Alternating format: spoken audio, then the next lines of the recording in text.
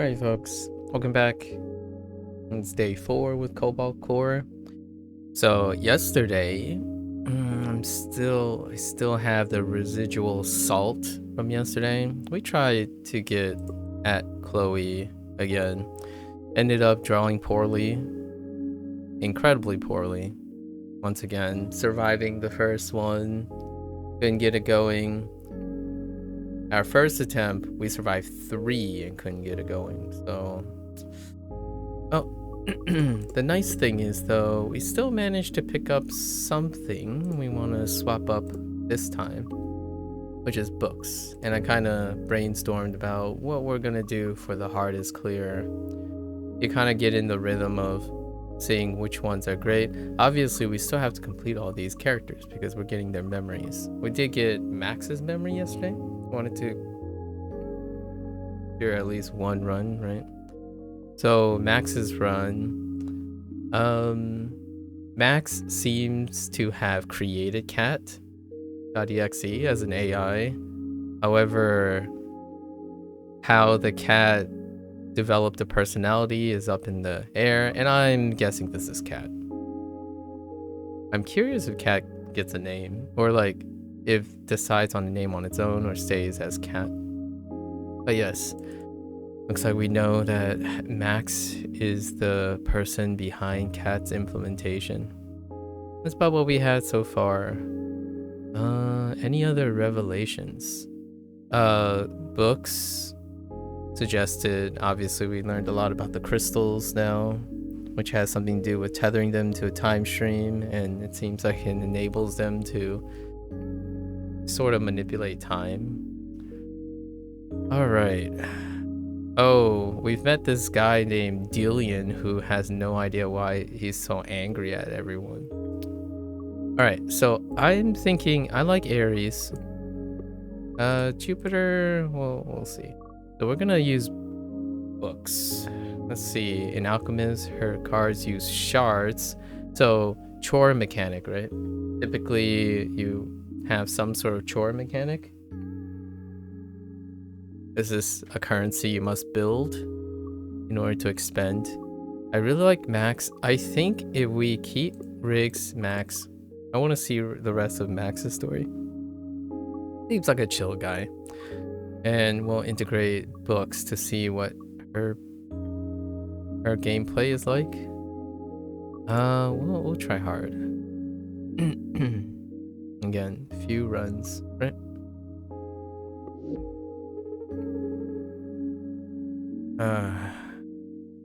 The music.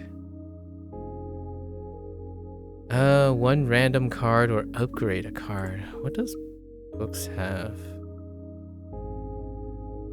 Okay, shard cost. Oh, okay. So now, how do I put a crystal shard in your hand? Oh, okay. Intriguing.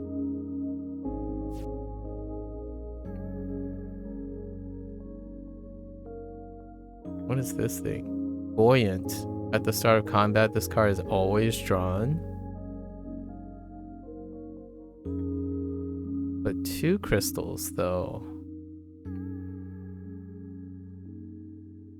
So it's kind of an exchange of currency, really. Power up certain cards, maximum of 3 shards. So you know, if I could get like a safety lock on this.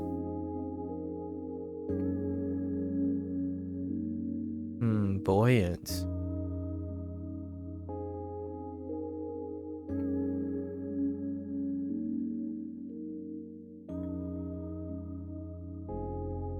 Thinking, brainstorming.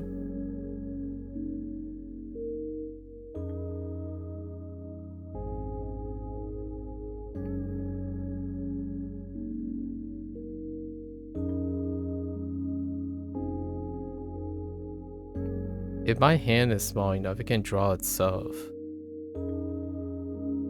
And it costs 1 shard. Wait. Hold up. Do you start with a shard? How the heck do you get a... Oh, no. Oh, no. This still costs 1 energy. 1 energy in exchange for 1 shard. However, if you get this, you can draw itself. Interesting.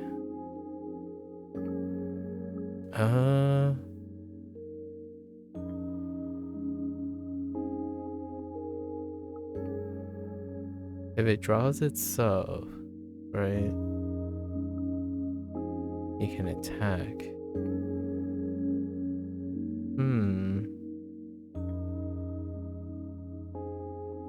Oh, there are... No.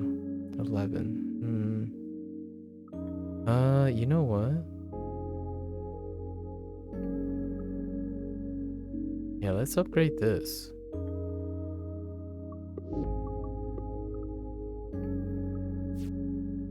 Actually, I'm gonna go unpolished B.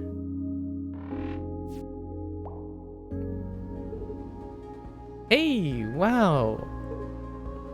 Books! So, this is what the inside of a ship looks like. Yeah. Can I press this button? No. Wait, actually, yes. Oh.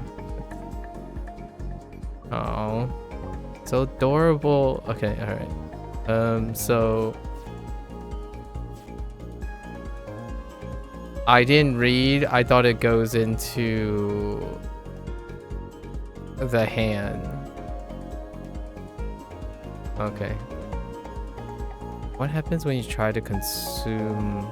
No. Can you click on this? Oh, nothing happens. You expend the energy. Okay. Well, that answers that question.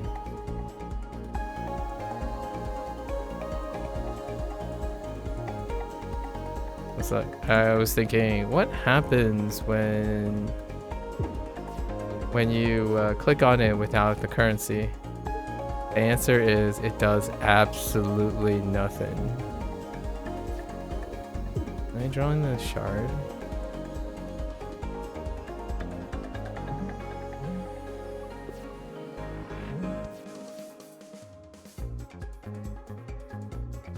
Okay.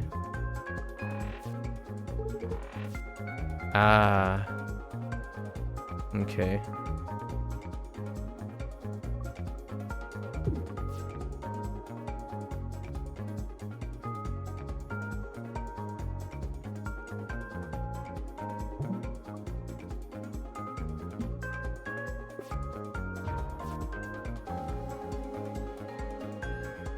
I see. Now it turns blue. Okay. Alright.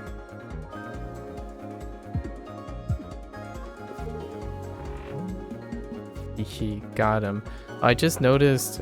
Oh, they did the anime thing where the glasses become not like very shiny and it obscures the eyes.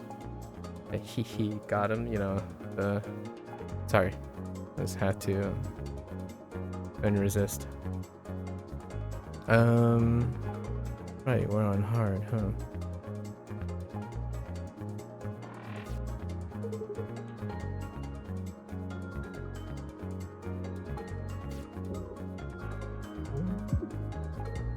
You still have to get the card in order to attack.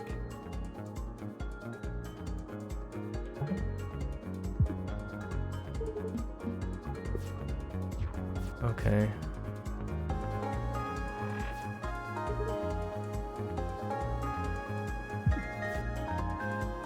So technically we're setting up for bigger shard cost? Don't forget to drink your water, you might catch ligma. And or I'll hydrate, but that comment is leaves a lot to be desired.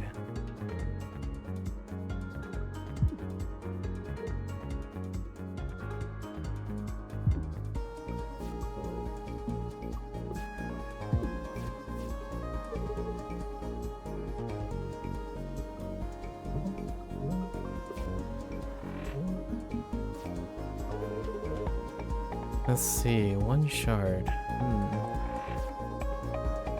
Oh. Oh, these are crystal shards.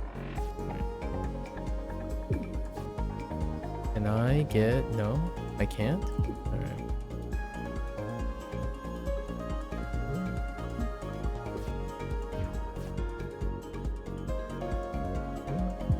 Okay.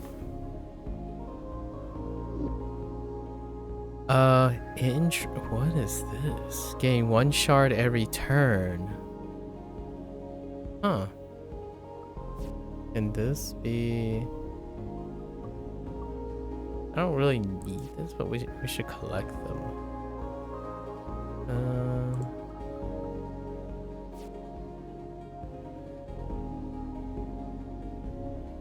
Retain. What is this? +1 maximum shard.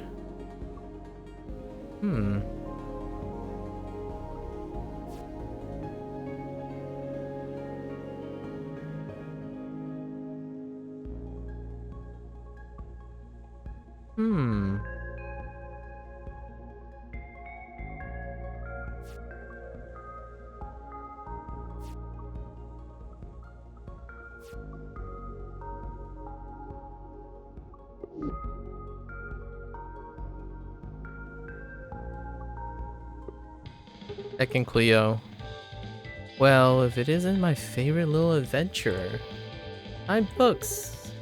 Interesting.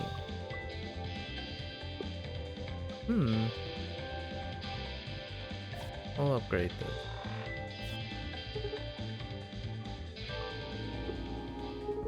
Oh hey, it's Bryn Ford. You're looking for... Yeah, I guess we'll take it. Wow, that's direct.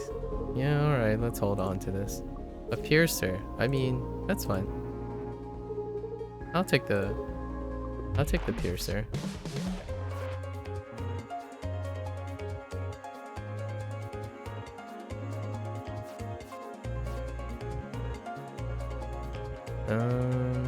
Okay.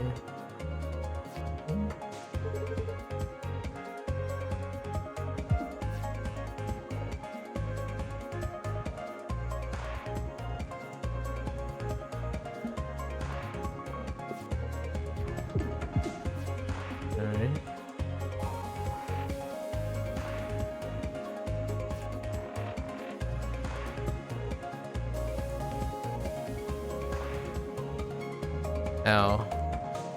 Gonna take one? Oh, no way, we're not gonna take one. Just kidding.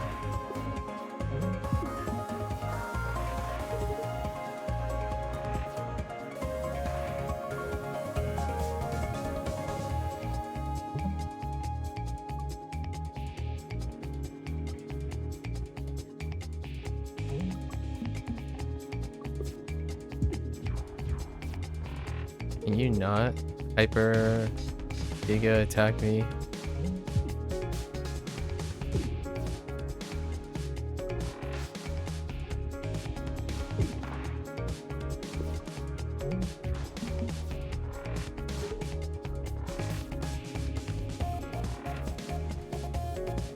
Interesting.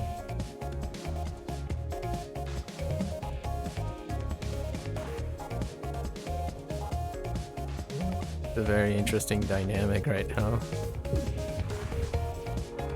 Yeah, this is a deck building game.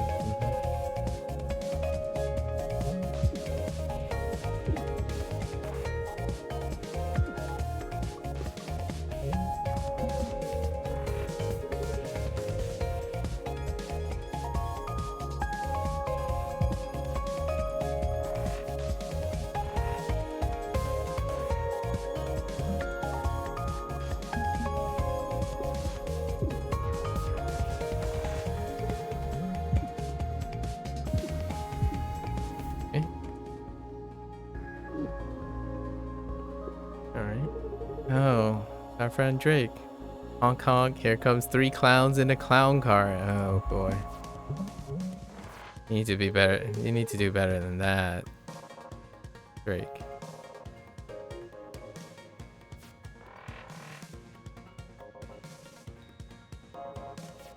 Okay, that kind of hurts.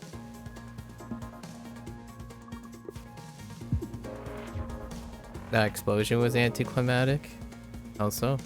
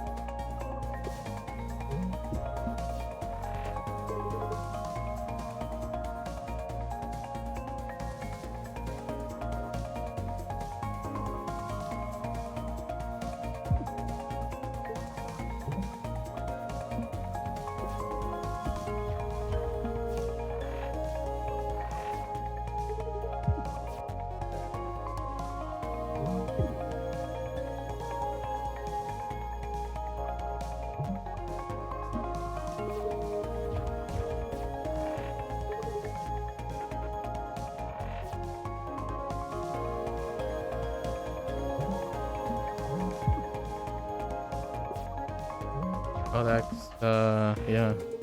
Sorry. Takes you a lot. Imagine being asked. Okay.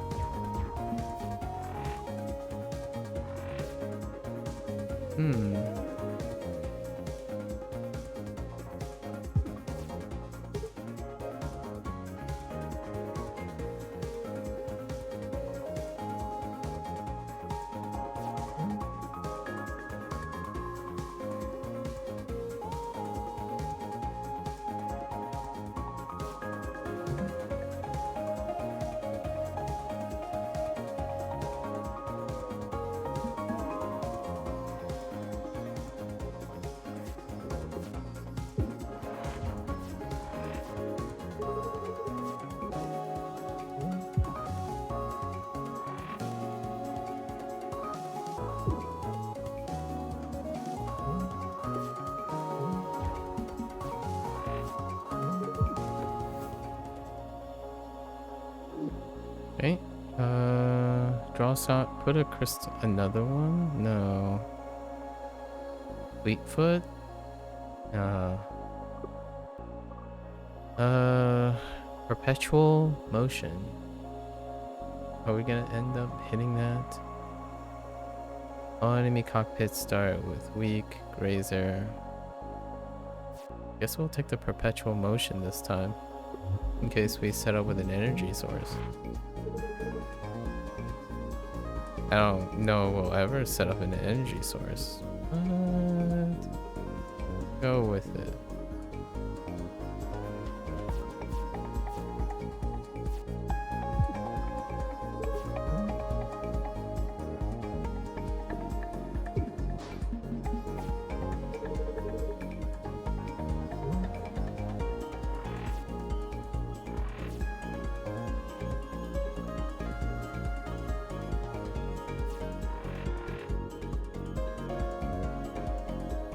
Ow.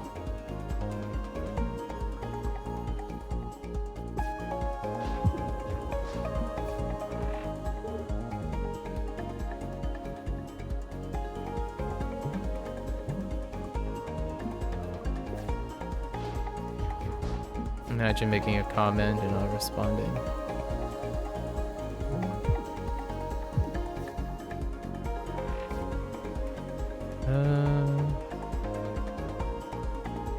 That's fine. Oh, yeah, that's fine.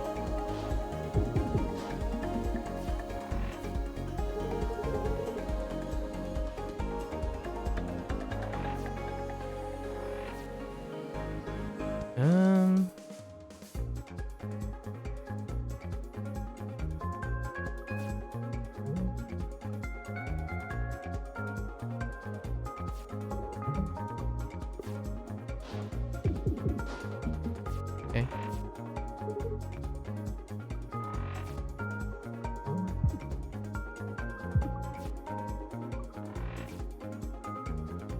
I have a lot of excess oh,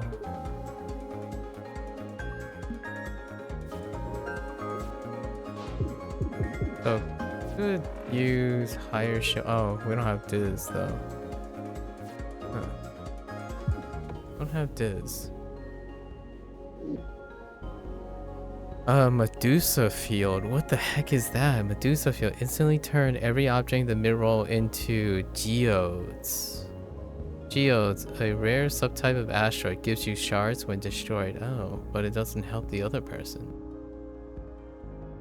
Instantly turn every object into a geode. I mean, we might as well take it. Breathe in the... Add it to our collection. Razor beam? Every time an attack misses the enemy by exactly one space. I'm curious, if you hit a geode, does that include missing the enemy by exactly one space? If you fire next one space over on a geode? Oh, that's coincidental there.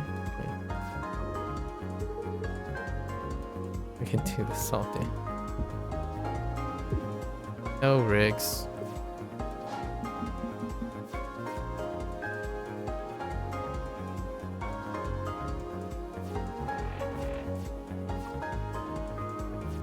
Okay. Oh, give me the geo thing. Where is it? Haha! Get stymied.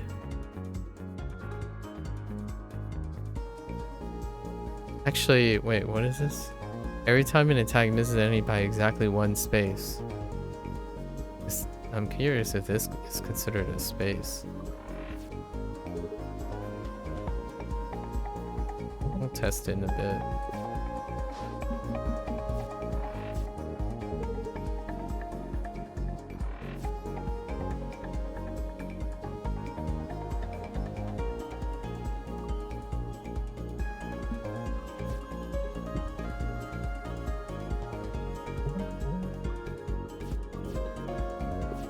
Soon.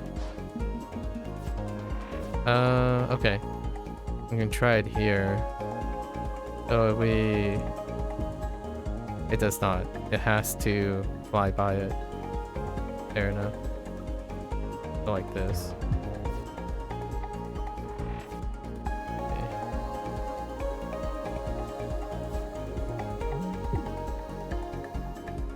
I do have a piercer. Gotta remind myself that I have a piercer.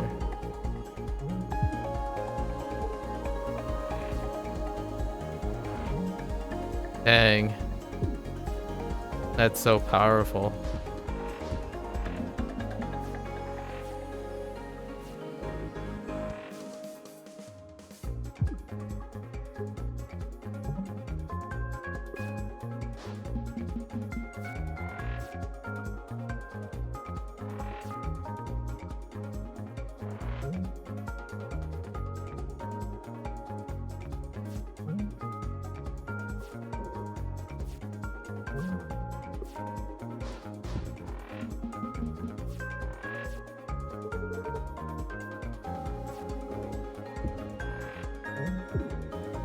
Oh, right.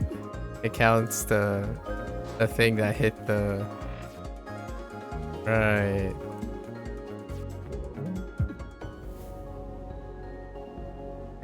Okay. We don't need... Unless this is 0. It can be 0. So I mean, that's okay. I'm okay with that. We can 0 it up. Another drone ship incoming. This one looks a bit different though. Assignment: destroy all robots in sector. Janitor bot. Interesting new character.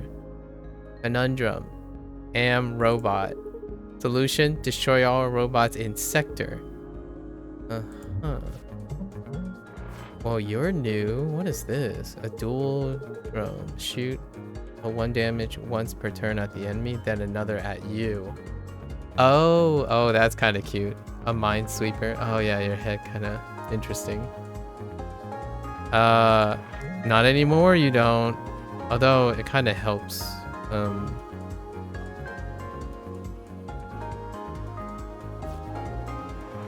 I'll just use this with a shield.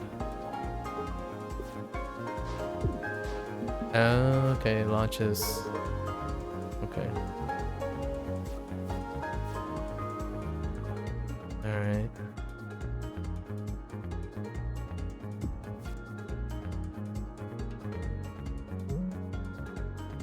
Oh, I have no shards yet.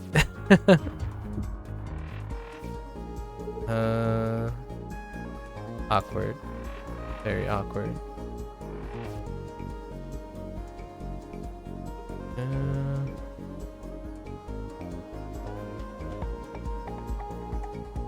Temporary payback. I see you. I'm paying attention now.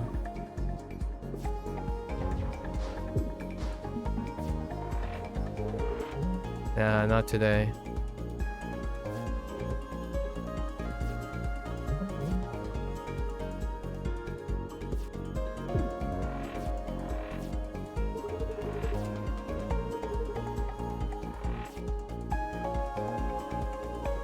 Temporary payback, huh? Can't pay back if you can't hit me.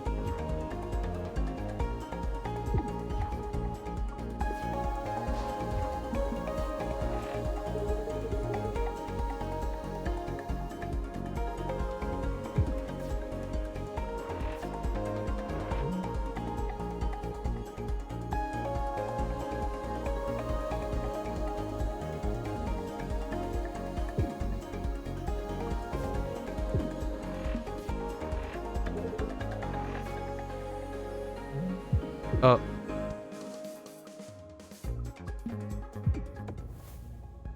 Fertile spot. Mineral deposit. Oh, the geo thing? No. That's okay. I'm good. Hello, you cheater. Found any treasure lately? You know it. Oh, interesting. Alright, so let's reduce this.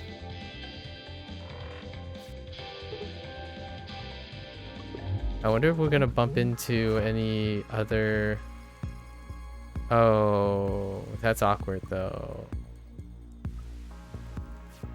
Oh, we can... Yeah, we can't use this, so...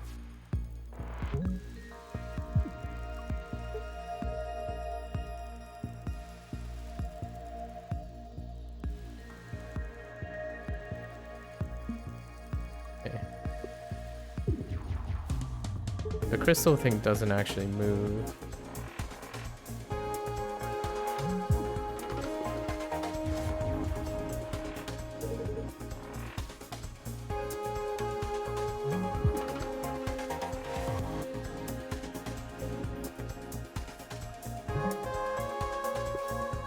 The music, man. Ugh.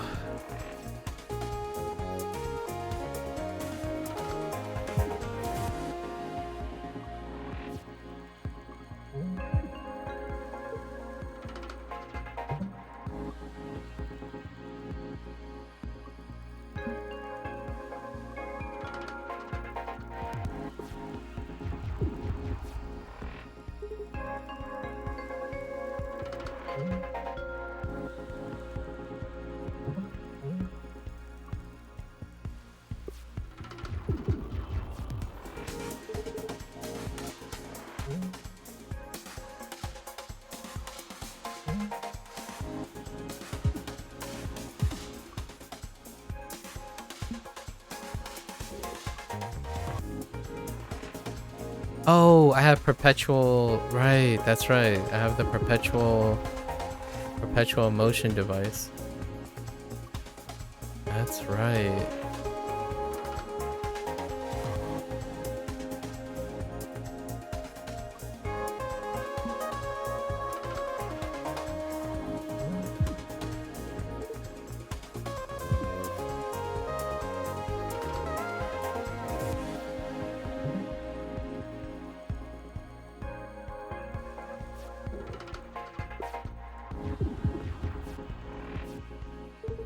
Alright. You're getting more aggressive. What the heck?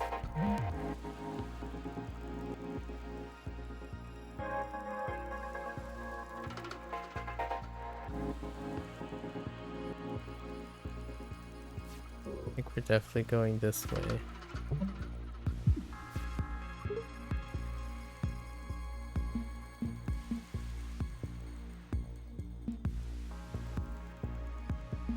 Wait, I'm pretty sure we can just stay over here, right? Yeah.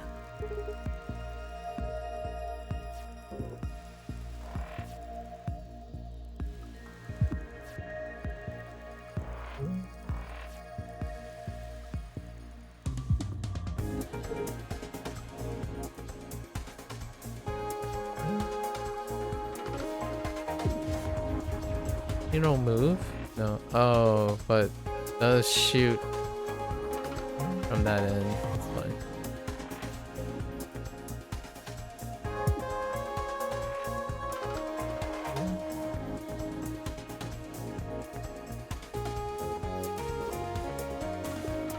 Oh. I keep forgetting. Alright.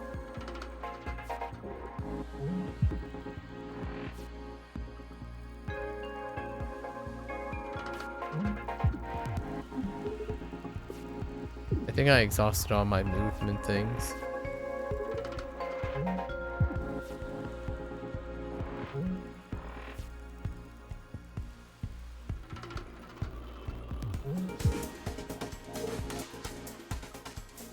Let's exhaust this too.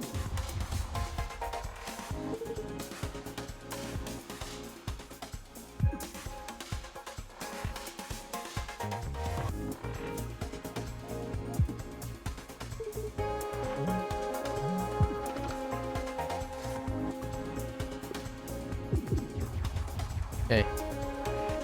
I don't have damage. No damage.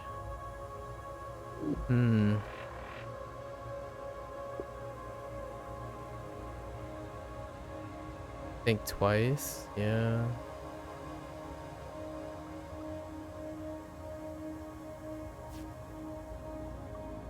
Flywheel,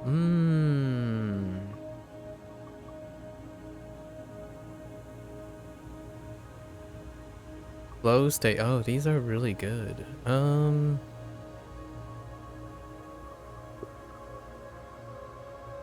See, if I remove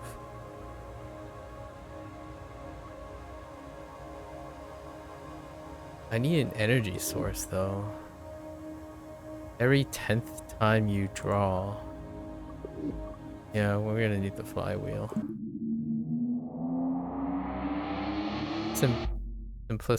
Simplicity is pretty good.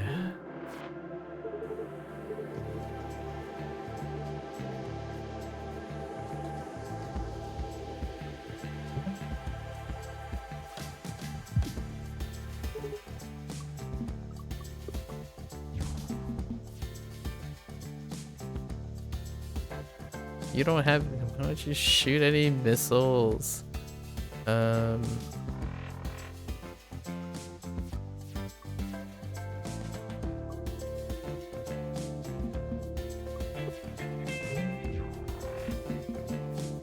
great first turns.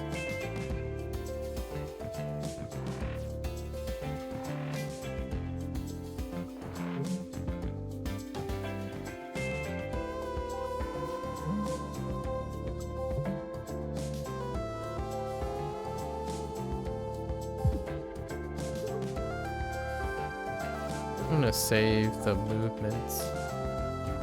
Oh, and I have Graze Shot too. Oh, that was pretty sweet.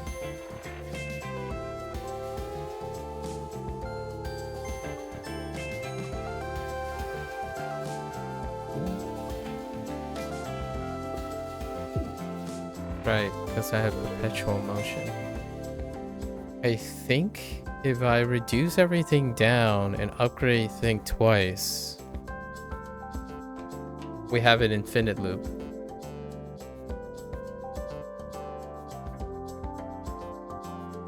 As long as Think Twice can draw itself, or we can find a safety lock for Think Twice, potentially, because we have Max on us too.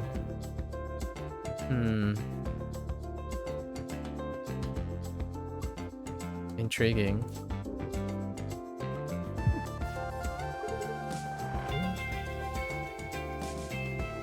And kinda have a two free sources of block and negation from missiles.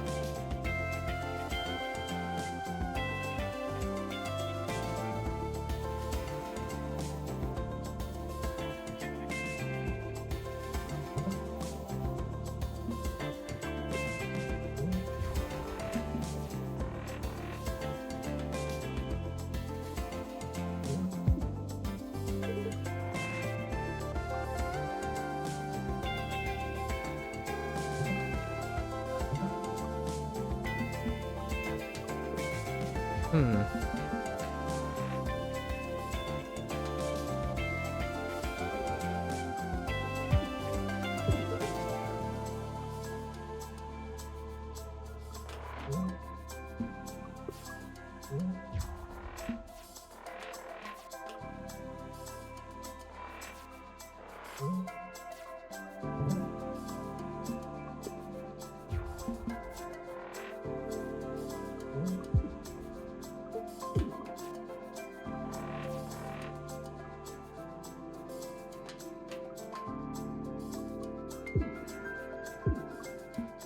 Yeah.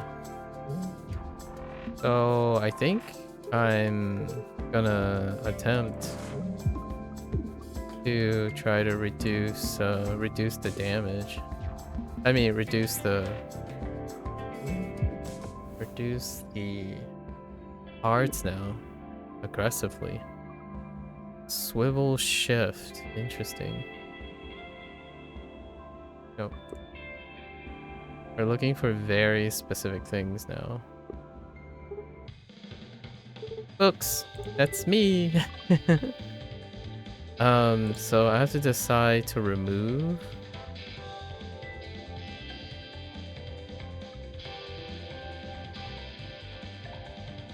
Or upgrade thing twice. I don't think I have to upgrade thing twice yet. Alright, so we're removing.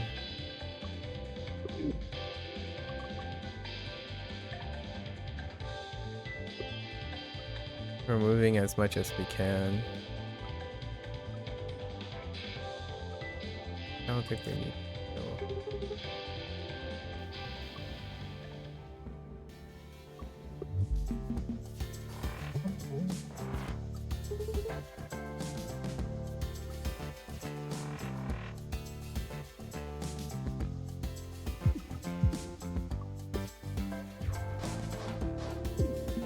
Oh, give me it. Nice. It's so powerful. Like, what the heck? I'm gonna draw the other one? Probably.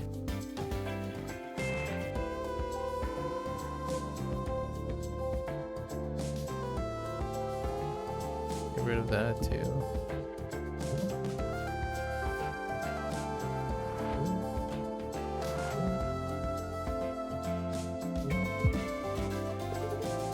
Oh, there's Sub-Zero. How are you? Did you finish studying? You mentioned you were studying the other day or yesterday. Managed to do what you need to do.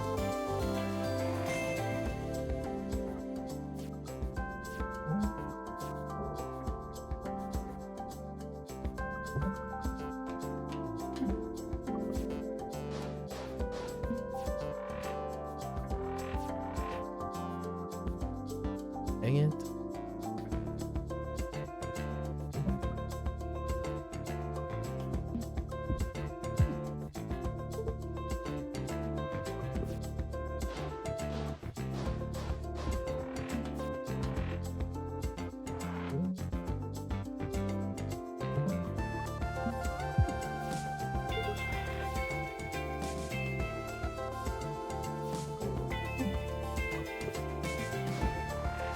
Nope, it's a long lab assignment. It's about making an old 70s game coded using assembly and C. Oh, interesting. You made some progress though. That's good. Huh, assembly in C for an old 70s game? Did your instructor tell you, like, what is it that is a learning lesson?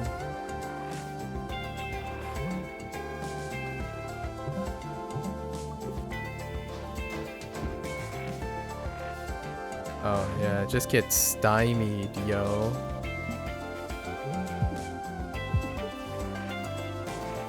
Man, books is incredibly powerful. Although I did get a lot of rare stuff early, interestingly enough.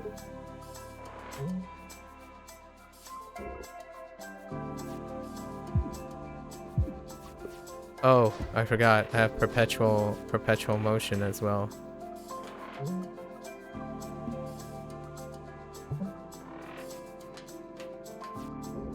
I need to remember that.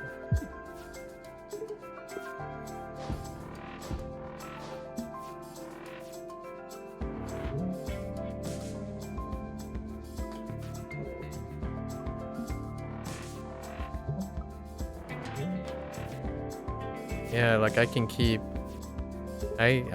going if I have energy. So I need an energy source right now. That isn't just flywheel. So I need to find some sort of energy source. If we can, then we have a potential infinite loop. Potential.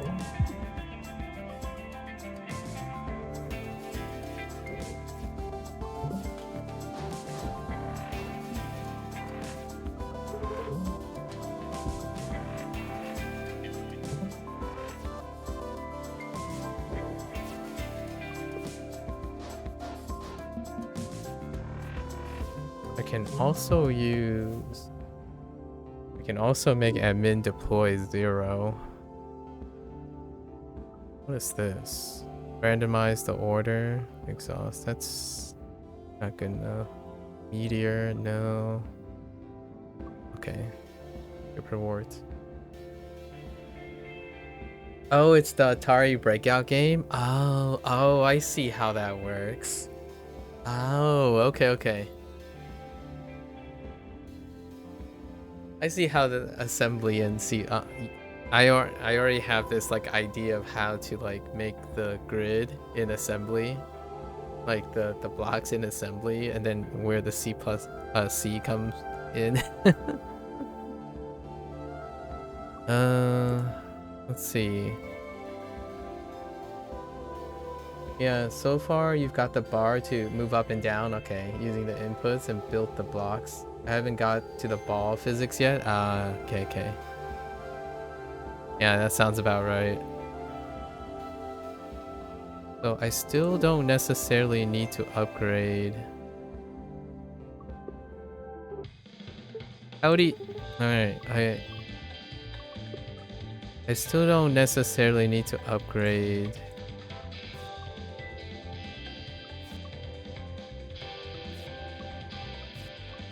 I could upgrade or continue removing. That's random order.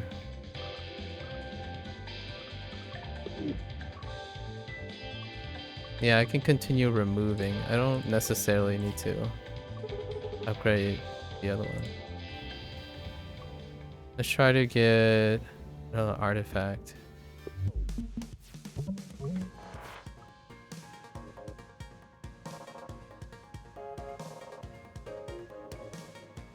Dang it, another...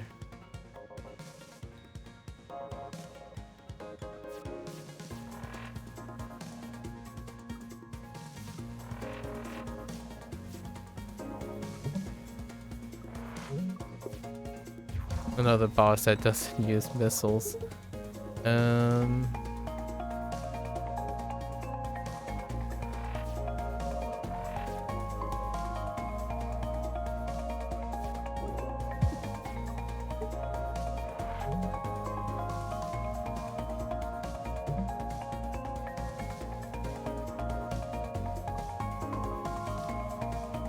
Does this boss move? Pretty sure this boss moves, right?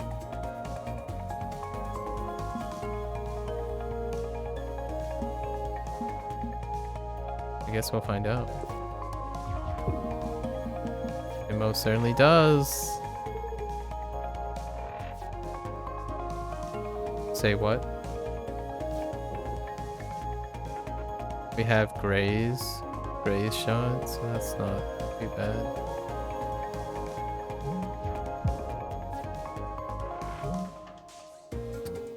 Also, I have perpetual.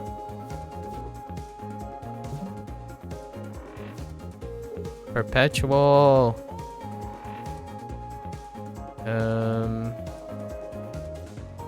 Okay.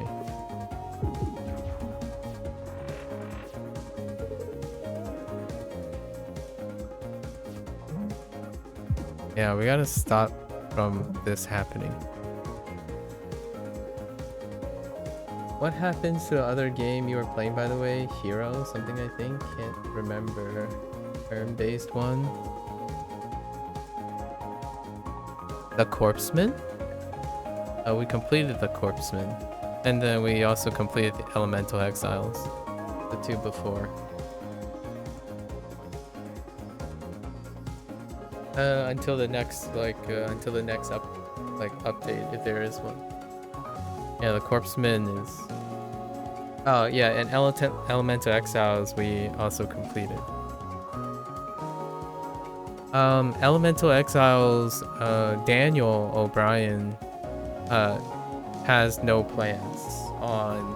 have no plans on working on any additional... That person is creatively moving on to the next game. And I can't wait because... interestingly enough, this is a coincidence, but Daniel slightly teased, it's in the video, slightly teased that he will continue to expand what he has done there, but in terms of he's going to decide to stick with deck building. However, he's going to have a movement component, a positional component to it, like this game. Or it could be a 2D component. I've played quite a lot of deck builders where there's a two axis positioning, like isometric. So he's gonna take the things that worked. I think the game worked in entirety, mostly. The drawback that I have seen is an unfortunate choice in visual presentation and UI design, which unfortunately, you know, sometimes video games are surface deep, right? Only the surface deep. I think the principles that he has are great, and it like breaks the mold. It breaks the mold incredibly. Like, it doesn't feel like the Corpseman and even Cobalt Core here. And Cobalt Core is a deck builder that uses lots of the streamlined, like, it's a great balanced and elegant simplified form, and then has one axis control. Right, so the one axis positioning. So I can't wait to see where he goes. There's also grid based things where I play like Card Hog, which you do grid based movement. So there are quite a lot of things, and he's thinking he's sticking with integrating and finding a clever way of introducing position. Which this game, it's a coincidence because before Daniel approached me about his game, I was planning on playing Cobalt Core. I actually had this on the back burner for a while, and then right as I completed Elemental Exiles, I had an email about the Corpseman. So now we're here.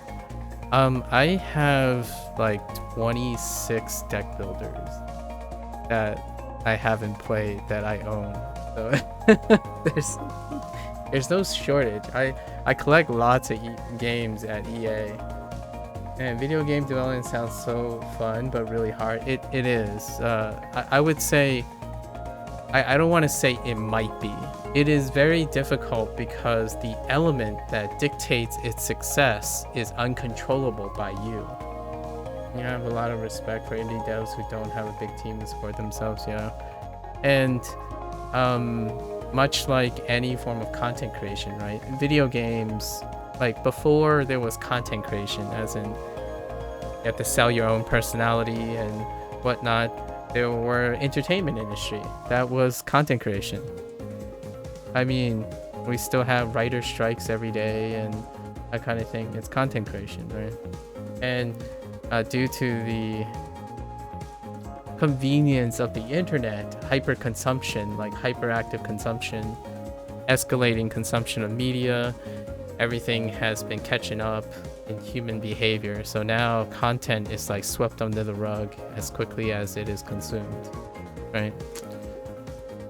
And part of my routine now is I actually go and look at the previous games and look at like if reviews increased or something happened with the game. So I keep track of all the games. And the nice thing about the Steam client is it keeps track of that. Hypothetically, if you had the skills of a great dev and unlimited resources, which type of game would you make in RPG? Dave the Diver. I would make Dave the Diver.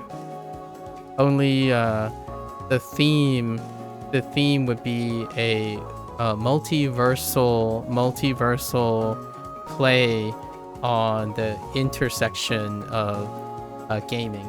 So it would take Daniel Mullen's approach to game story and design and place it in the context of Dave the Diver. Dave the Diver's building principles. There was a recent indie game that was released that did just that without the story and theme component, which is called UFO 50. UFO 50 is the second game from the Spelunky devs, Spelunky 1 and 2 devs. It's called UFO 50 because it's 50 mini games that take the quintessential elements of all those effective games and then put them in a single package. So, you know, you have your 2D platformer with your spin on it.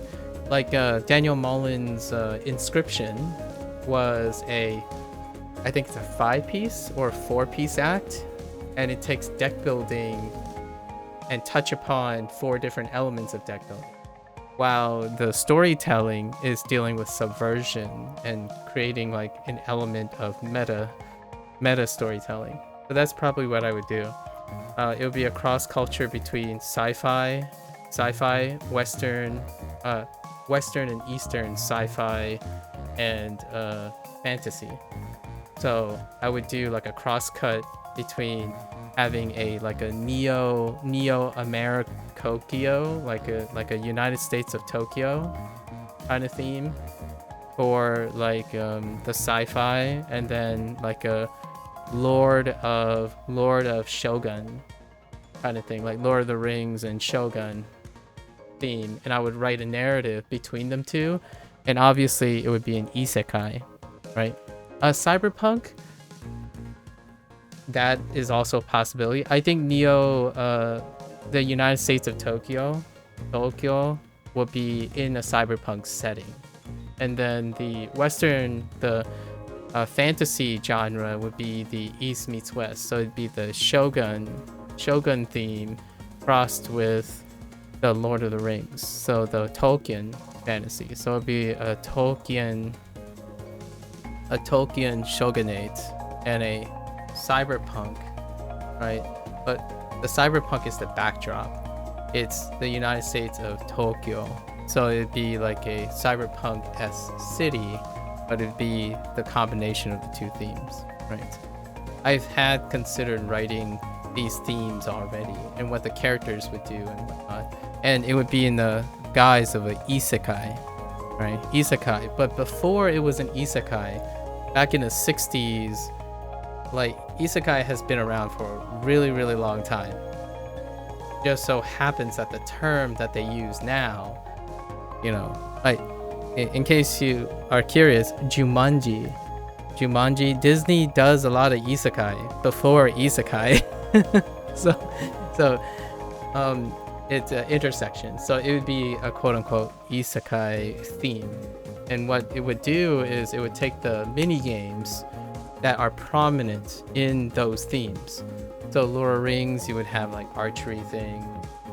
So it would be a mini game collection.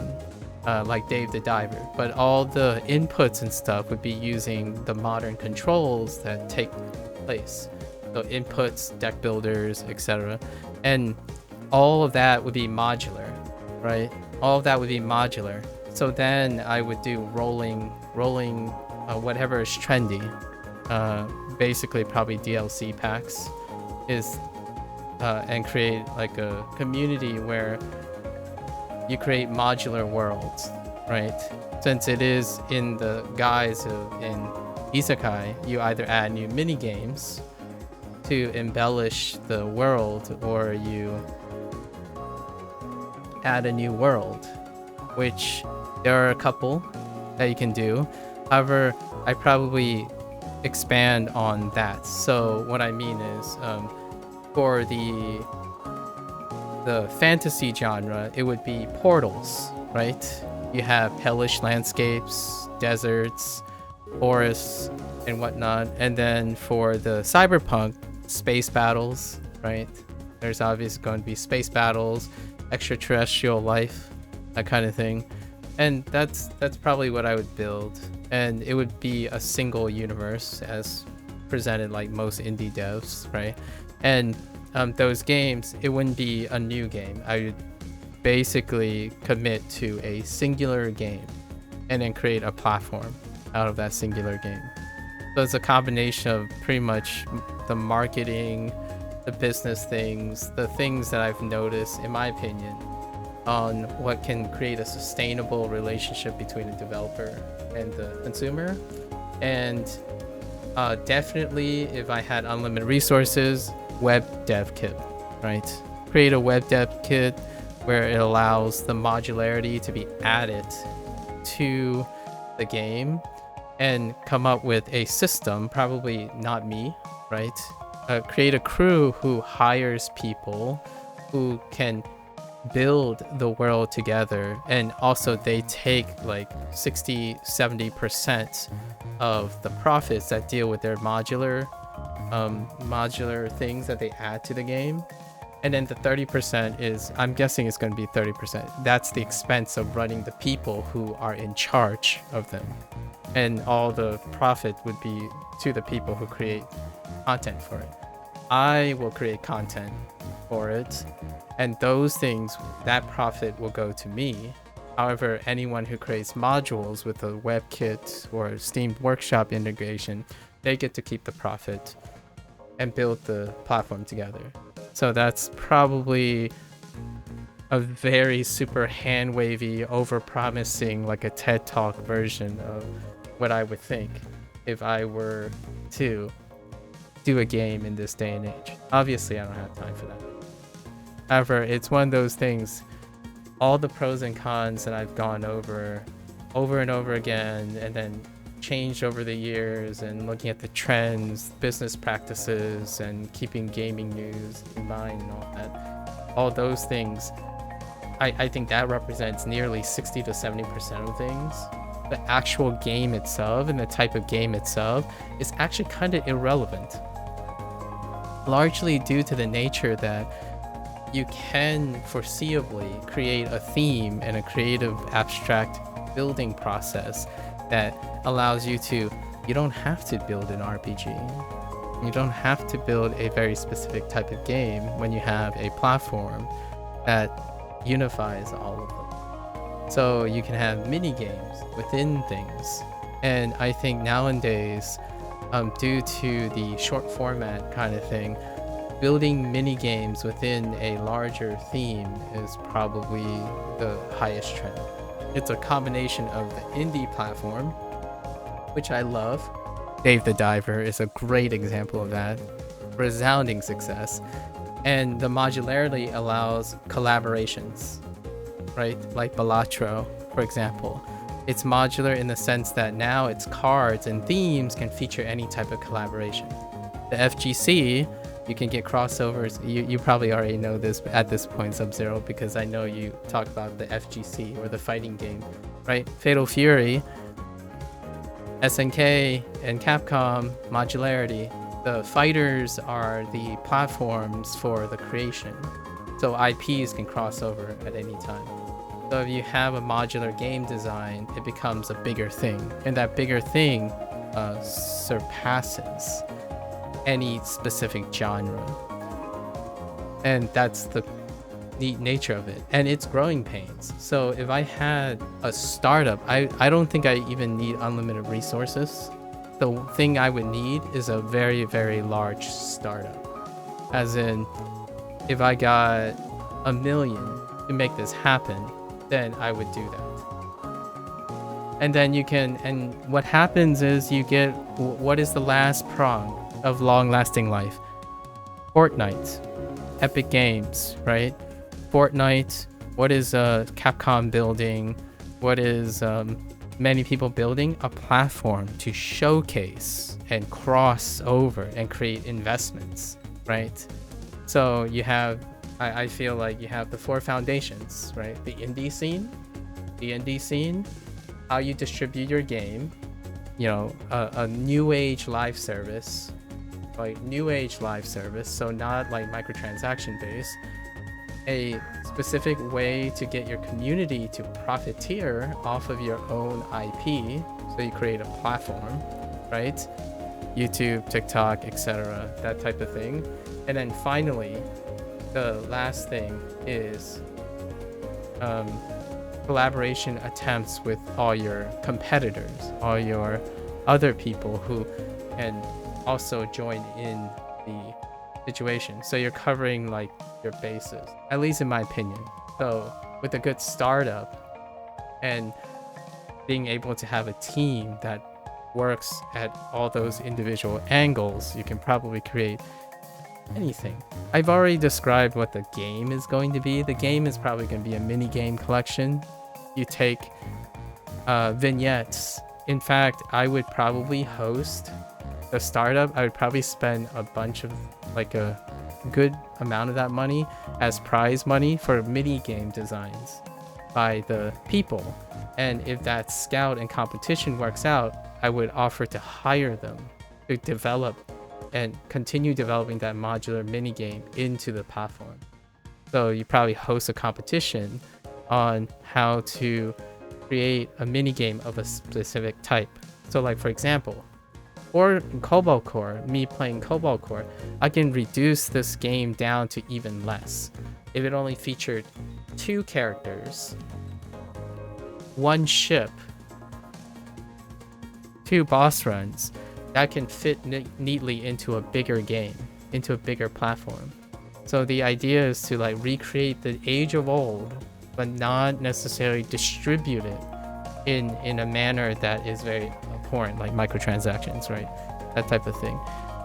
And last but not least, offer 2 modes of payment, which is a combination of Audible's idea, and everyone else. So you can buy the mini games, modular stuff, distribution, either going to the creator, you know, our like creator outreach thing, or if it comes from an official source like myself, you can buy it as a DLC. So you pick out whichever mini game modules you want into your platform.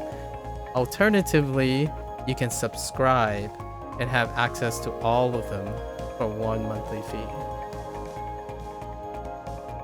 So then you won't have the counter argument in which, oh, well, I hate subscribing because you're just going to force me to subscribe to things I don't want. Like, well, that's not the problem. You can buy all the things you want. That's the combination that's happening that's more receptive now. Like character packs versus an Xbox Game Pass. There are quite a lot of things, like, you know, and it sounds very cool and it sounds like there's a lot of options, but you did say unlimited resources. So naturally that's an ideal case, right? Designing a platform like that and getting it up and running, the upfront investment is astronomical. And then finding investors who like would say, wait, you think you can achieve this in like 3 or 4 years? Like, well, it's not a guarantee. So being able to secure the resources to do that would be absurd, right? In a very, very convenient world, if it was just me, if I had the skills, of a great dev and I was to make a solo game, it would look something like Dave the Diver. When I was playing Dave the Diver, I said that over and over again. It captured pretty much so many things and then some. Like I thought of other ideas too. So Mint Rocket, it's a self-published name group under Korea Nexon Corporation. I think to me, I think I said it myself during Dave the Diver. If my body, like my personality was reduced into a game, like represented into a game, it would be Dave the Diver. That game legitimately pandered to me in every possible way. Like, there was no end. Like, I wonder if they're gonna do this. It's the next thing. Like, I would be very floored if this is happening. It happened. So it kept going on and on. So that was the game that pandered the greatest. And the story is incredible. I love this game too. I think Cobalt Core is doing great things. Now there are other like quality of life things and whatnot that I would introduce to this game. I rarely have that thought in Dave the Diver. Like, that was the most recent game, and my thoughts and feelings tend to be of recency, obviously. Like, for example, people hate Final Fantasy VII, or like hate the mini game explosion or the excessive mini games in Final Fantasy VII Rebirth. I don't have a PlayStation, right? So I can't play it, right? However, Rebirth is very close. I personally, in my opinion, this is going to be a very unpopular opinion. I do not think Final Fantasy VII's story and themes and how it works is great. I think its mythos and lore is what carries Final Fantasy VII's story thing. I know in the gaming industry, like people who largely consume games and don't like necessarily read books and novels and stuff, that would be easily one of the most iconic storylines and whatnot, due to a lot of things that I don't necessarily think is part of the story composition, right?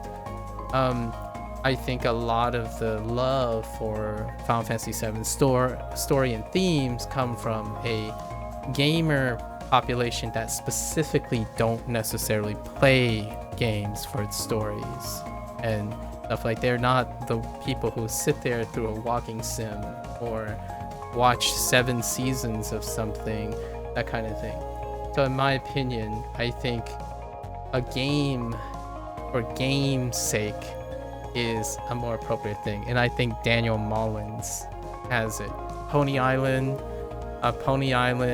Hex, Inscription. Daniel knows how to write a funny narrative that tugs at video games for video game's sake. And then if I had to choose like a developer that is like at the cusp of doing storytelling and whatnot, I do want to make a nod to Supergiant Games. However, it would probably be Remedy Entertainment. We're talking about like Alan Wake right now, etc. Naughty Dog, The Last of Us, it's okay. I still think it's not as dynamic or as flexible as Remedy's approach to gaming. Like, what I mean is, what Remedy can do allows for more the mini game and gaming things to come in, while Last of Us is built, the game mechanics is built to support their theme. Good question though. Good question. I thought about it a lot. This is, what happens when you're a thinker and you spend 32 years of your 37 years of life playing video games. That's pretty much it. Lots of ambition, lots of nebulous terms, potential overpromising. I practically sound like Peter Molyneux right now. You know what I mean? So the reality is, It's probably going to be a very small game. Probably UFO 50. If you want to take a look at UFO 50, I don't know if I'm going to play UFO 50. That would be probably the closest thing right now that I can think of that I haven't played. Otherwise, it's Dave the Diver. Cobalt Core is narrow enough for me to see myself like I'm not a great developer or I can do it alone. I think Cobalt Core is a great example. I love the story writing in Cobalt Core. There's so many meta cuts with their character. I like the vignetting. Elemental Exiles, Daniel O'Brien wrote vignettes for his characters too. This game has really wonderful sci-fi, and Elemental Exiles is Tolkien fantasy. So yeah, Western fantasy and sci-fi as the backdrop for ensemble cast. What kind of game would you make, Sub-Zero, even now that you're kind of making games anyways? I want to reflect the question back. Long digression, but that's why I play video games. Honestly, like if I had to be very direct about this, I play video games to say what I just said. Well, not Atari. No. What I mean is like, well, you're learning. You're learning like the principles, and you know more about game development than I do, right? Okay, I only made one game, okay, and it was using Python. So I used Pygames, the Pygame module in Python, to make Scorch Earth. And I think Scorch Earth is an Atari game too, but I like based it on a more modern Scorch Earth. So, and then for the projectile, I used 2D physics for the projectile because I wanted the physics component. Like if an object flies, and then it calculates like the arcs and velocity. So that's what I did. And then everything else was static, so you didn't even have animations. You just had one tank. If you move left, the tank just shifts to the... Scorch Earth is that thing where you like fire and there's an arc, right? And then sometimes you, the new age one, like Shell Shock. I think Shell Shock was the most popular, at least, of that Scorch Earth design. But I did do a game before, and I had the option, so I chose to do it. And I coded it in using Pygames. It's a subshell thing of Python. It was fun. I learned quite a lot doing that. And if I had to create a Scorch Earth thing, one of the assignment is you had to integrate some sort of Shell Shock lend to the assignment requirements pretty well. A system shock is great. That's more than you suck at coding. We all start somewhere. We all start somewhere, Sub-Zero. I would love to hear what your thoughts are on if you had desirable level of skills. I think about video games a lot, and I don't necessarily think about video games in the sense of how entertaining they are. My underlying thing for the platform in the long run, which by the way, Google is doing this with a partnership, actually YouTube. It's either Google or YouTube. I think it's Google. Google is doing this with a partnership with Roblox. It's not very different from Roblox, what I'm saying. However, I'm flipping the business model of Roblox in a sense. Google is partnering with Roblox to create a tutorial or a game-related thing on how to detect malicious behavior, like educationally. like using a gamified approach to like pick out what are the telltale signs of phishing, right? Like phishing emails and scams and stuff. That's fantastic. And I actually think that will be the underlying purpose of the minigame platform. I want the vignette stories to tell about life in both future and past. Like, I want the storytelling to be things like Spiritfarer or What Remains of Edith Finch. All those vignettes about overcoming grief, figuring like compromises, coming of age stuff like that. That's a little less than this. Like, Cobalt Core is doing a sci-fi take on a lot of meta cuts on things that I don't typically write about. So that might be the differentiating factor. But generally speaking, no, I don't want to shoot heads, encourage finding many ways of giving people reason to hate each other, or having kids grow up thinking it's kind of fun to find 10 different languages of ways of how to curse out the other person. Building friendships on being trolls to each other, that kind of thing. There's a place and time for that, sure. Other people can do it. I'm not saying they shouldn't do it, or they do, it's their prerogative. But for myself, the platform would be incredibly wholesome, journeying, adventure, sharing experiences, not removing experiences and discouraging the grass is greener on the other side kind of thing. And there's gonna be a play to pay model as well, probably. You have to integrate a play to pay type of model as well, which lots of the long-standing live service games have some elements of that.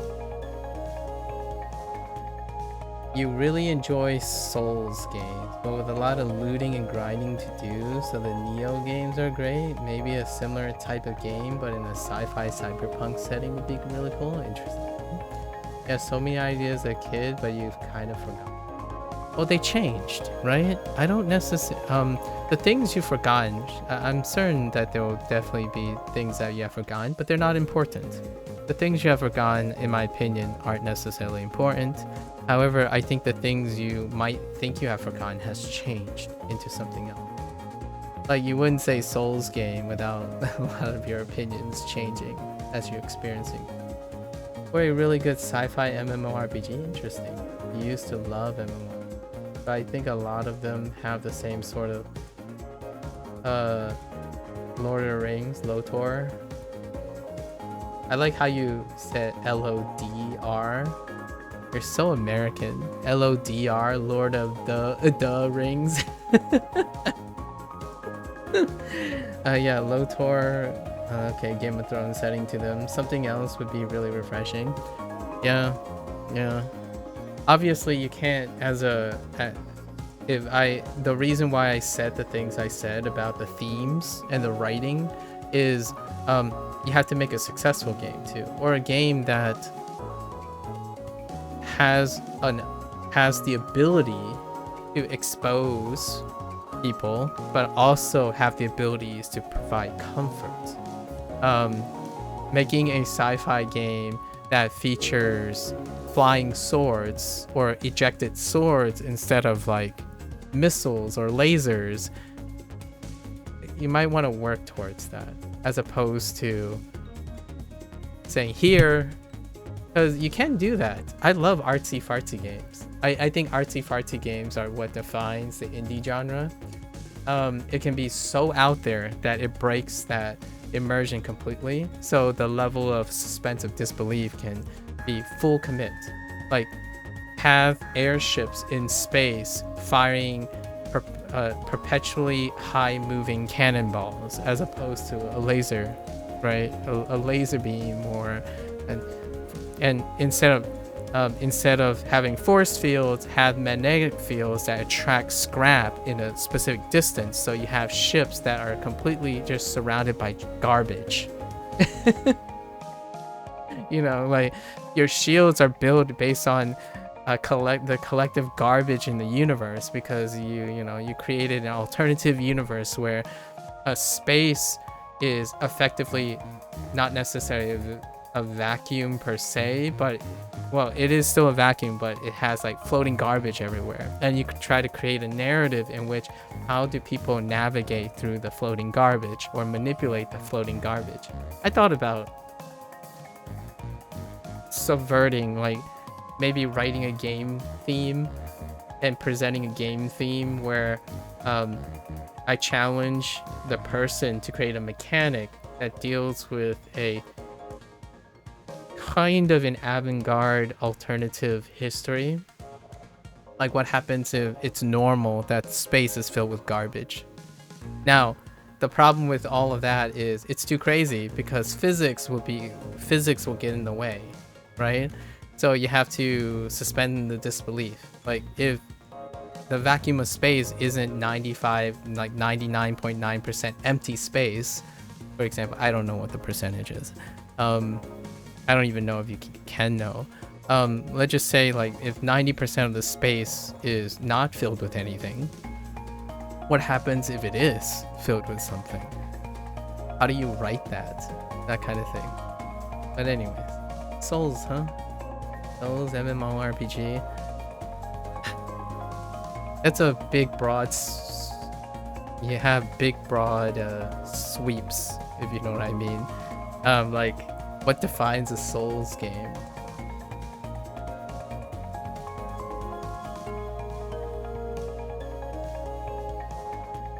What defines an MMORPG these days? And it's funny that you mentioned a sci-fi MMORPG, because there are a lot of too many fantasy-based MMORPGs. I mean, I play PSO2 NGS and Neverwinter. One's Western fantasy and the other is Eastern sci-fi. Well, actually, both of them are... Neverwinter is definitely Western fantasy, but PSO2 is kind of like West meets East sci-fi.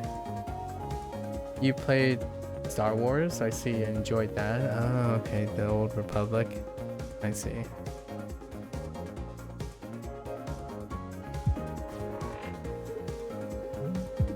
Fair enough. Good talk, though.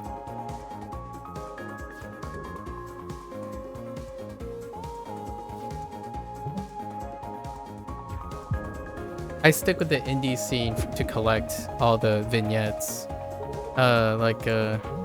different approaches, right? And I have to. It goes without saying. Well, it needs to be said, I think. The things I said about all the ideas and stuff would not be possible without having the privilege to experience all of this stuff.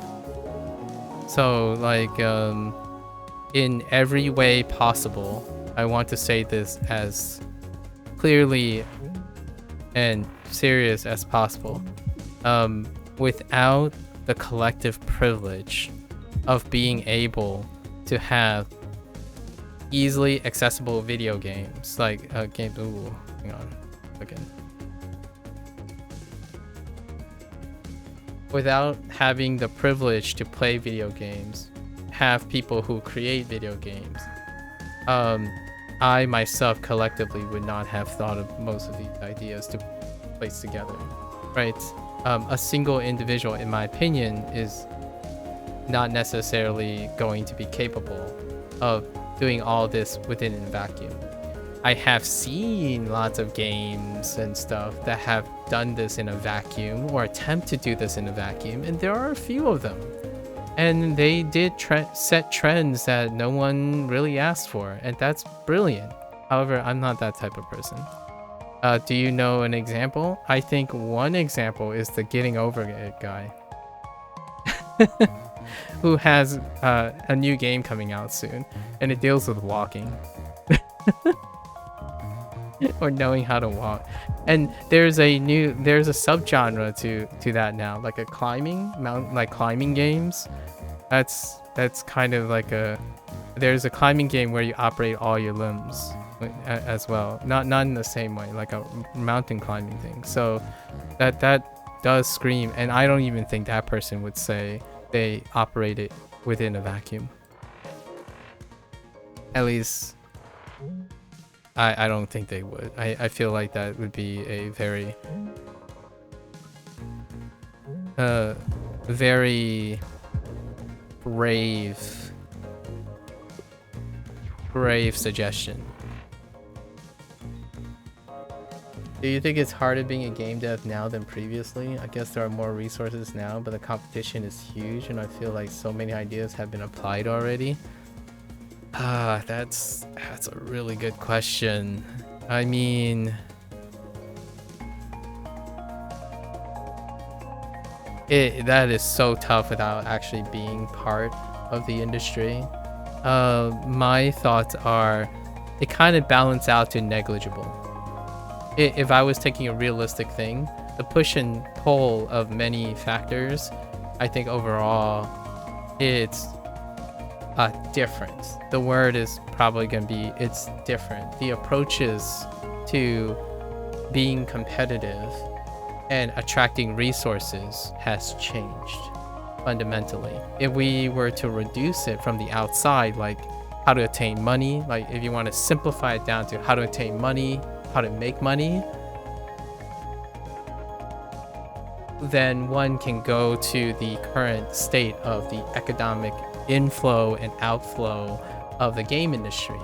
And the answer would be, it was very great until 2 years ago. If you know what I mean.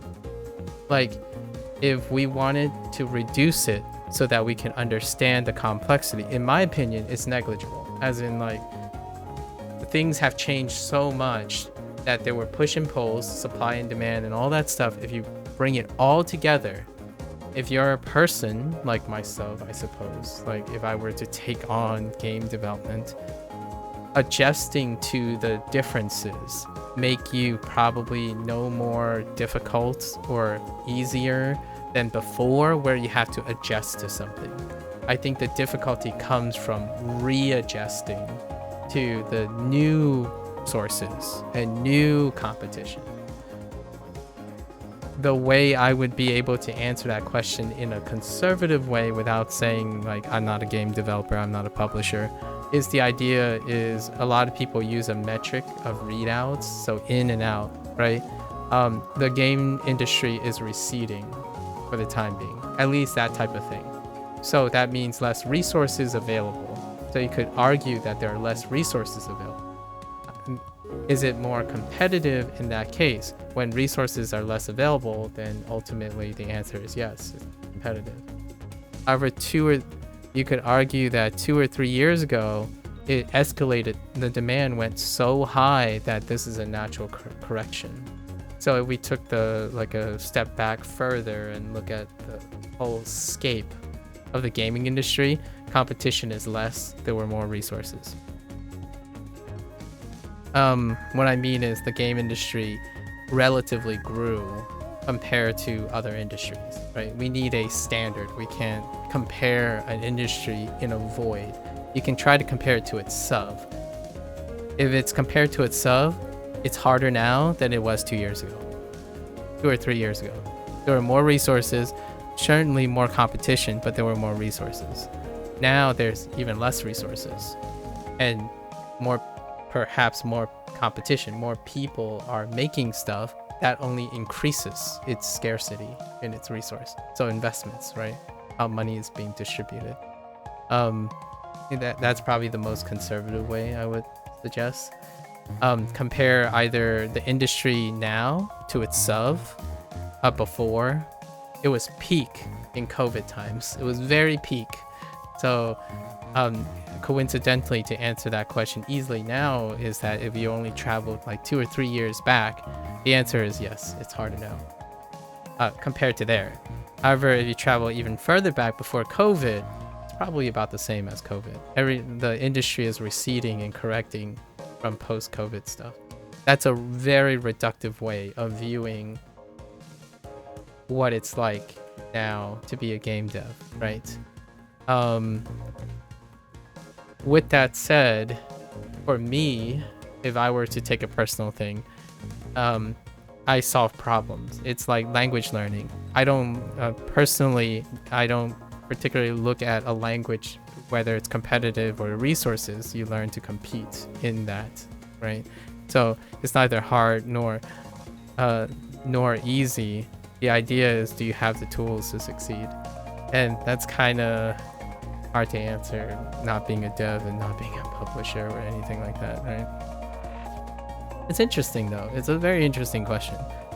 I think from an economic standpoint, since we are talking about competition and business, it's worse now. It's harder now. Largely probably due to the correction of video game demands. And I think I'm going to die here.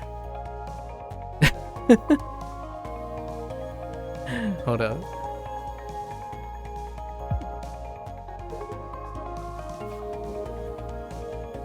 Almost died here. 1 HP. It was unavoidable. That's fine. It's not due to the digression.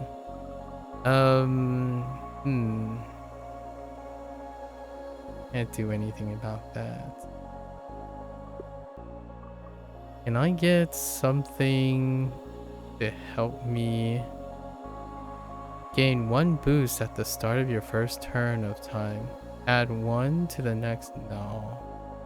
What the heck? Oh, I need a safe lock. I don't need overdrive, I guess. Recalibrator, draw a card every time you miss a shot. I don't know if I'm gonna survive though.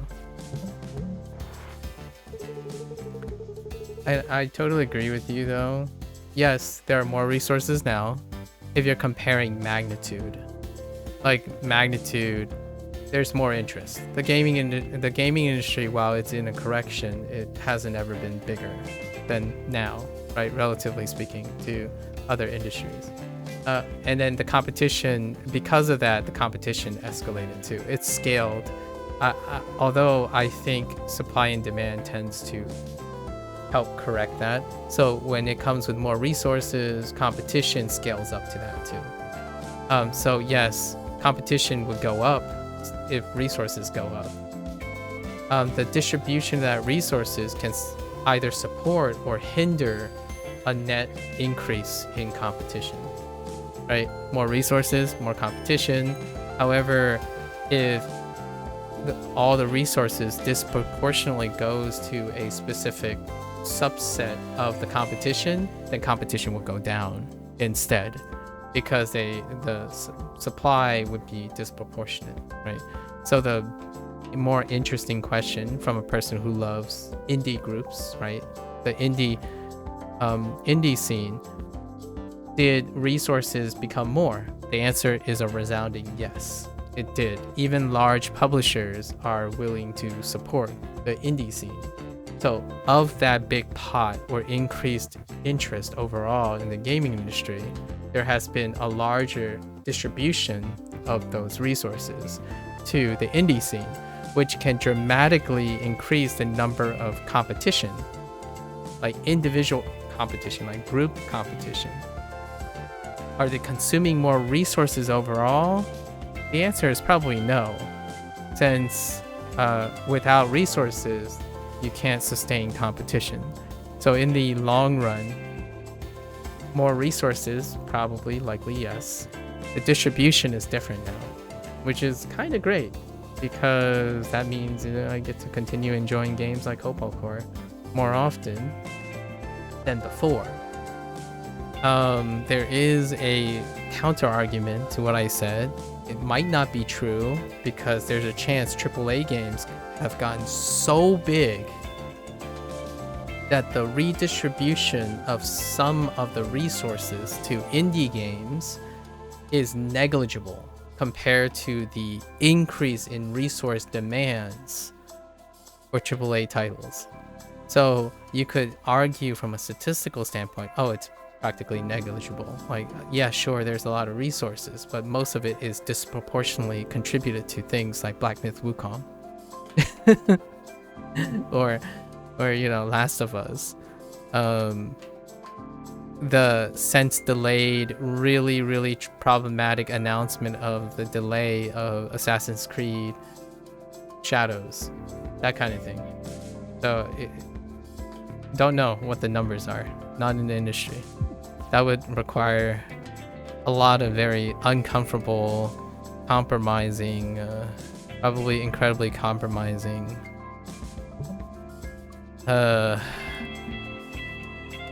company data, I would say. lots of company data involved that I'm sure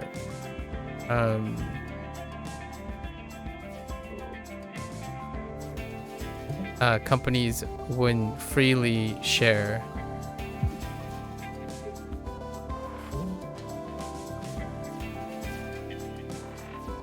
Ooh.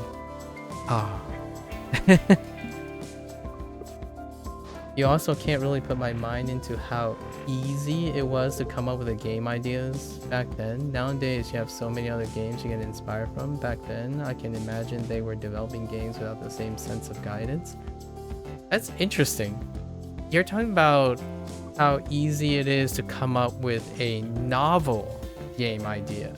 It is exponentially easier to come up with a game idea now due to having so many ideas.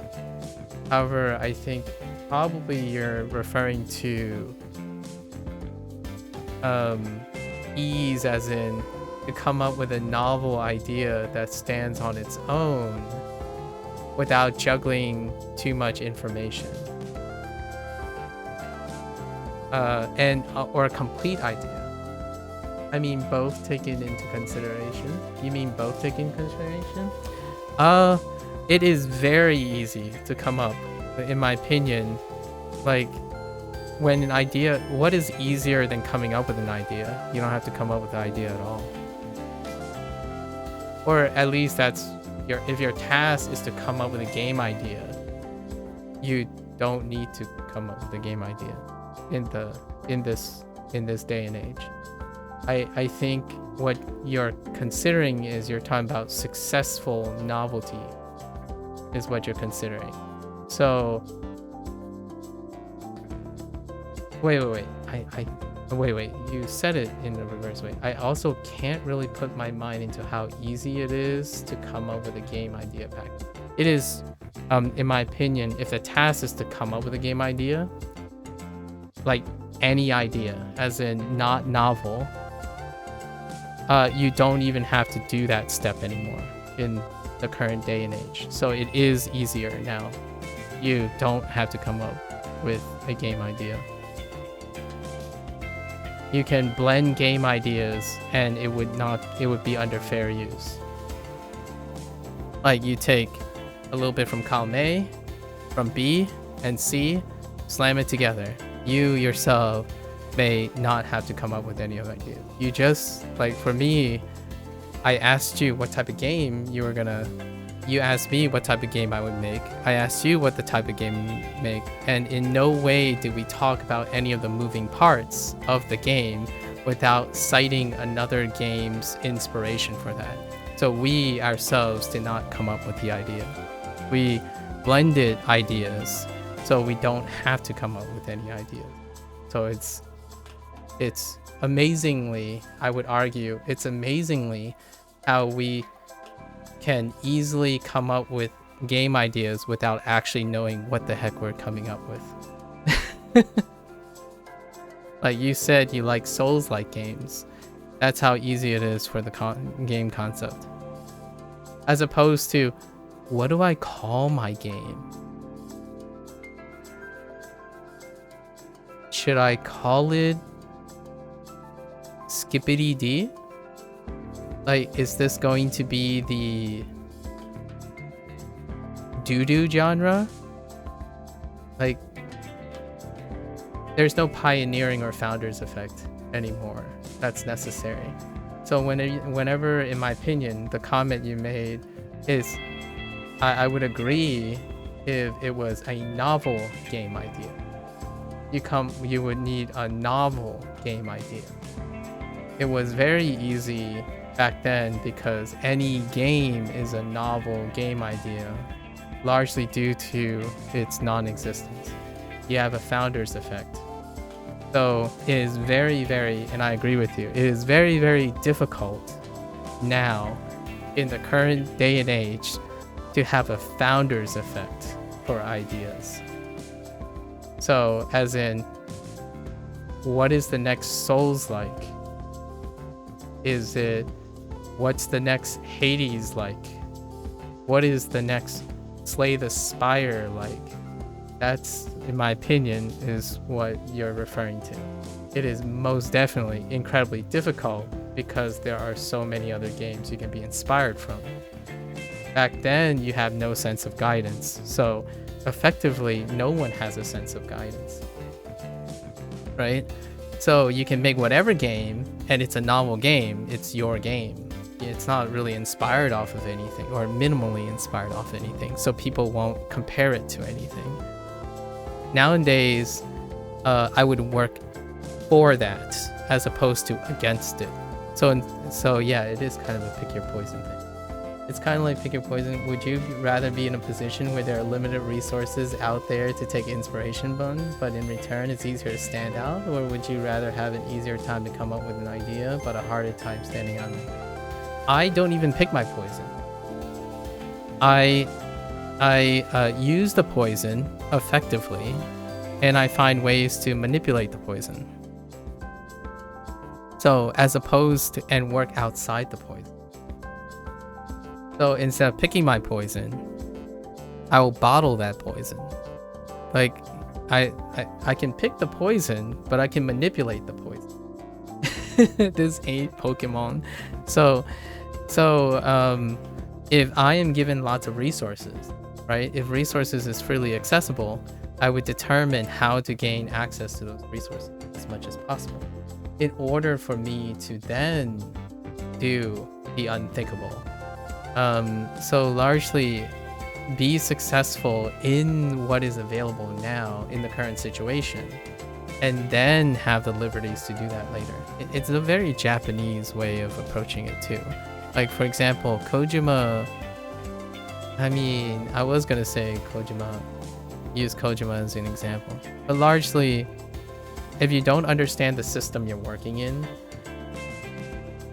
then gambling everything on creating your own system right away, there are people out there who have achieved that, and you can count them probably on your two hands historically. Like, in my 37 years of life, I can probably say there are less than 10 instances where someone said, I'm gonna create my own system and it'll work. Like, regardless of whatever is going on everywhere else. That's cool. That's awesome. And to me, the realistic thing is a combination of both. You start somewhere where it's understanding the system you work in, and then you become that person who has the liberties to create your own system, or a variant of your own system. At least in my opinion, in the post internet world, I suppose.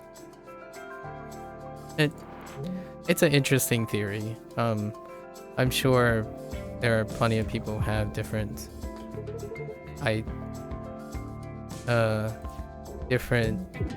thoughts about what I just said. Like, different approaches. I'm a more pragmatic person, so less of a dreamer, more pragmatic.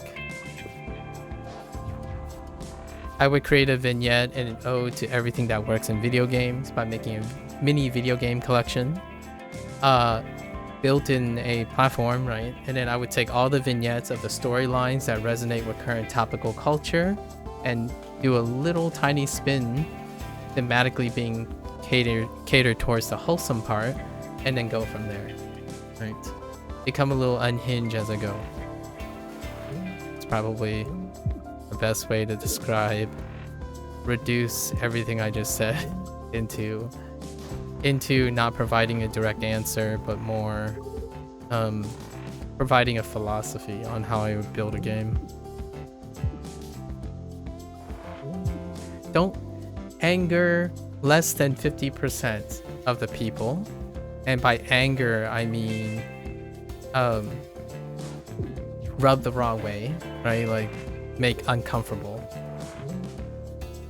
And then build from there. Right? Create open minds. As opposed to enforcing open-mindedness.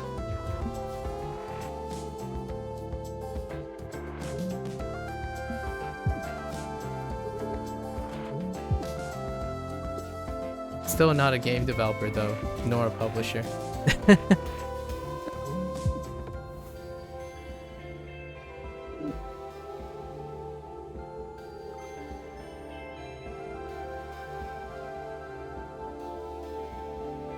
Not sure what you picked, to be honest. You tried to make an abstraction in your head right now where I compare these options. Taking an exam without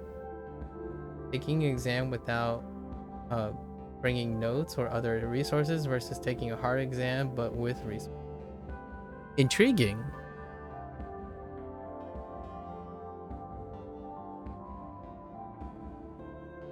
Only those two choices, huh?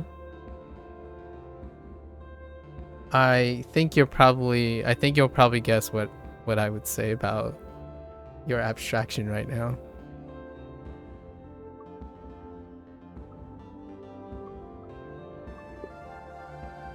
Yeah, I'm pretty sure you know what I'm gonna say. Let me hear it. Why stop there? I would, I would take it to the next level. Break the system. I would take a harder exam with brought notes and other resources. Or I would take an easy exam without any resources at all.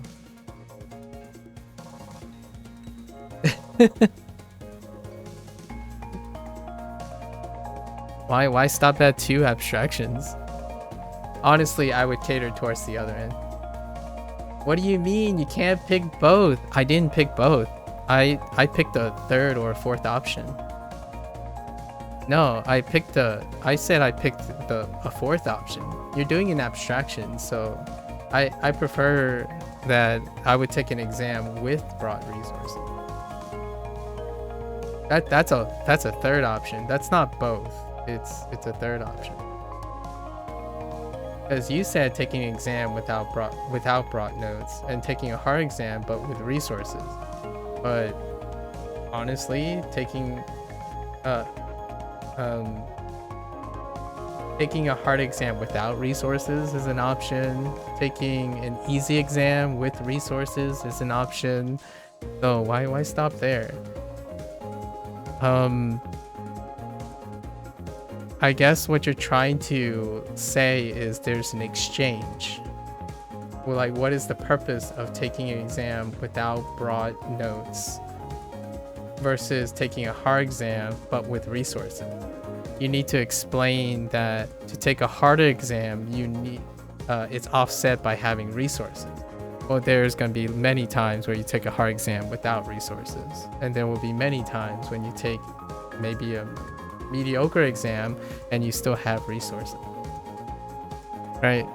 So my first thought was, what is it that make you think that an exam has to be hard in order to give you the liberties of having resources? I'm not even answering the question. I'm not even choosing one or the other. I'm more contemplating about why is it that people have to think that an exam has to be hard in order to make it justifiable that you need resources, and then vice versa. It's like kind of saying, why does language learning have to be hard and unfun in order to be productive? Well, it doesn't have to be. I mean, at least I'll try very hard not to be. It could be true. Like, it's obviously, I'm gonna I actually have made this argument about inserting effort and whatnot. For sure. There is somewhat of a correlation between working hard and not working at all in the element of the purpose of learning something from an exam. For sure. I'm not saying there isn't.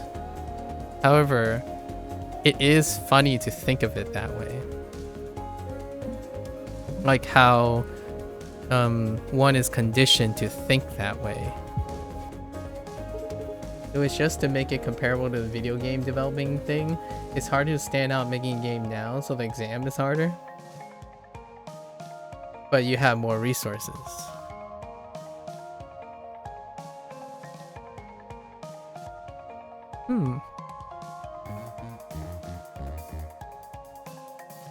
I have a way to subvert that.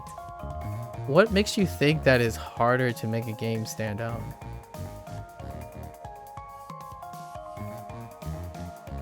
Like, what I mean is, if standing out means to be unique, right? If standing out means to be unique, then leveraging what makes it not unique, doesn't it make it stand out? Because you're talking about subjectivity here now, right? So, like, think about it this way. If you label your game as a Souls-like, doesn't that mean you're more stand out than saying my game is unrelated to everything? Like, think about it for a moment. If you created a game that doesn't have any relations to any other game, do you think that game stands out in human behavior? Like, for example, if you made an indie game that is unrelated to anything that exists now, like the other extreme, right? Do you think that game will stand out to the public? I think it would be buried in obscurity. Like, the realistic aspect is it would have zero exposure. And you can go on and try to advertise it, like, oh yeah, this game is like nothing before. What happens then? You're working against the system. So what happens is you spend a lot of time differentiating yourself, and you realize that people aren't going to find differences, but more commonalities. So not only is it going to make it stand less, it doesn't stand out at all. Well, if you release the game now versus if you release the same game 20 years ago, I feel as though it would be more successful 20 years ago. At the end of the day, you're making the same game, but one was made with a lot less resources, so it was harder. Well, okay. So you're saying at the end of the day, you're making the same game, right? And you're suggesting that first, if you're making the same game now versus the same game 20 years ago. So if you're making the same game now that you would say make 20 years ago, it wouldn't stand out no matter what you do because it doesn't have enough resources. And then if you're gonna say you're gonna make the same game now, it's not possible to make that game in the before because you had more resources. So like, you have a lot of double standards. If you're saying resources is related to its novelty, then those two can't be decoupled. If you're trying to make a game now, it requires resources that don't exist 20 years ago. So it's an axiomatically not possible situation. And then when you're saying, what if you made the same game 20 years ago and you release it now, it will be buried because it doesn't have the resources. As in, you make that tiny game you would make 20 years ago and you would release it now, it would be buried in obscurity even if it's novel. If you make the same game now, which requires the resources of these years, it's not feasible back then. So you would make a smaller game, and that smaller game back then would be normalized as well. Now you're right. But you know what I mean? Like, what I mean is, it's cool.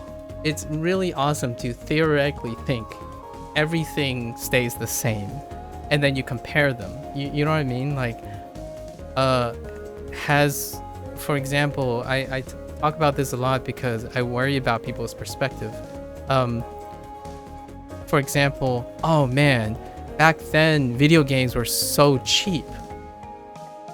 Hear me out here. This is a very hot topic. It's a incredibly hot take.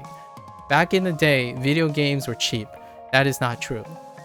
The average price of video games proportional to how much people make has not even close increased to adjust to the cost of video games. So one of the very, very early, like, rudimentary comments that people make are that video games are very expensive now. Like, they keep getting more expensive.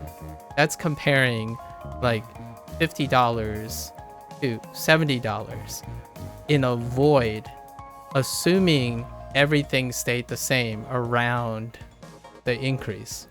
That is not even close to the truth.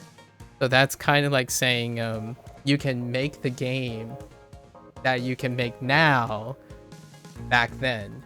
That's absolutely absurdly not true. You cannot make the game that you would make now with whatever resources you have.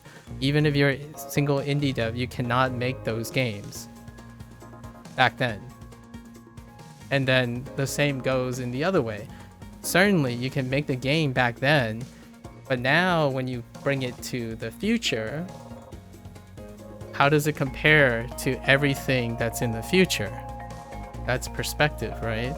It would compare nothing like the future. In fact, there are examples of that. In the indie genre is a great example of that. You make another game that is a smaller version of a very existing game. That game gets buried into obscurity because of the lack of resources. And then the other way around. The argument for the consumer side of things, like not being the publisher or the developer, the wild card for the indie scene is its novelty, right? So it's connected to its novelty. Your lack of resources is connected for the need of novelty. However, those games cannot be the novel way it is without the resources available now versus back then. So if you can make an argument, oh, these small games can be made back then, the answer is no, in my opinion. There will be very few people who can make this specific game back then. Like, if you take Cobalt Core, right, it probably could run on Atari, like Sega Genesis, or maybe a Dreamcast. This could possibly run on a Sega, like an old console, right? You take it back. There are examples of this. What I just said, in my opinion, I made that example just now.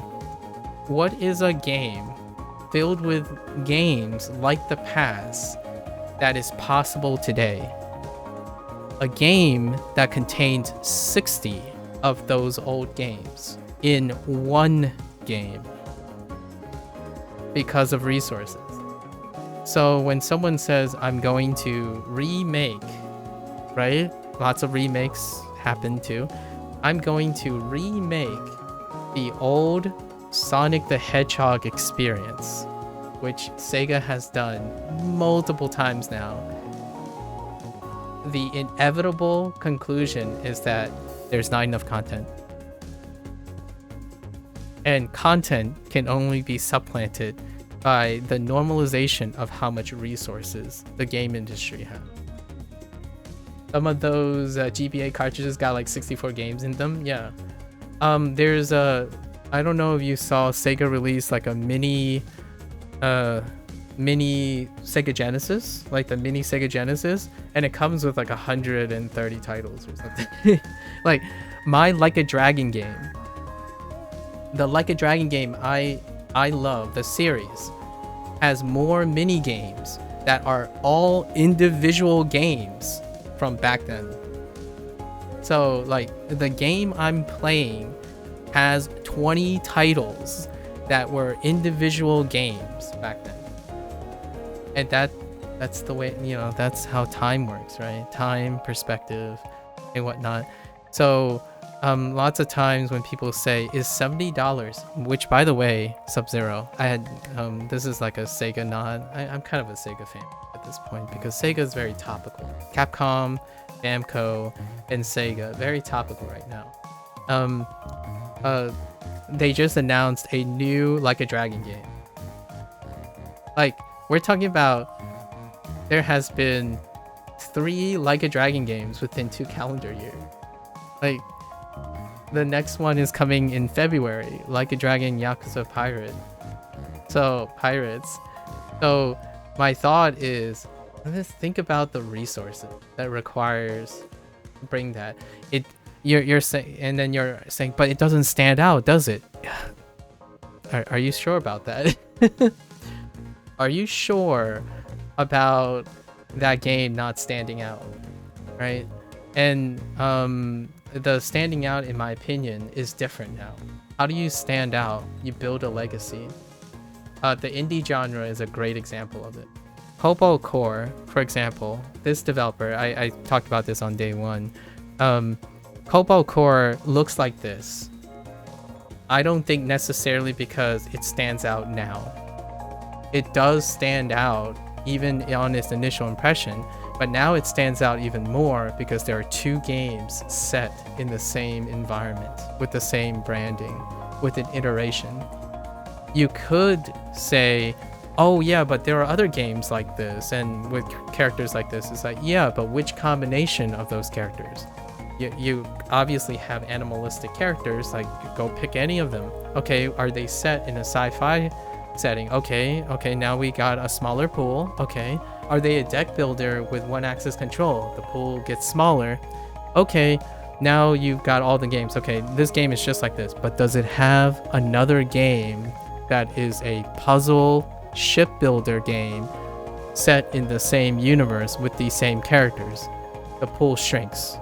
It continues to shrink. So the system now is, yes, you have a lot more resources. So what do you do with it to make it stand out? And my idea that I was answering your question regarding my ideal game is a platform. Because when someone goes and say, oh, what is MAKU's game like? And everyone has a different answer. That means you stand out. Because you won't, it would be very difficult for you to summarize a game. So the harder a game becomes in terms of its broader perspective, the more likely it'll stand out. What it constitutes as a Souls-like game now? Everyone has an opinion on this. So the irony here is, not only did you iterate on something so much that it is also very difficult to identify a game. So what happens is, in my opinion, the realistic thing happens. You use a game to tether your exposure and differentiate from it. So, like for example, Black Myth Wukong did, in my opinion, in my humble opinion, got more exposure after rolling back and stepping back and backpedaling on the Souls-like association while differentiating from it. So it naturally stand out due to the nature of being associated to something that isn't standing out. Because nowadays, if you get tagged with something, you're automatically standing out more than self-advertising and throwing everything you have at trying to stand out without any basis. Like, for example, if you go out of your way to say your game is not Souls-like, you stand out less than saying it's a Souls-like, but with the twist. I have a deck builder that's also a narrative-driven video game. That's more exposure and stands out more than saying, oh, I have a game that no one asked for. The chances of that working out can happen, and those games exist. You can count them every year.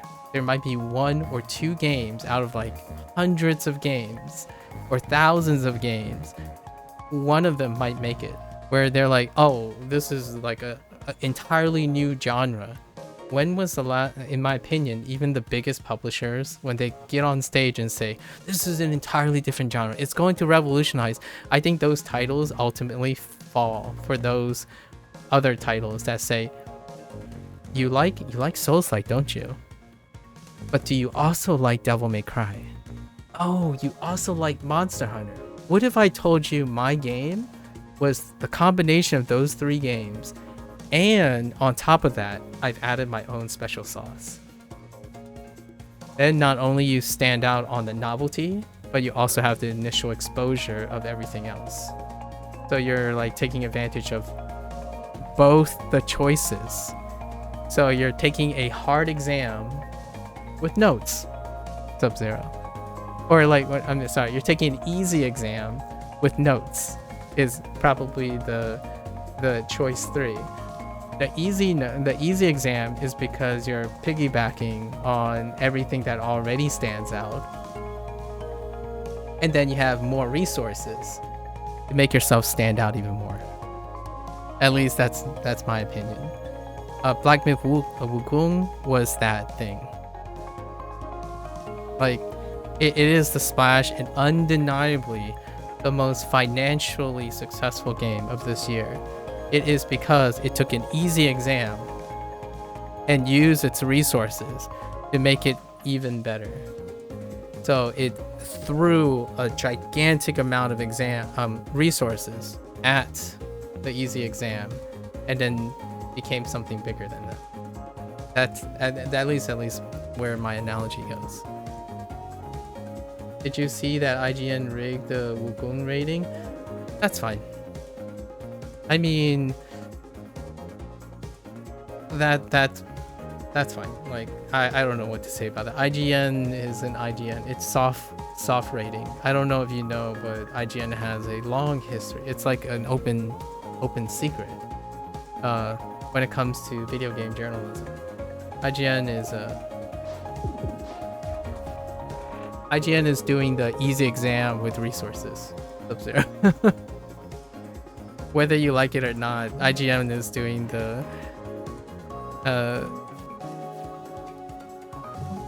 what we talked about. You know? Oh.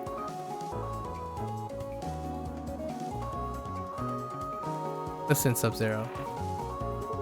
I almost destroyed myself.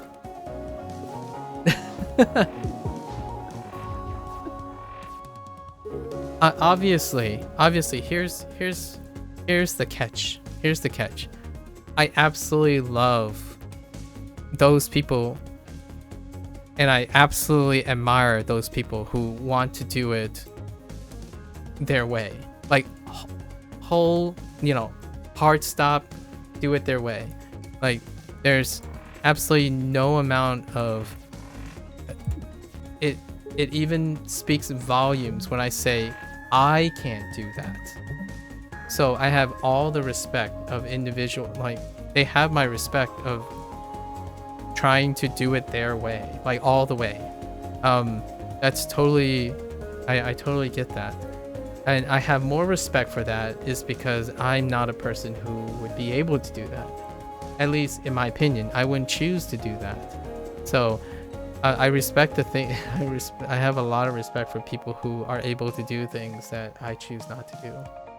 In fact, I'm more happy for them than someone who's. How did IGN? Yeah, I mean, I don't really know, but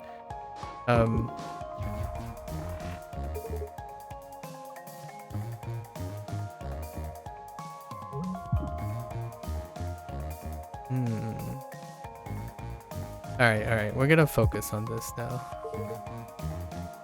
Wait, don't I draw a card every time I miss a shot? So that means...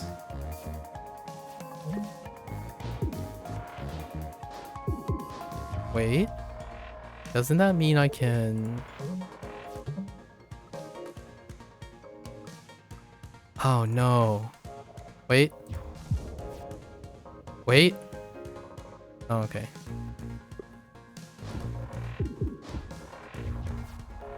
Oh wait, I have this...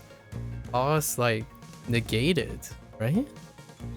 I can just shoot, graze it, and continue to shoot? Yeah.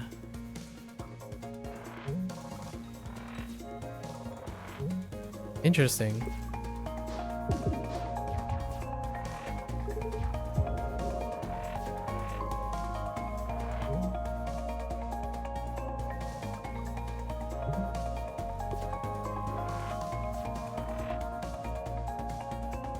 Well, ratings are subjective anyways. Yeah, I mean, I don't want to go into reductive reasoning, but that's reductive reasoning.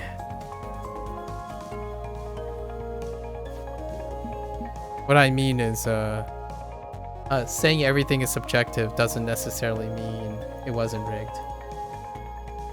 Like, A and B thing kind of thing.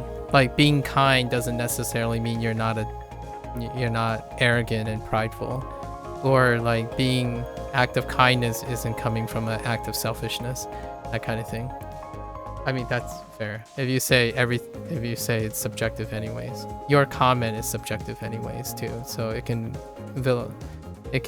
vilify anyone by saying it's subjective anyways, or it can diminish and vilify anyone when it comes to that argument.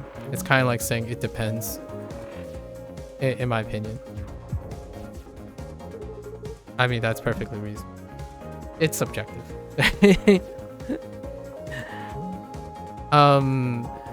For me, I think IGN knows what they're doing. That's probably all I can say reasonably. I'm pretty sure IGN knows what they're doing. How it affects their overall like reputation and stuff is definitely a risk that they probably a calculated risk that they took. Do I like watching Black Myth Wukong stuff, so it's fine. Did you see? Yes, I did. That's good for him. Good for him. Yeah. Yes. Or I saw the thumbnail, but I'm not interested. But I did see the thumbnail though. Good for him.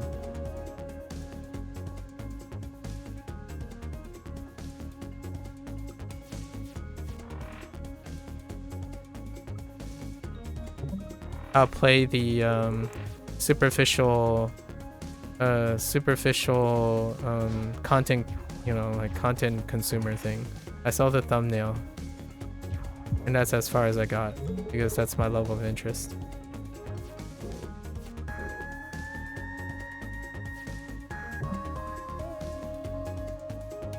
Wait,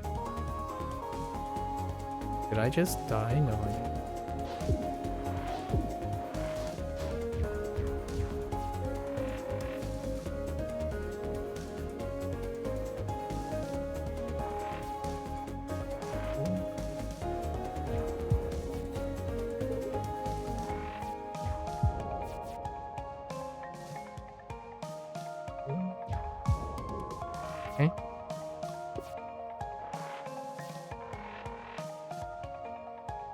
They had an incredibly strong lead leading up to the ending of the poll. Then after the timer went out, they kept the poll, and all of a sudden, Wukong got an insane drop, as if everyone didn't vote for it anymore. That all other games got an insane.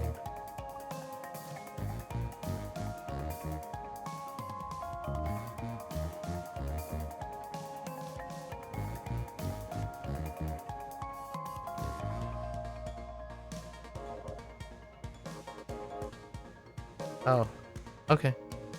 Fair enough. I don't really know the context of what you just said.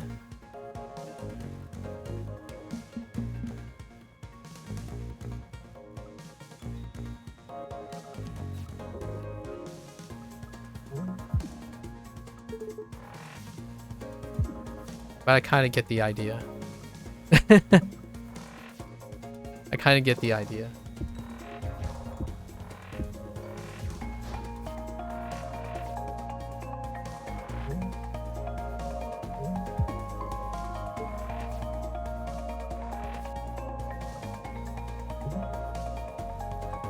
Listen, I'm trying not to die in this run, okay? Good talk, though. Good talk. I'm looking forward to the end of the Game of the Year award. Wait, what the heck is this? Why does it keep dual card? This card has 2 separate sets of action. In combat, right click or control click this to switch between them. Oh, interesting. Oh, that's kind of neat. Ooh, second option.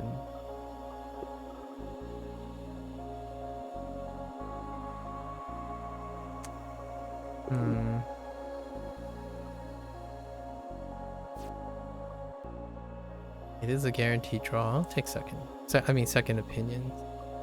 Oh, there's my safety lock. Wait. Oh, I think we might have an... Can we infinite loop this? Oh, I still need an energy source though. Yeah, I still need an energy source. However, I can safety lock the thing twice. Oh, and I need to not die here.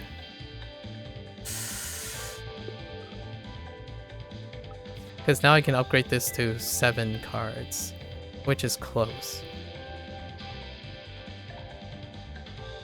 I didn't watch it, so I have no idea. I didn't watch whatever that podcast is. Or listen to that podcast, so I have no idea. Let's see. So wait, there is an infinite loop, a potential infinite loop. However,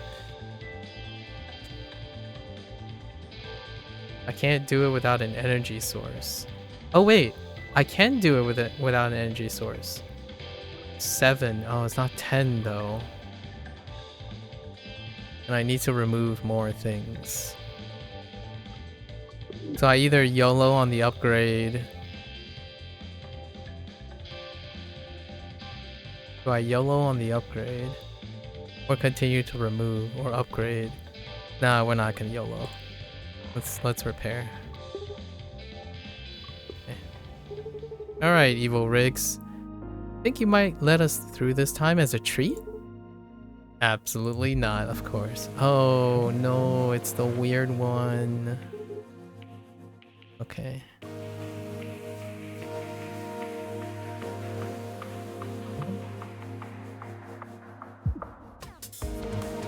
Oh, this song hits so hard.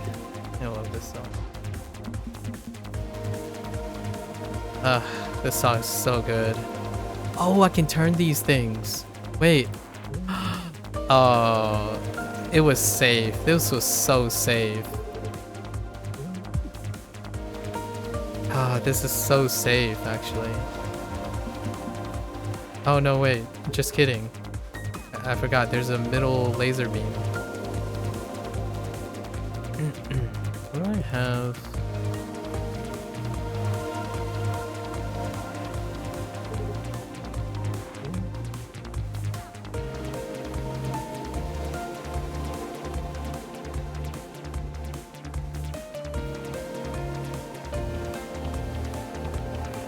Wait, do I have enough to make fly work?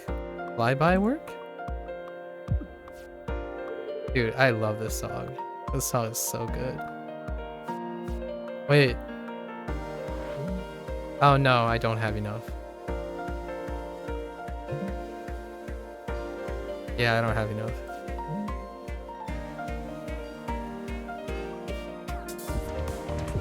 I think I almost have an infinite loop for Cleo.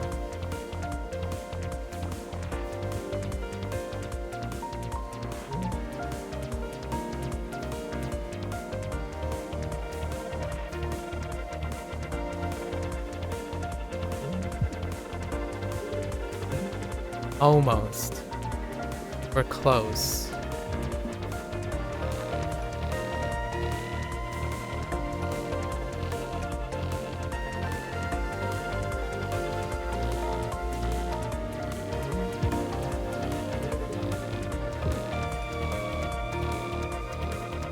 Dang it. I have to shoot this down, or else we're gonna take damage.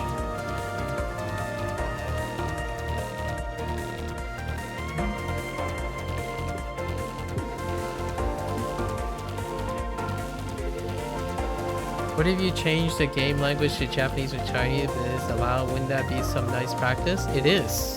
There is simplified Chinese and Japanese, and I'll do that after I read all the English. But of course, it makes understanding stuff much harder, so it's up to you. No, I will be doing that. This game has a daily challenge that takes 30 days to complete, and I'll be playing the game in Chinese and Japanese when that happens. The answer is both, as which I tend to tell people all the time. The answer is why not do both, or all three. And yes, I first understand everything in English, and I'll change it to Chinese and Japanese for 15 days each, because I'll be doing daily challenges in this game. This was like the Game of the Year rating. Oh, wait. Oh, sorry. I'm reading Sub-Zero's old text. Oh, yes. This game is localized in Japanese and Chinese. Both simplified and traditional Chinese as well. Great idea. And also part of the plan.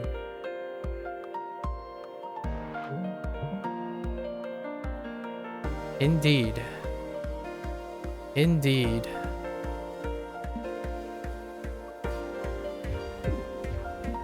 Most of my games are available in both languages. So from this day forward, when I'm ever playing deck builders and whatnot, it will be an equal amount of play in Chinese, Japanese, and English.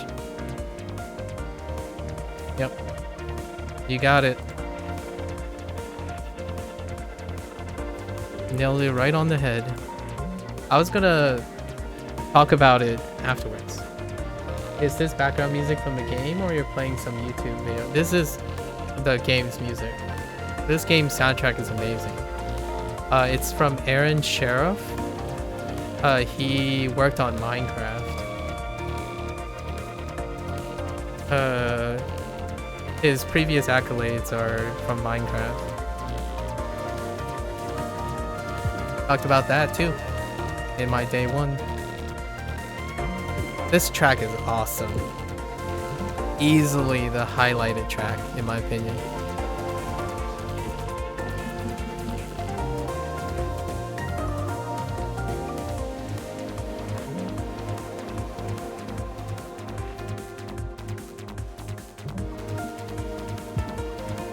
Although Cleo's track rocks pretty hard too.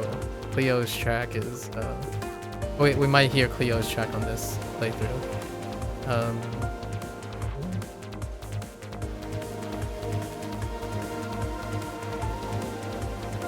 Because I feel like I have enough for an infinite loop.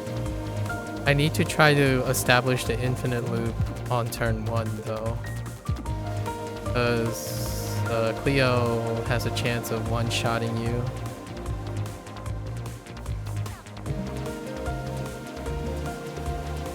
Unlike any other boss.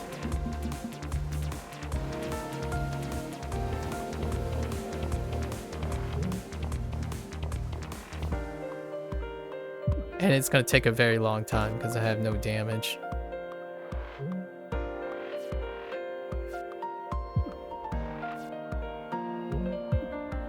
Oh, wait.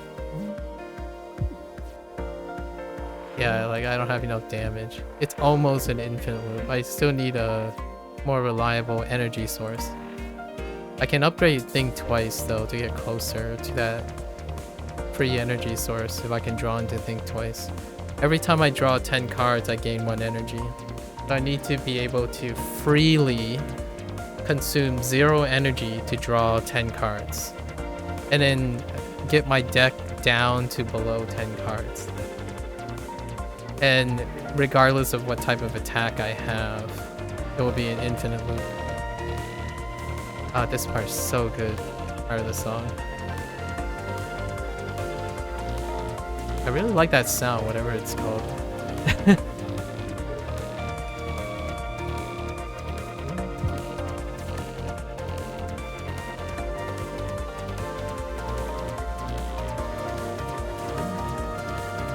Yeah, so if I can keep drawing into think twice like this, I can get more energy. Yeah, so that my energy is going up. It's not visible, but there's an energy counter about right here. And this is the count. So if I can do that, then my energy keeps going up. So if I keep cycling through think twice without with enough draw, I can keep going. So we're close. Turn one loop would be a way to take out Cleo. Or have two think twice. Oh no, wait. I mean, I'll take another think twice. It's fine. Right? Is it fine? Or is that just gonna make it worse? Well, it does help me establish. Yeah, we'll take another think twice.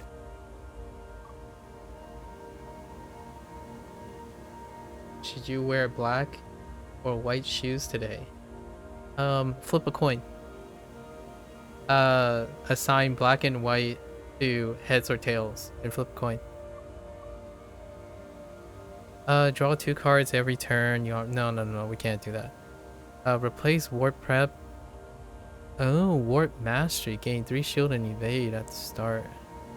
I want to pick this up because it's an artifact I wouldn't pick. Although I could dirty engine it, but then there's trash. But it's every 2 turns. That's not a big deal. Right? Because we're going for... Yeah. We're gonna do this. Hugh says white shoes. Go with the white shoes. Yeah, 1 vote for white shoes. Alright. So let's see if we can establish.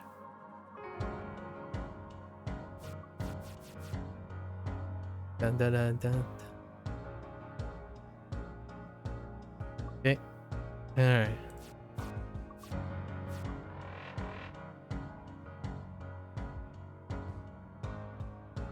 We can upgrade at mid deploy to help us thin out in case we don't have the stuff, the sauce.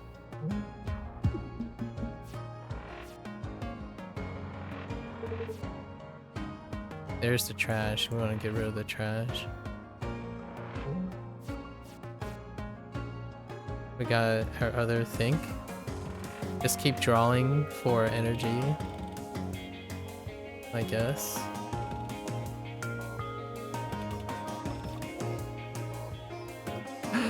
Oh no, but it can land on no draw. Yeah. So we need more draw mechanics if we're gonna make this work.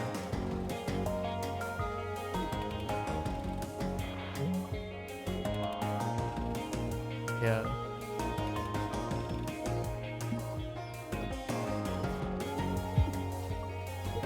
Oh wait, I forgot. I have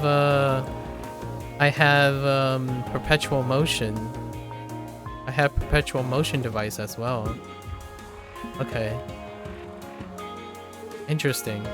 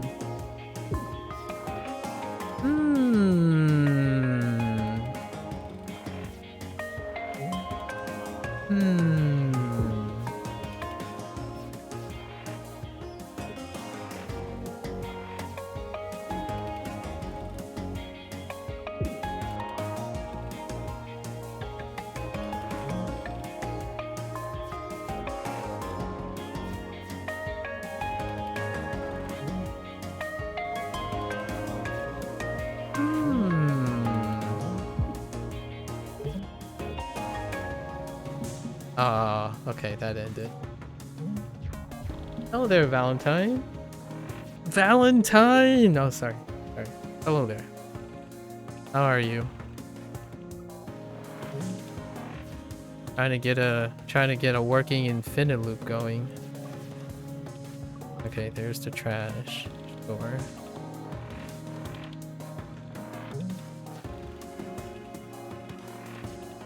Okay, so I know. Okay, so we need more draw.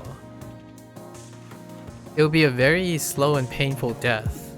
However, it is very possible to set it up, even if I use admin deploy. So if I have enough energy to start,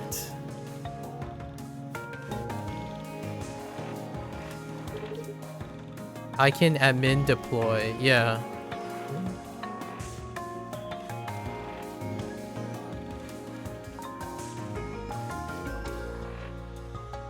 Right.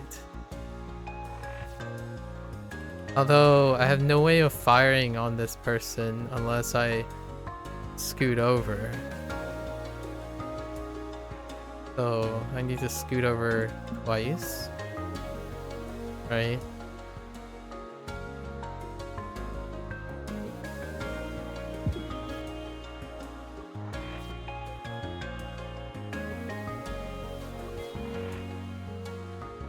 This is so complicated, but it's so satisfying.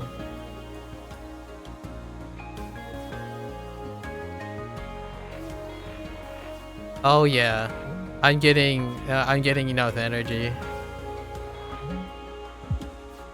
I basically need to reduce some of my oh yeah, and I could upgrade the draw, the draw shot.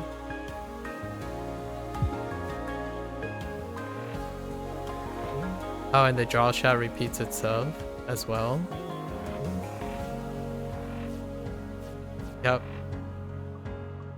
It did take me more than one. It did take me more than one turn to set up the infinite loop, though. And it takes a really long time to scale up. But I can do it with draw shot. Yeah.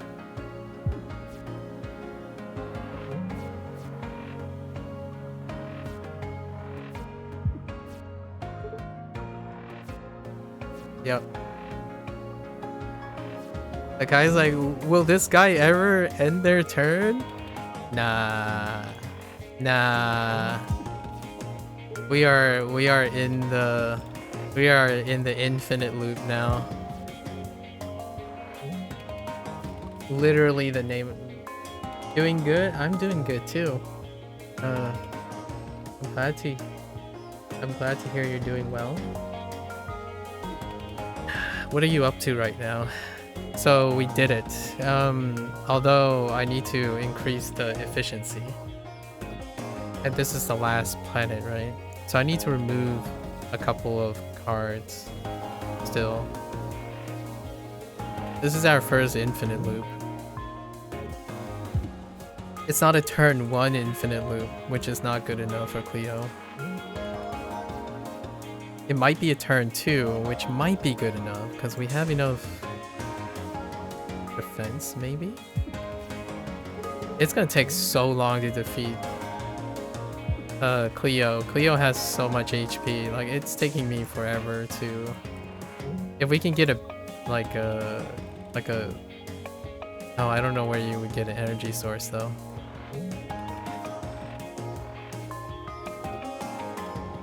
Wait, we can exhaust this thing as well.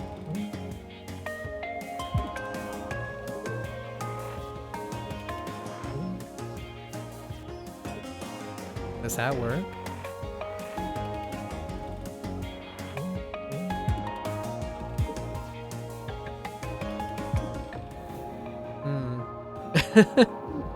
It's not that great. Make a temp copy of your leftmost card. Hold up. Temp copy of my leftmost card. I could reproduce Think Twice. I can increase Think Twice to 7 cards, as opposed to removing one of these. So which one would be more likely? Increase 7 or reduce the number of cards? Because I need to also use these up as well.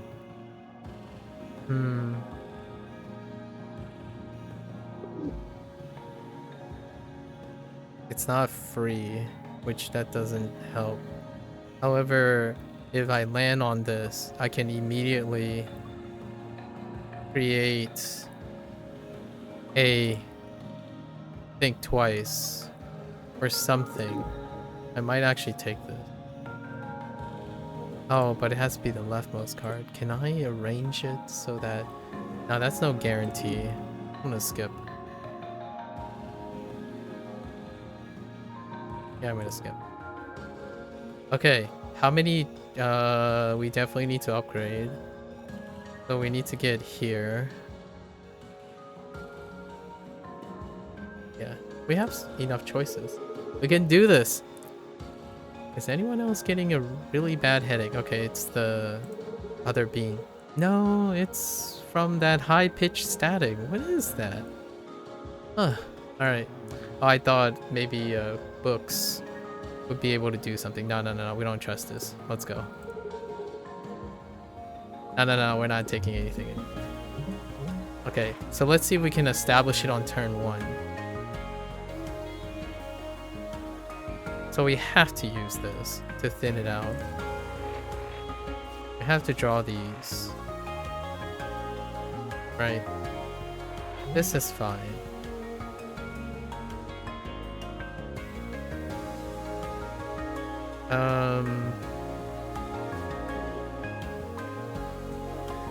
No. No.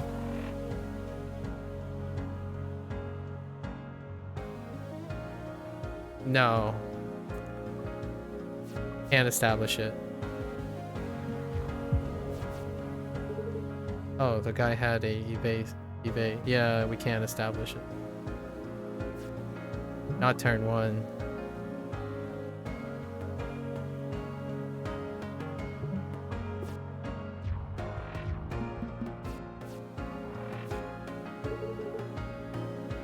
Oh, and there is a chance that we won't be able to hit the target as well if we don't have move. And trash.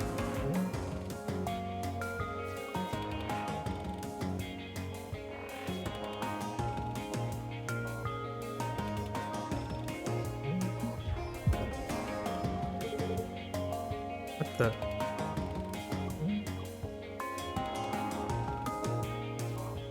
Yeah, nope.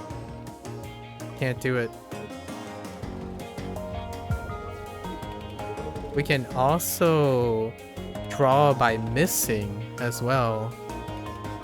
That means we must keep a movement in our hands.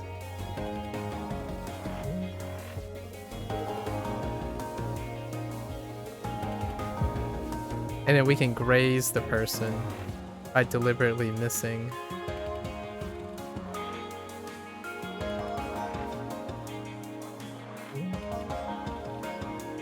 No.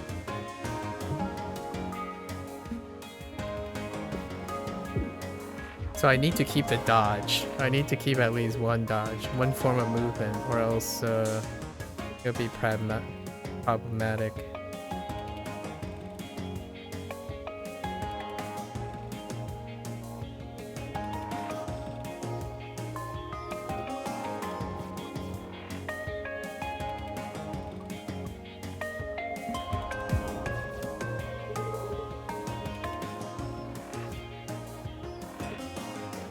Oh, basic shots can be 0 though. If I upgrade basic shots, they can be 0 costing, which I can use to draw cards. Also an option.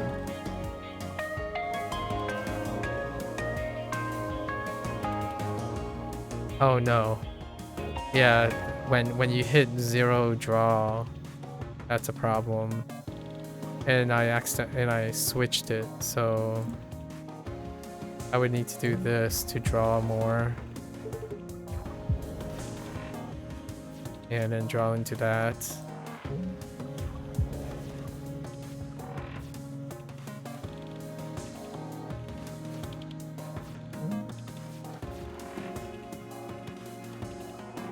This is cool. I love this.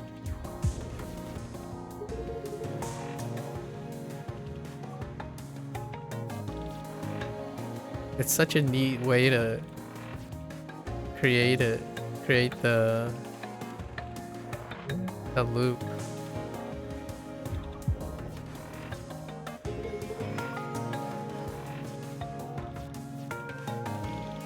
Think Twice is such an MVP. This, you know what Think Twice reminds me of? It definitely reminds me of Quick Reflex from the Corpseman. It's so borked.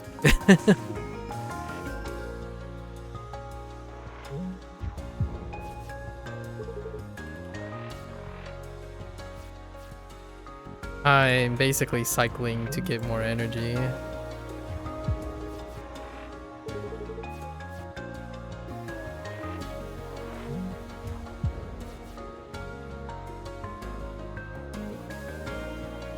Yeah, we can remove one of the basic shots. Increase our consistency. Our investment in upgrading that one card was also paid out as well.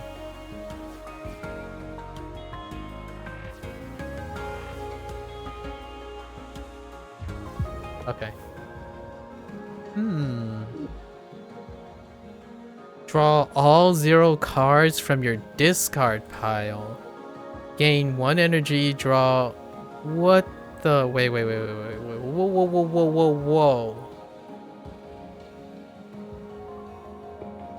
Hold up.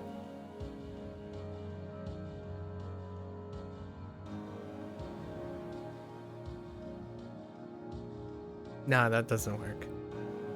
For my discard pile? Wait. Oh no, but that becomes exhausted. Oh. Oh wait, it's already upgraded.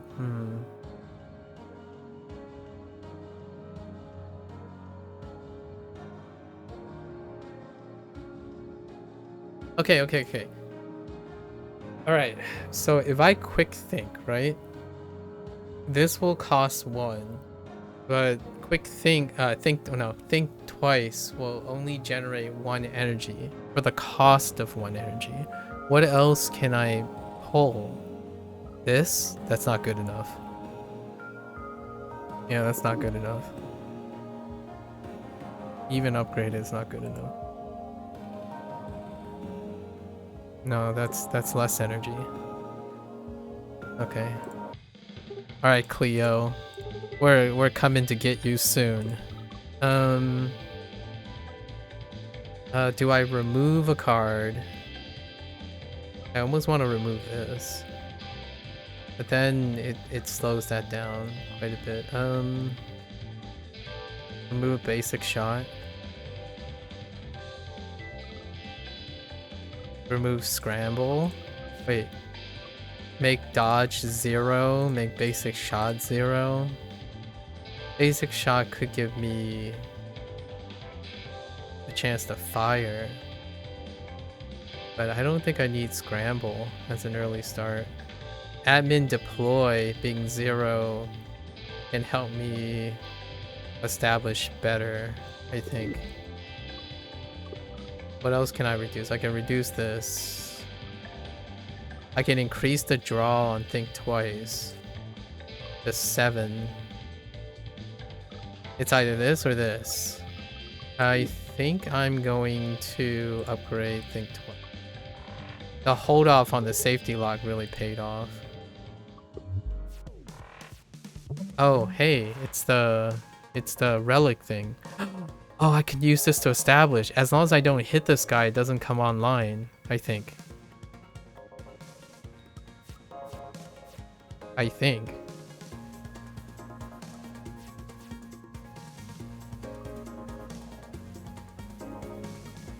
Oh, it gives me a piece of trash right away, huh? I need to use this up. And this.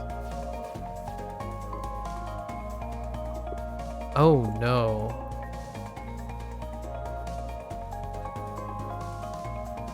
Oh no. Wait, oh wait, that's fine. No, that's not fine.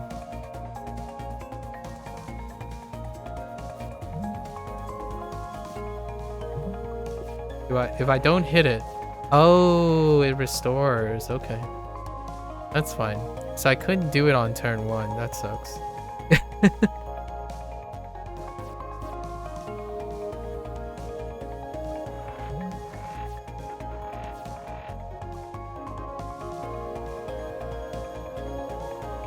Okay, time to wake it up. There it is.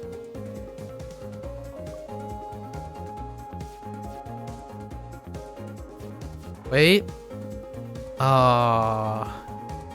Hold? Wait, do I have enough crystal shards to do it?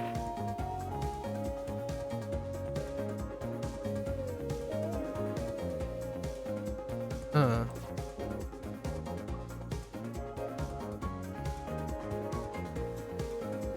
This is very unfortunate.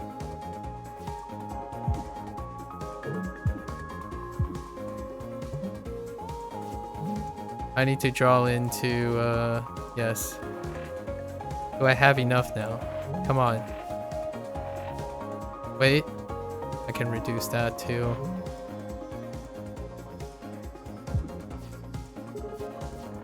Hold? Is it done? No. We're close. We're close. Yes. So, I just need to remove a little bit more. Yeah, and I can keep think twice infinite to build energy first.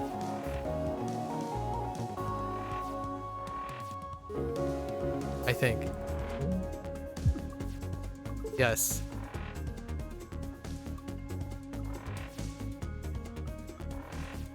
And I can build shields with Medusa.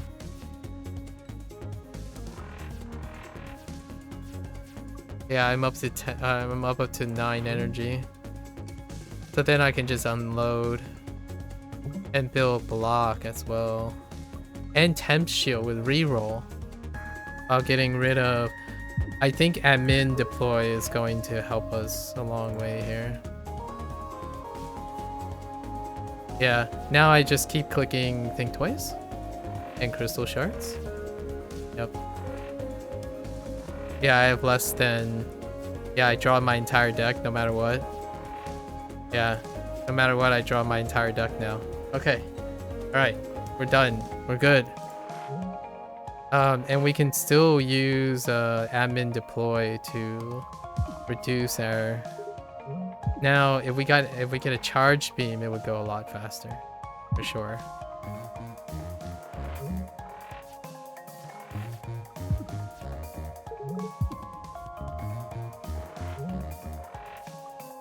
Yeah. Although we build enough energy.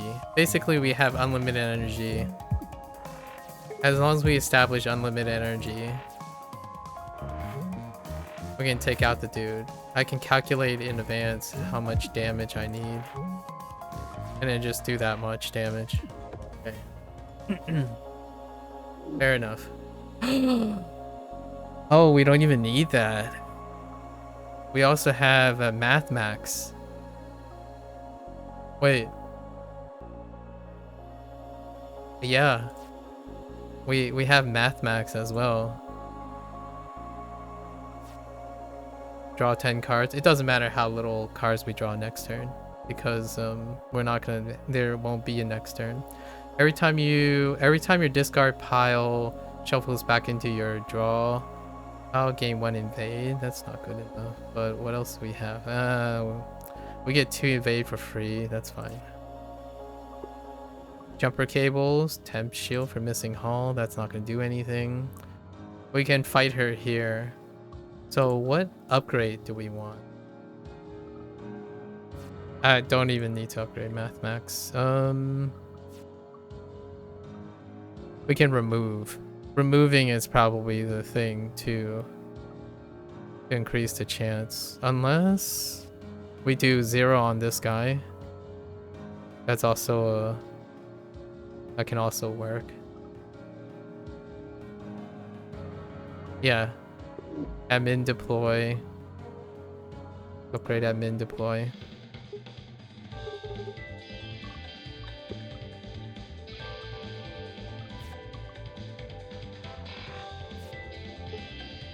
Oh, alright. We did it. We have a working solution to take out Cleo.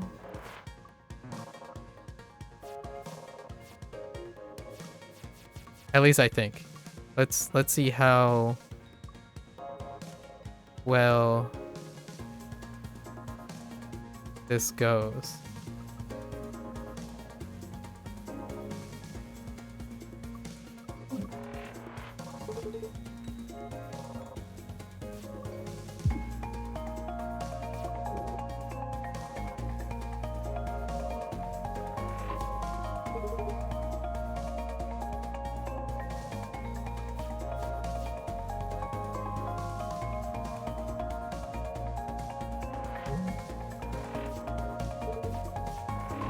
Okay, I kind of screwed up. So that was fairly lucky. I can't afford to screw up. 1 turn means death.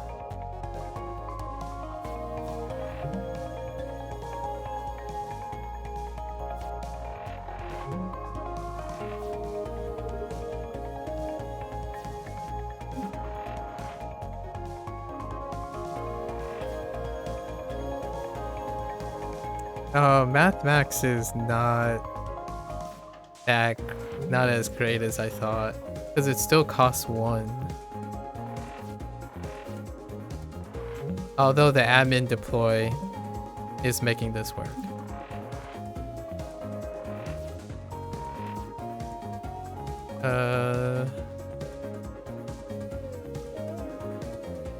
Wait, is this still turn 1? Yeah. Wait.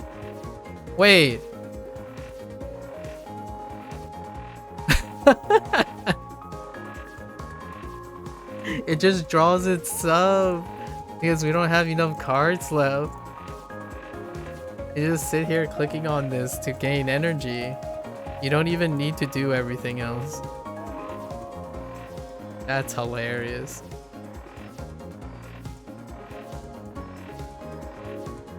Okay. I see.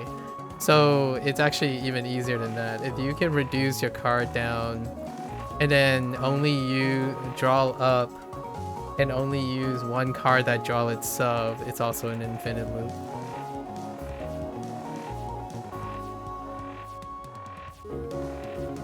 That's hilarious. Well, this is our life now. This draws its sub. Right? Okay. That's hilarious. You know what? We can get rid of this stuff.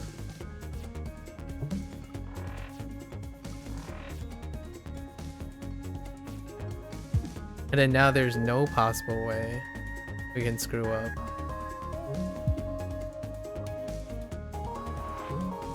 Trying to see how I can...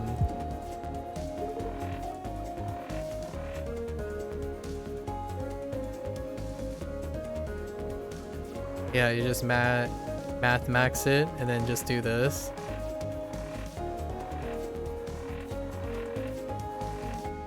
And then just draw a shot over and over again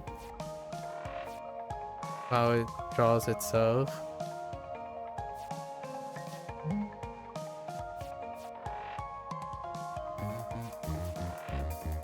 I think this is faster to think twice to get energy back. So awkward. I have no damage.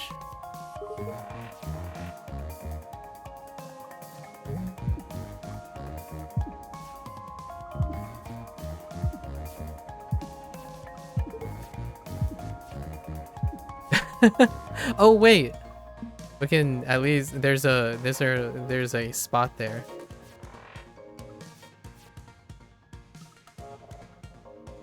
Um.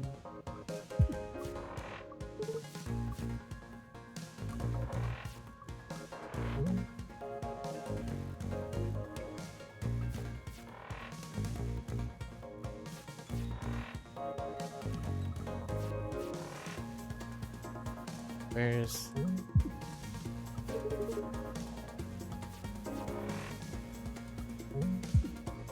It takes so long to do damage. This is the strongest attack I have. But I'll take it though.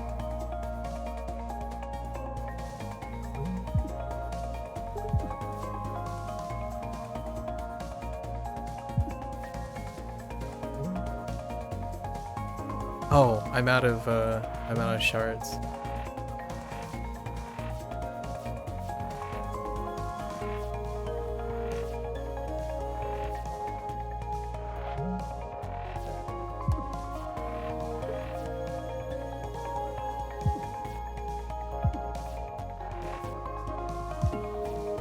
You gotta love infinite loops.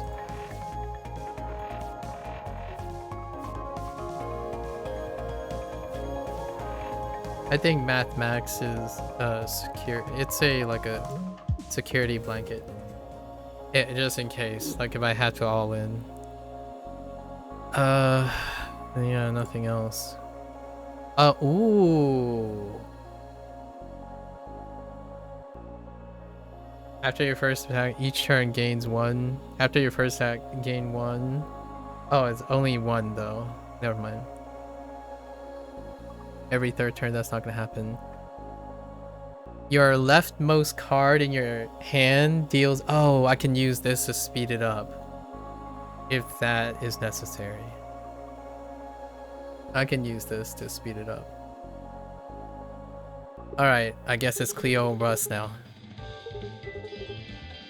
Alright, here we go. No whammies, please. Yes, I know. Let's do this. Oh, this track is pretty unhinged too. This track.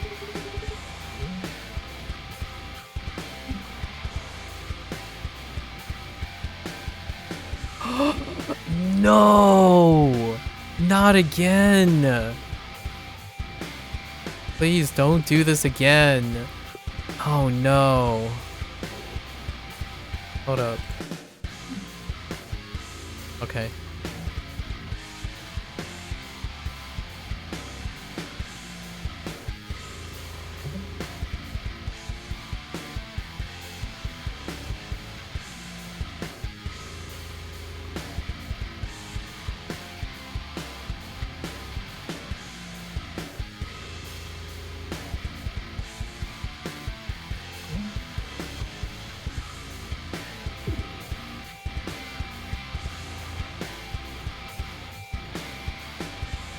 Wait, can I not hurt this person?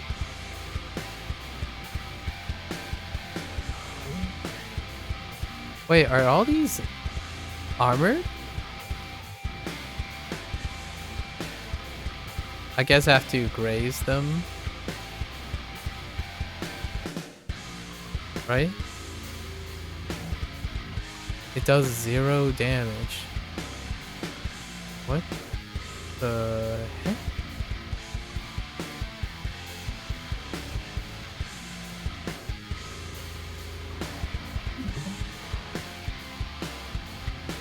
Uh-oh. This is not good. Again.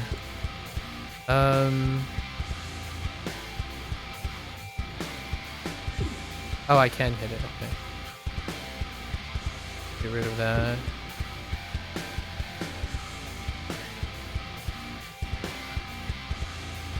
Okay. So I use that for this.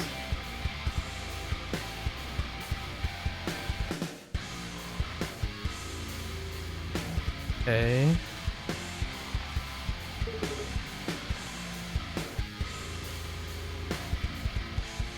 Wait, why does my draw attack do 0 damage now?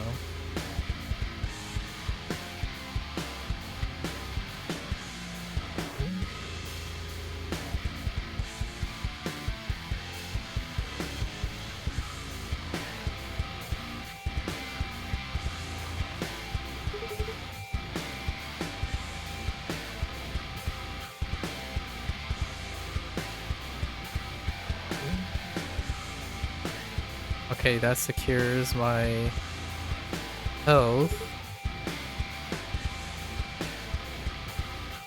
My mage attack only does 1 now?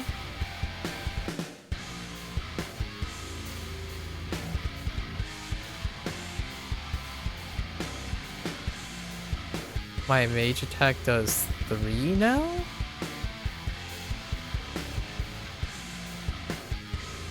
What's going on? Oh, right. Oh yeah, left and right. That's right. Left and right. That's right. Okay. It's this thing. The right click. Okay, that's fine. That sorts itself out. I think I'm good.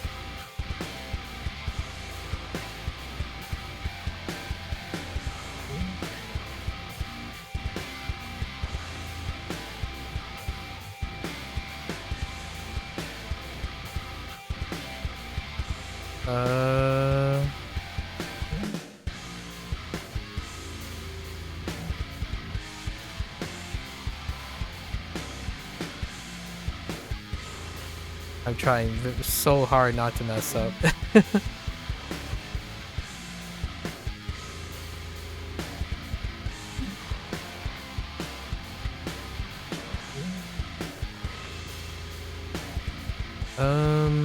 Yeah, I can thin that movement out. I need to get... I don't need to get to the outside anymore, do I?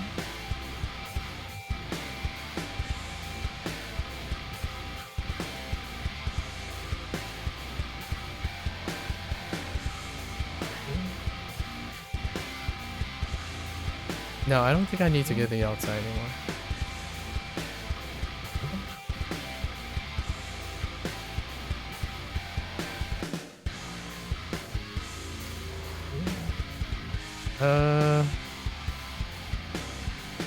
Do I need max anymore?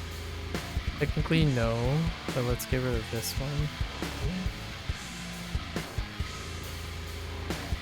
Are we done? Is this it? Yes! Okay.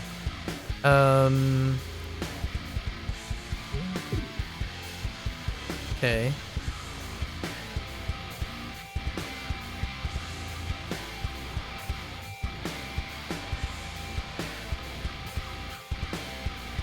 I don't need this anymore.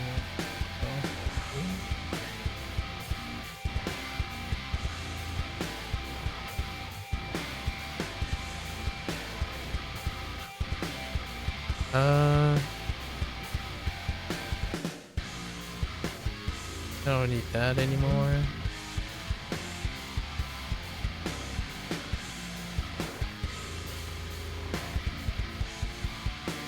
Okay. We did it. This is it. We did it.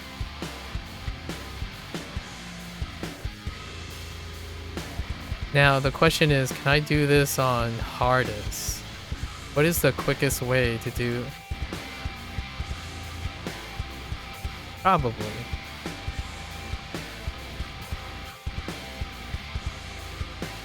There are other ways. Like I could have Drake as well, but safety lock is really good as well. I could have Drake in place of Brooks. What did I get from Brooks? I didn't get a lot from Brooks actually. I like the mage thing, but all right. So now I need to. Okay.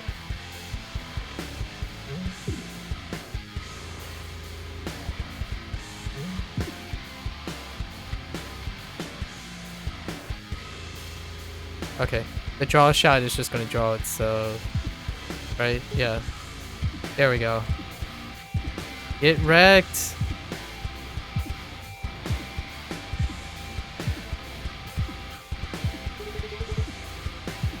They're toast! They're toast! Get out of my face, Cleo. Wow, we did it! Why, though? We did it. Take these. Broken glasses. Gain 1 extra energy every turn. Repair yards are empty. Why did you do that? Don't worry, we're in a time loop. We're fine. Leo will be back on our next run. It's okay. I'm going in. Don't wait up. Okay. Alright. So let's try not to mess this up, right?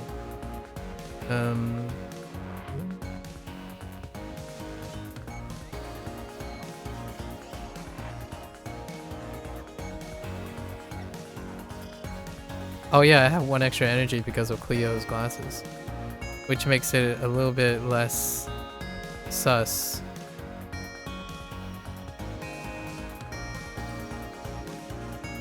To do.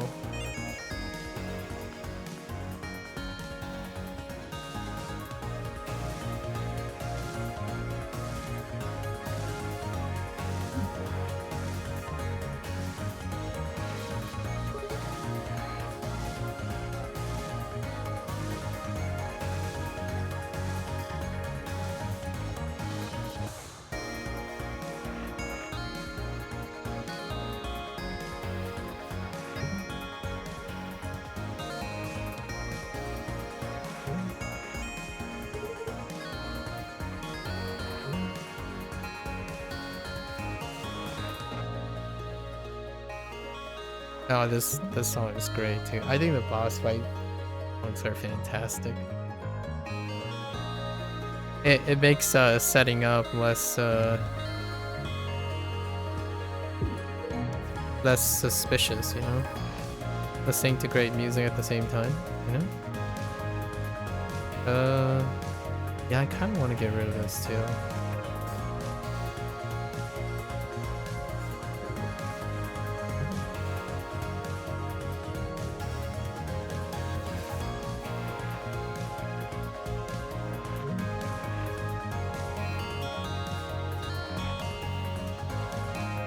It's so touchy. Yeah, you can totally mess this up. I saw a couple ways that the setup would fail.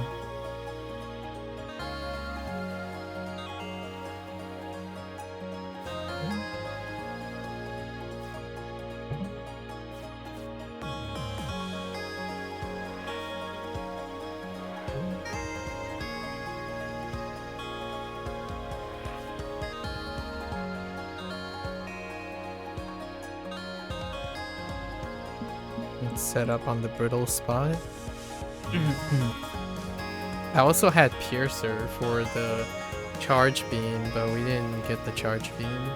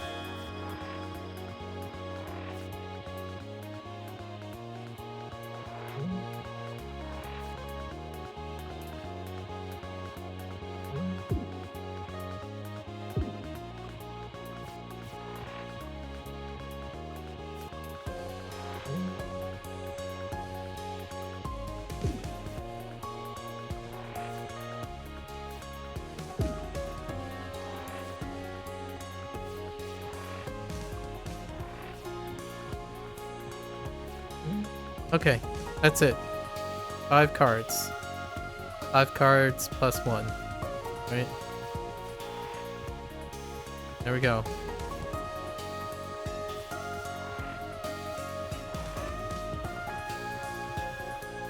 That's it.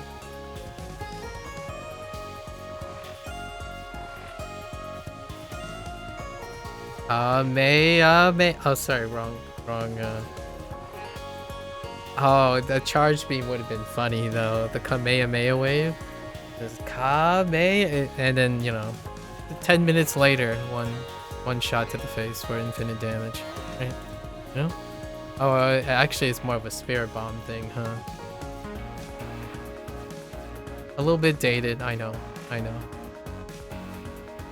But a charge beam would have been awesome. Okay. Alright. We said we were gonna do this today, and we did it. First try, no less. Pretty cool. It's just gonna draw itself.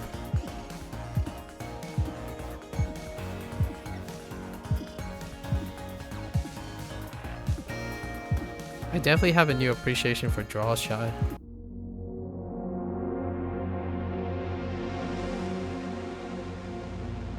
Alright, you are growing stronger. Listen, you didn't even move. Who shall it be this time? We want to see the rest of Max. As much as a book's tempting. You can see into our souls and read our minds or whatever, right? Yes.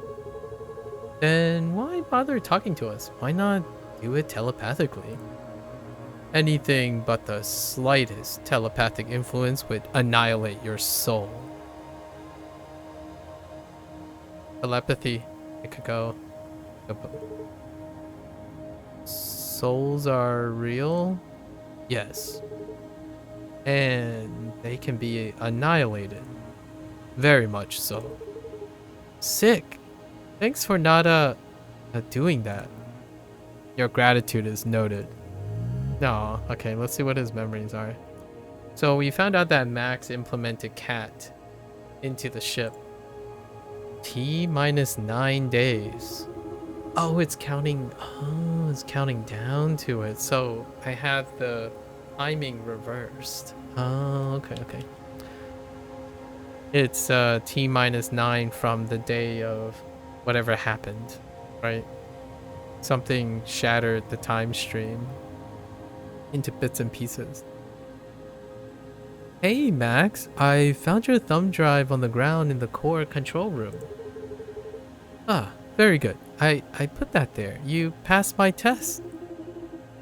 Right. The thumb drive could have been full of viruses. Don't worry though, I plugged it in to check. Sorry bud, I gotta report this security breach to Barry. Oh crud, now she'll never let me do my cool experiments. Cool experiments? Well, the core does weird things sometimes. Oh, the ship's core. The station's core. Oh, that makes sense. This reminds me of an episode of Star Trek. Like the core for the quantum drive, like the space drive. That's where all the anomalies happen, like paradoxes and time things. Weird how?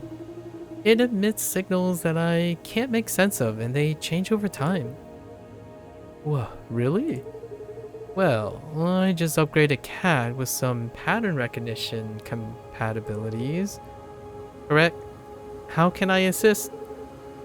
We could plug her into the core? Oh, I'm listening. Oh, so this is where their ship was. Oh, they're like the station that they were in. Oh, that makes sense. Oh, hey, I didn't realize a future memory. Oh, it makes sense. Neat. We did it. Now we don't have to ever like rain on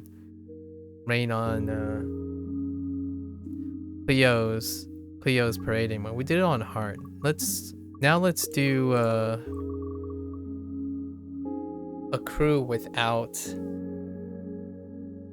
Dizzy, Riggs, or Perry, right? So who should we go with? What can books do? Books can...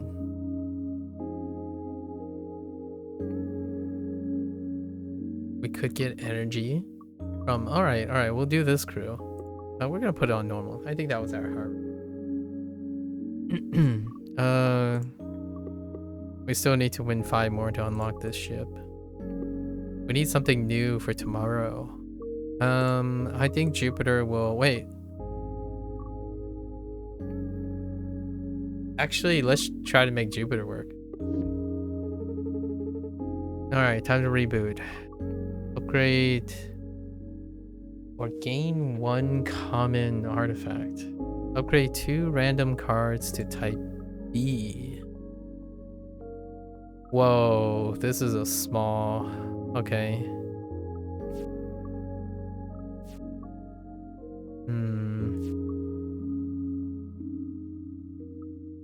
B, you say? No. No. We not do B. Let's get...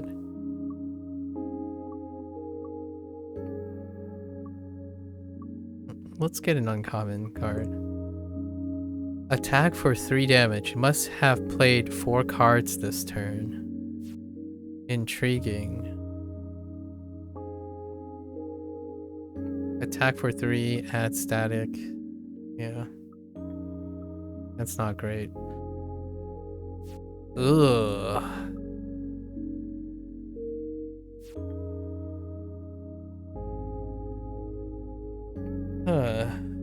I guess. It can't be for free though. Alright. Move it, kid. Yes, ma'am. Ma'am?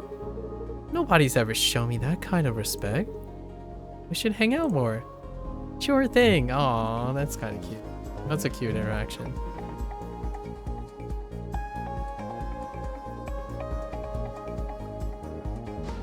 Oh wait, this can work. Avid Reader can work because Jupiter, it comes out of Jupiter, right? Jupiter drones. I'm okay with that. Wait, does this include... Does that mean this plays 2 cards at once? It does. Neat. Very neat. Dang it! I want to deploy. Ooh, wait. Oh no, I don't have enough energy.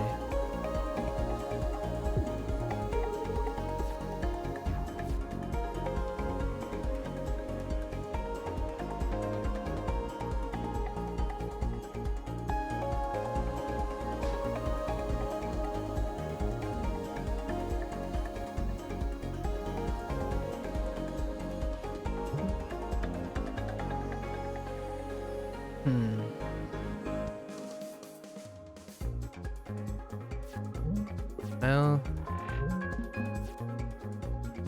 okay.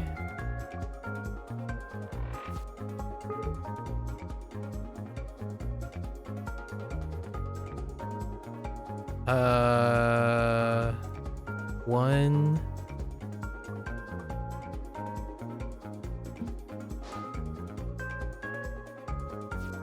Nice. Is that 12 damage? Oh no, that's 9 damage. Nice. Okay. Okay, I got this. I like this. I got this. No. Nah. Unless this can expel. Nah. I'm looking for a heavy hitter right now.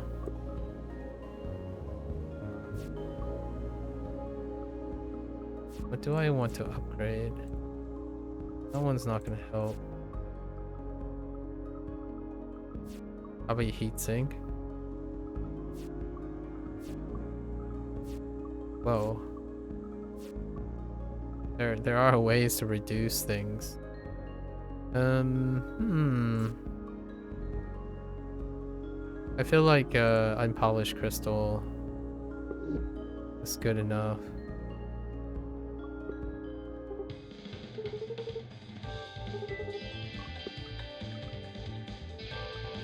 It allows us to trigger Avid Reader, possibly. Oh no, it's heckin' Wizbo. Diddle dee doop. Who dares enter my cool wizard zone? Oh wait, hello sir, I've seen your work before. I was wondering if... Wow, a fan! No autographs. Aww. A wizard, you know, an alchemist meets a wizard. I was kind of hoping for like, I don't know, an FMA reference or something.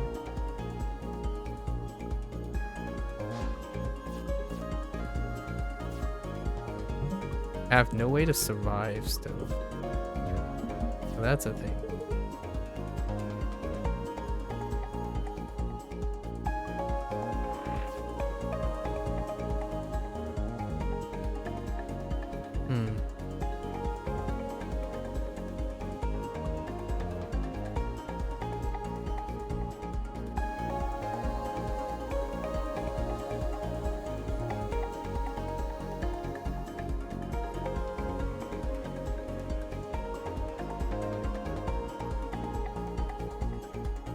Nope.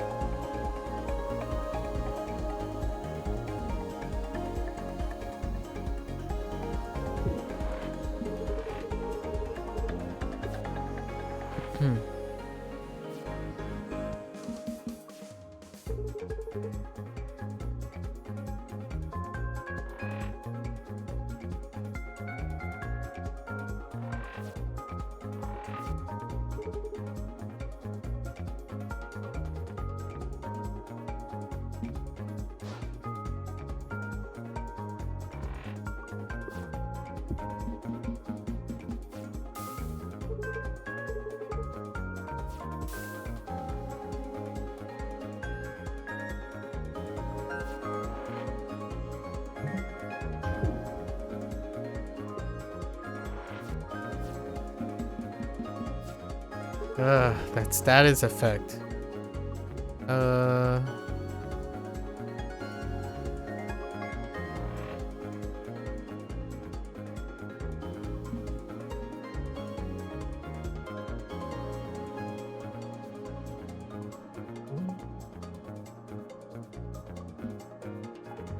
Oh.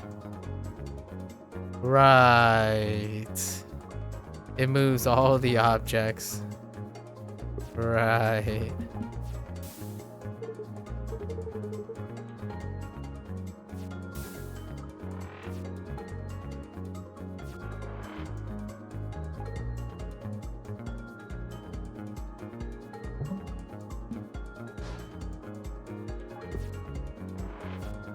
Stop.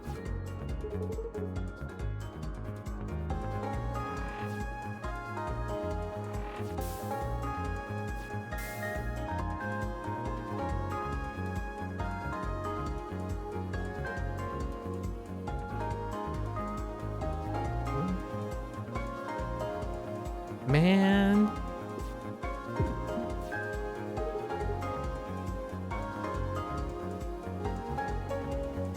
Really?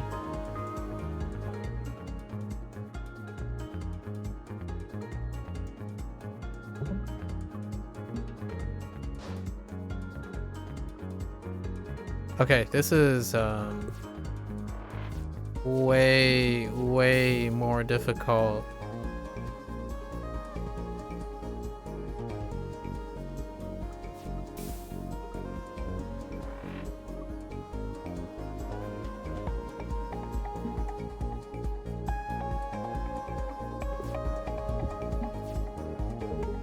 Is it my turn yet? Can I attack? You know?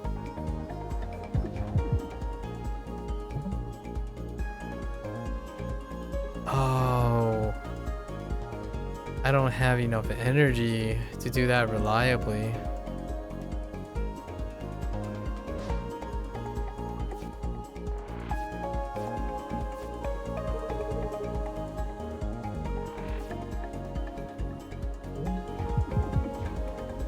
Heck you.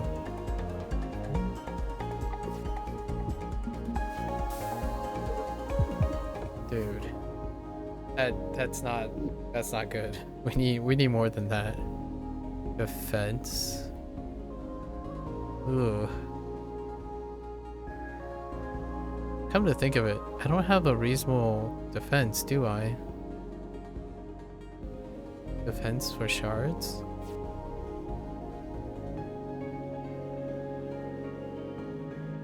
Defense for shards, and then use Avid Reader as a way to... That's okay. It's not bad for one defense.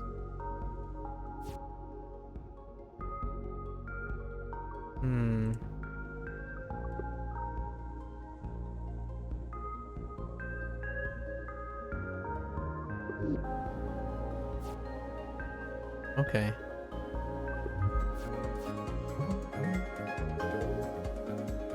Oh no, it's Minesweeper. It'd be wonderful if I had...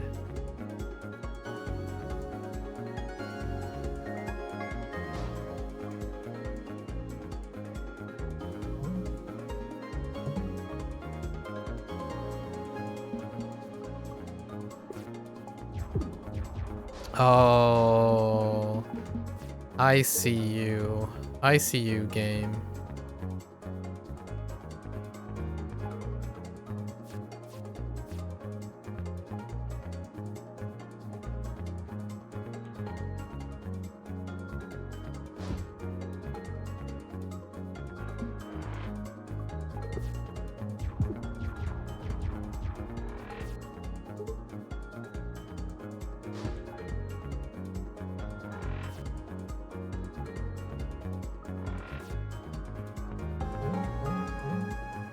It's not bad. Progress.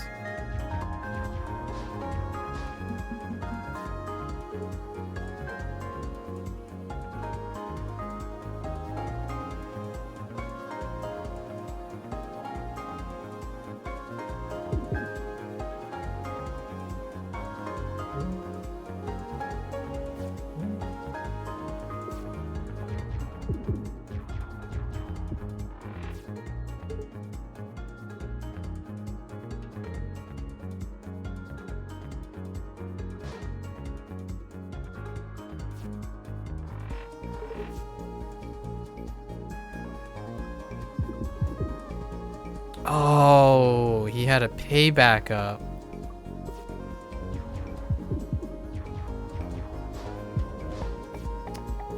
What the heck? What hit?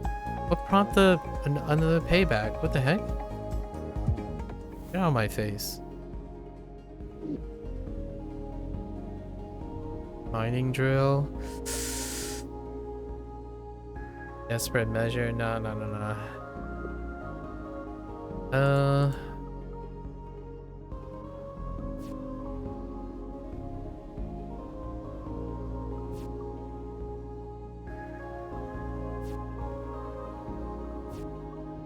I think heatsink is...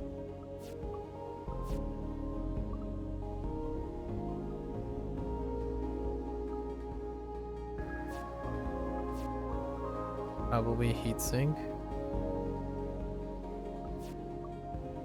Or a basic shift. Or admin deploy. Oh yeah, admin deploy.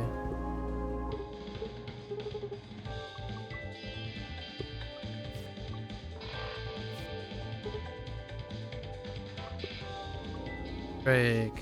While your haul is under half its max. I don't even have attacks from Drake. Oh, you heckin' jumbo. You jumbo.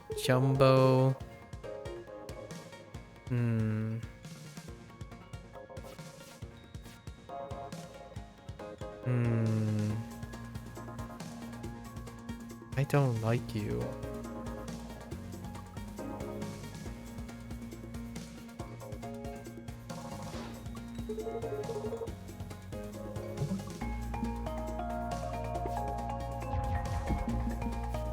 You have too many guns.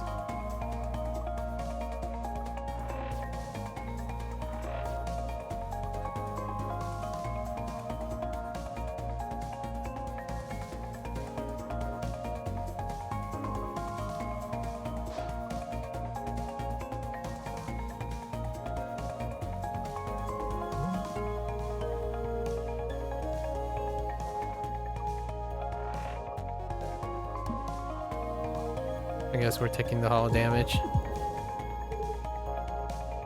It plays into whatever the thing is, so that's okay, I guess.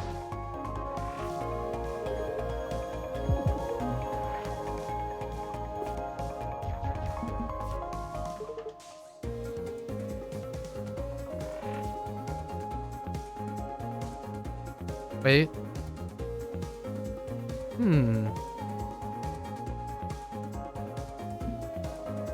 YOLO?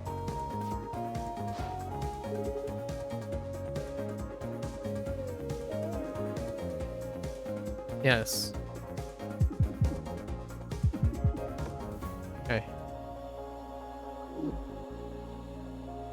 Enrage. Enrage is okay, actually.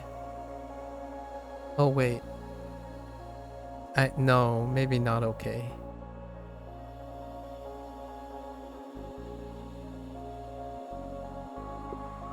How can I draw? There's not that reliable way of drawing. Enrage would be not okay. My ship is gigantic.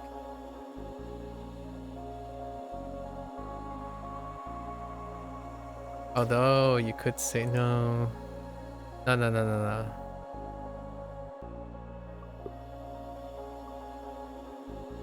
Every time an attack misses, ooh. Right click, not so great. Plus heal every time, no. We'll use the Grazer Beam. There's a chance.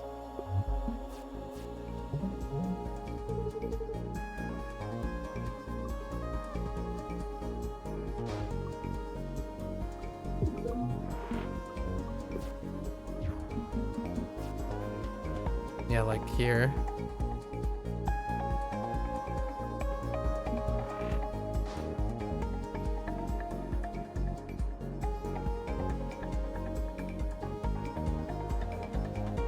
Am I gonna be able to use the... No.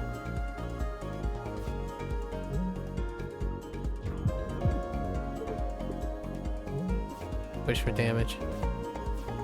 I can trash.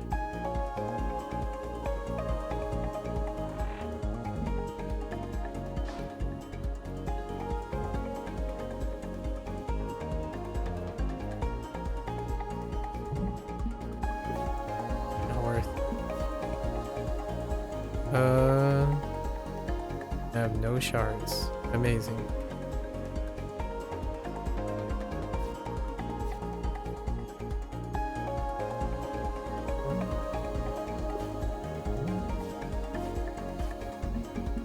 Stop with the trash.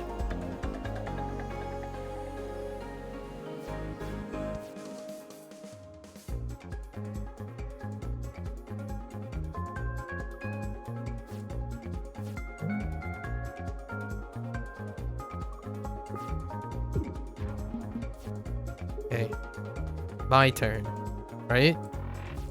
Give it to me. Where's that avid reader? Dang it.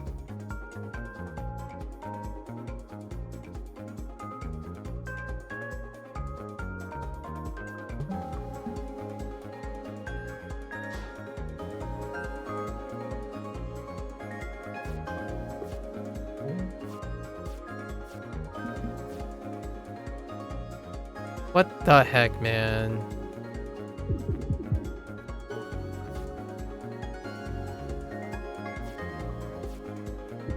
I spent so long setting up those guys. To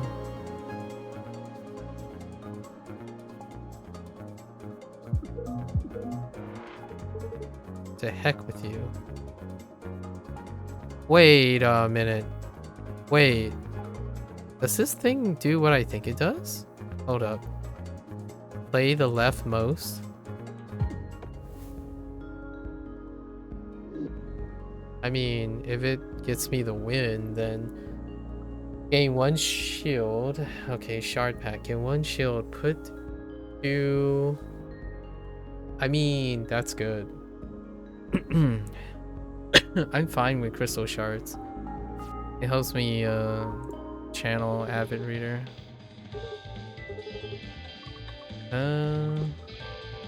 What does this upgrade to? Shard pack. But 3. Not the greatest. I mean, 2 is already decent.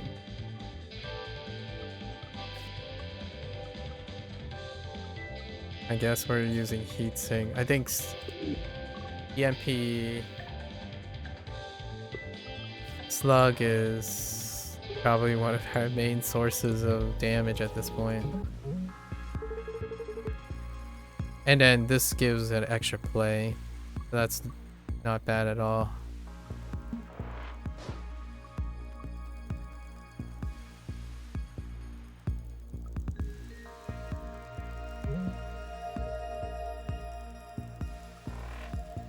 Not that it helps because our energy is still porked.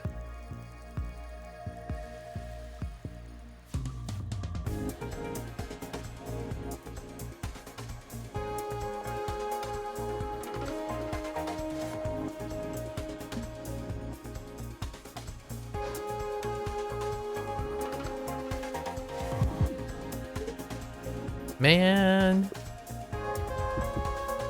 I need to get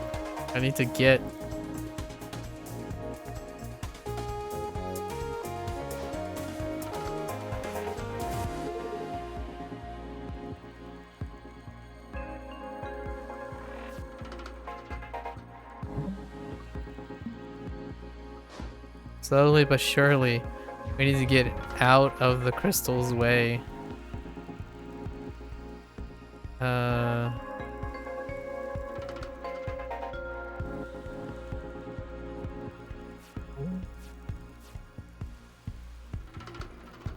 I can absorb this one.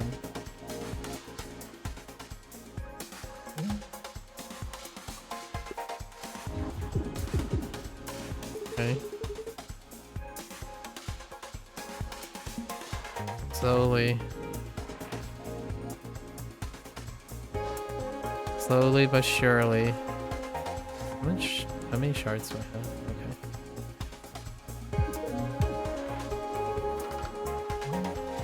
Get rid of that too.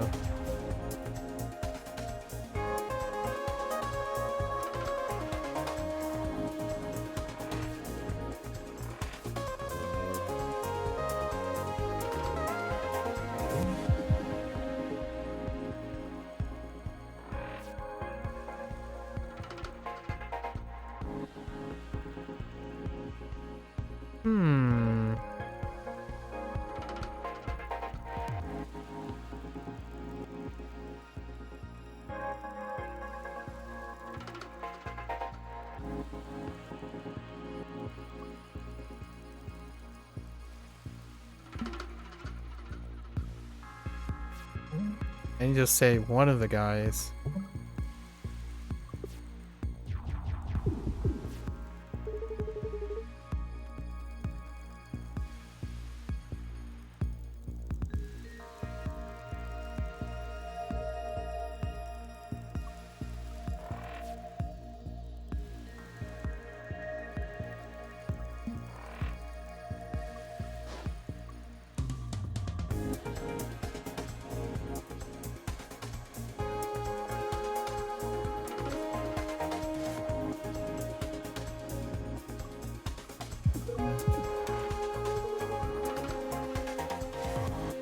That's 6? I don't know.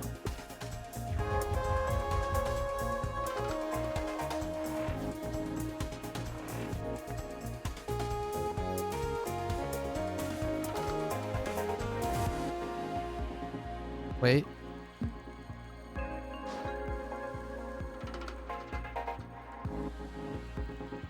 What is that? Nice. Okay. Oh. Ooh. Attack for 2. If it kills, gain 1 max haul. Oh, that's interesting. It's like feast. Although I do like Medusa's field.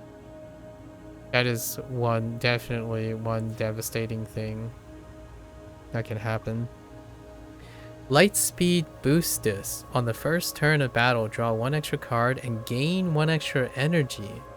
On the first turn of battle, okay. On pickup, choose a card that is not buoyant. In your deck, it gains buoyant. Intriguing. Jupiter drone hub booster. Gain 1 energy every time you launch a Jupiter drone while there were no interesting. Buoyant. What would I buoyant in my hand? I don't have like a really good... Wait. On the first turn of battle...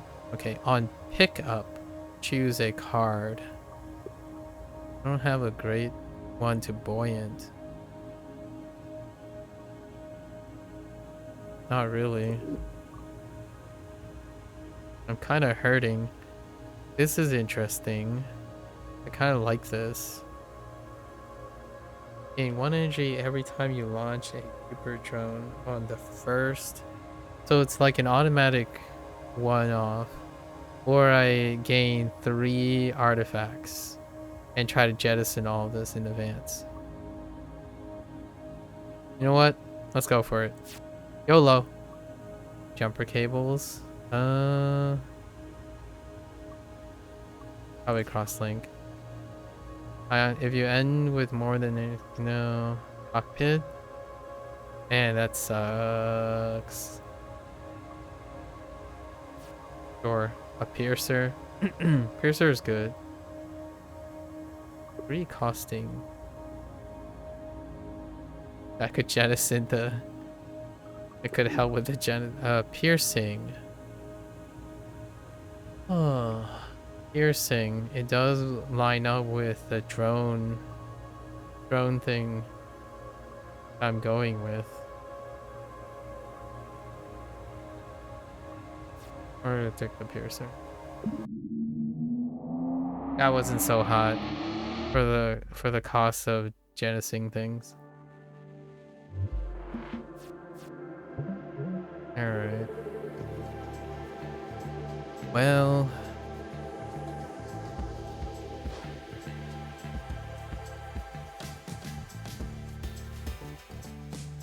oh, I screwed up.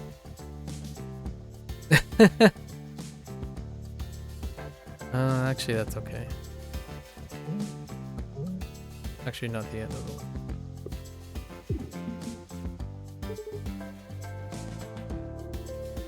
Perfect time to jettison some things.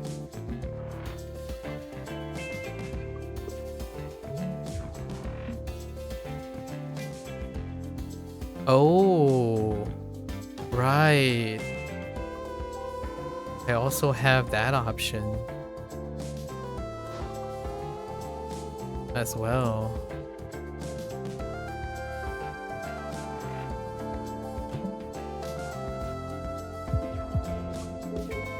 Oh yeah, that's right. I also have Grazer Beam.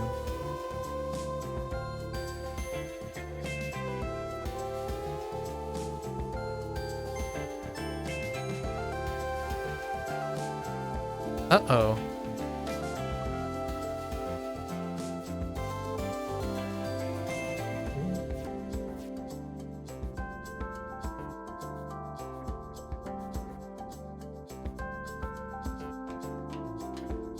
Can't do anything about that.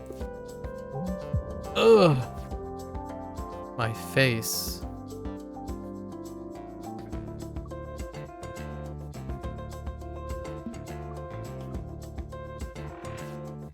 Oh wait, I could have deployed one.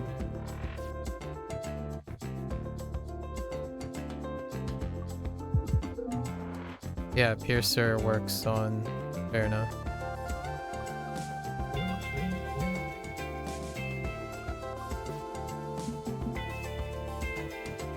Good old Piercer.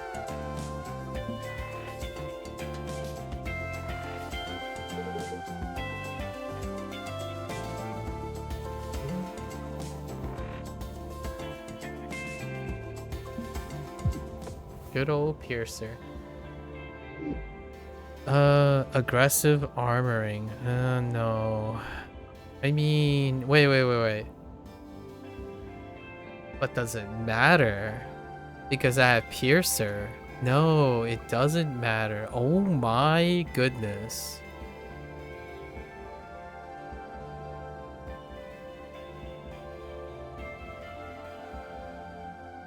This part takes 1 less damage from all attacks. Yeah. So what this... Wait. This part takes 1 less damage from attacks. Yeah, so like you hit the thing and then it puts armor on them. However, it doesn't matter here. I have Piercer. So that's a... I can upgrade that with the double for 0. Should I go and upgrade it or take out the 2 buffs? No, let's go and upgrade it. Minefield. Oh boy. Okay. Oh, actually, this is a good opportunity. Oh, no. This is that thing. You know, I'm willing to take some damage. It's under half its max. Now we'll just take whatever this is. Heat sink. Heat distiller. It's fine. It's the duo guy again. Let's just shoot his weak spot and be done with it. I'm not offering you a duel today, jerk. Oh, hey. He ran away the first time. Oh, no duel. Oh. It's cute that you guys use a piercer. I just do piercing attacks. Yeah, true. That's kind of funny. Interaction with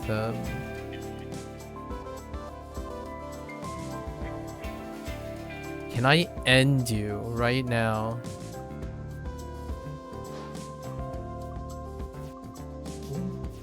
The answer is no. I cannot end you.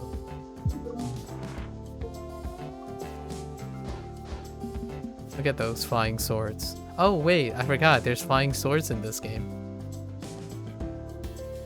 Right.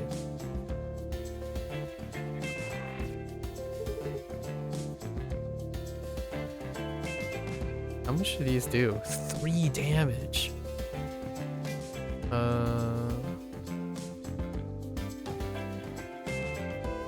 And these things are burning a hole in my pocket.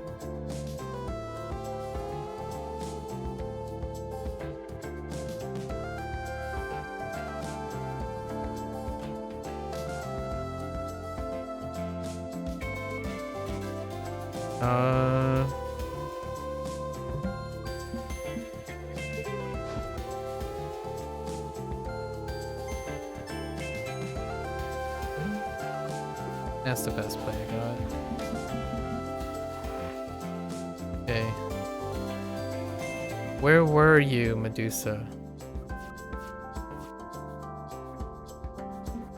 Dang it. I've got to jettison the things again. No! I just realized how terrible this is. Oh, wait. Actually, I just realized how weird this is.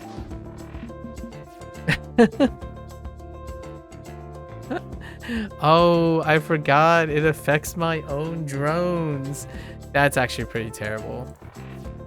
I just realized how terrible this is.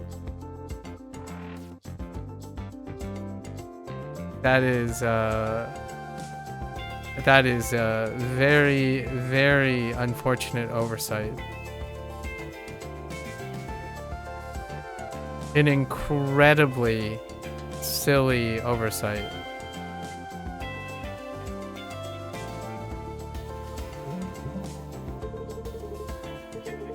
Does it still consume my shards? Oh, it does.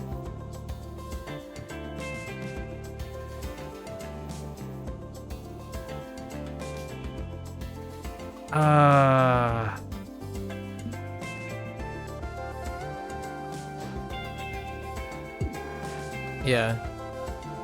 That is such an oversight.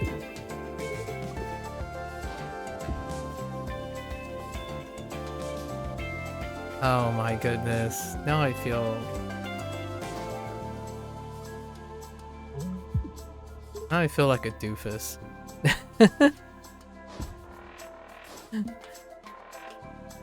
Oh my gosh.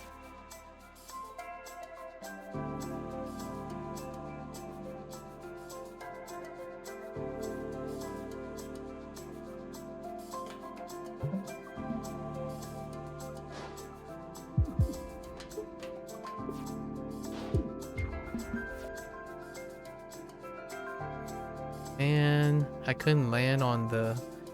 Yeah, that is such an oversight. Ah, my own drones. This is the shard thing, right? Lose all shards for each attack for 2 damage. I'll take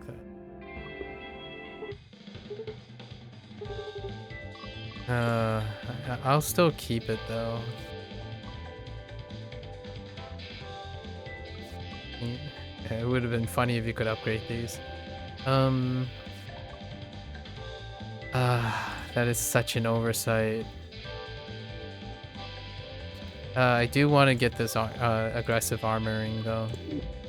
Let's upgrade this aggressive armoring. That's so much damage. If I can pull it off.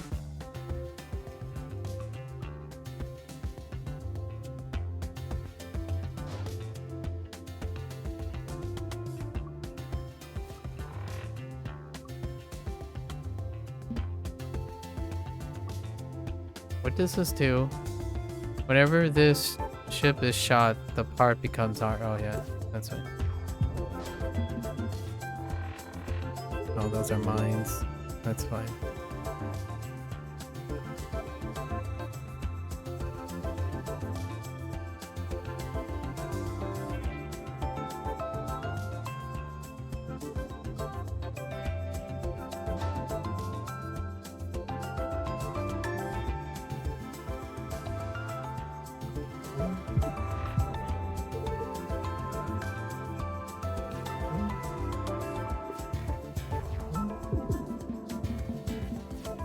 What the heck, dude?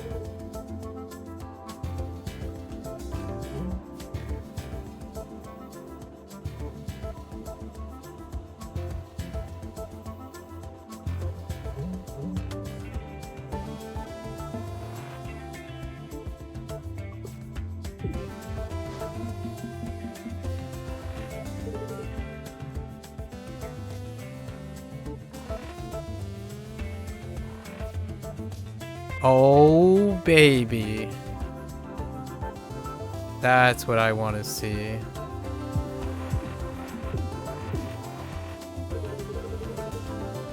Oh, wait. Oh, no. Just kidding. Oh. So the second hit doesn't count with Piercer. Okay. I mean, it's okay. It's still okay, but not that great. Not as good. Given that. Like it's mildly okay. It's not OP with Piercer. Oh, I could have jettisoned that. Oh, here's the one that I was talking about. Flashpoint. You could flashpoint.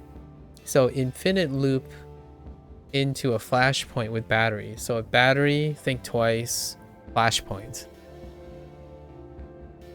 And OTK with a flashpoint. To build up heat from the battery. On a board, kind of thing. Alright. This is such a dead card now. I feel so disgusting from not noticing that. It's very gross.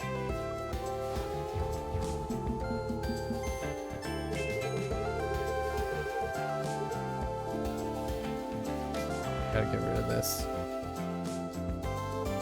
Wait. How did I get an energy from that?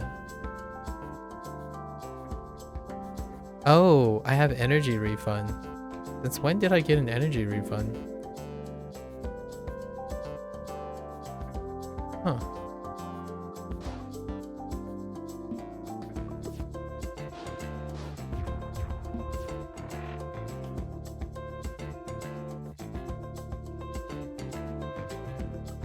I get like a... Alright, well...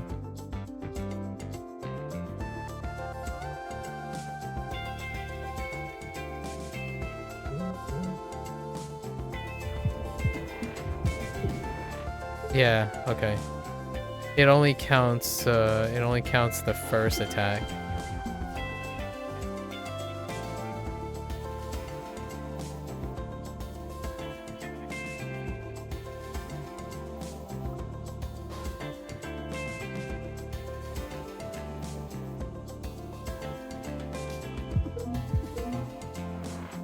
But first attack from both sources.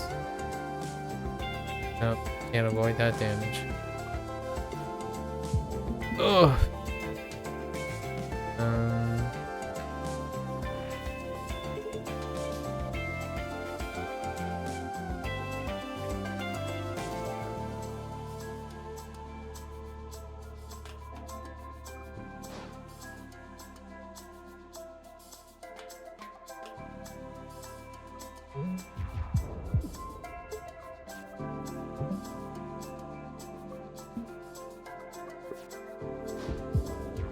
Stop.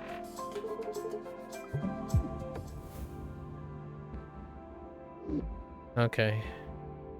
Bloodstone Bolt. Lose 1 hull. Gain 1 health. Oh, that's interesting. From the crystal, and it does 0. It costs 0. Intriguing. That's really neat. That's kinda good.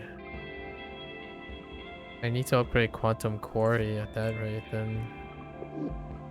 Yeah, we'll take it.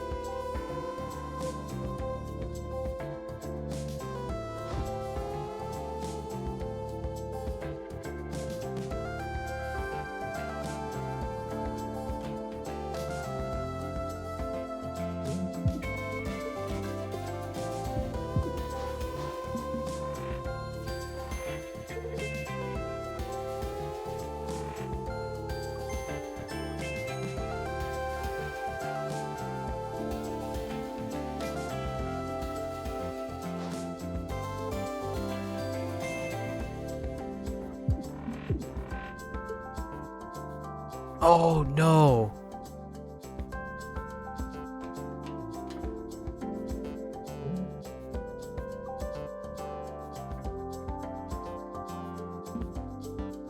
I didn't consider it moving me. Dang it.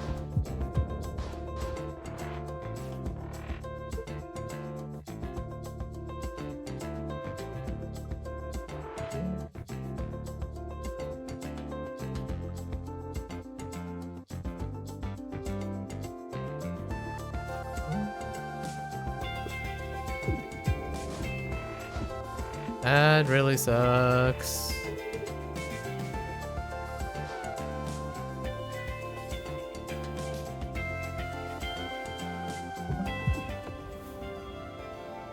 Well, I'm definitely below half haul now.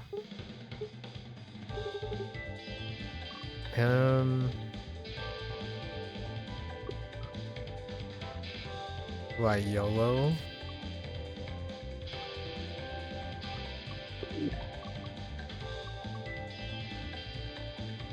I think I YOLO.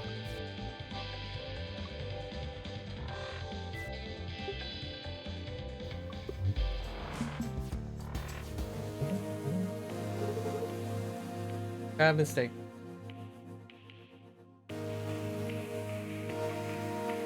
Oh boy.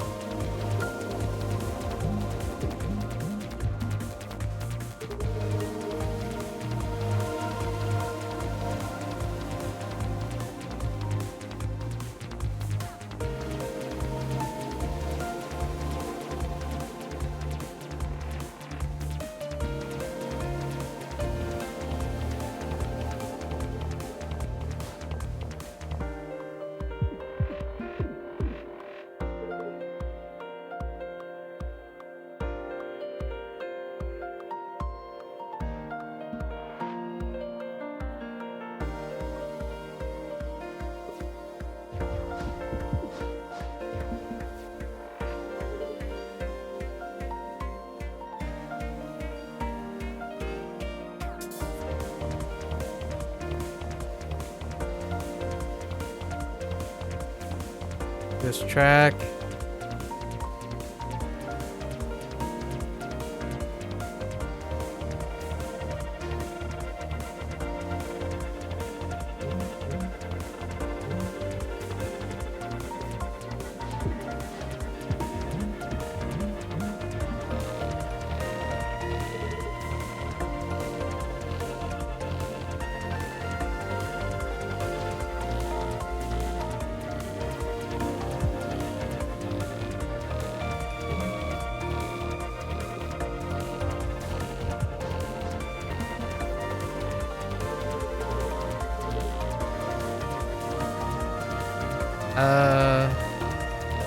Yeah.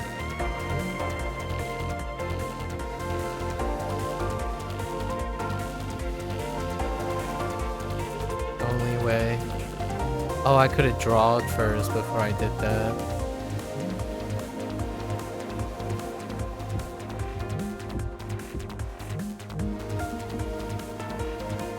Okay. I'm doing it though. Wait.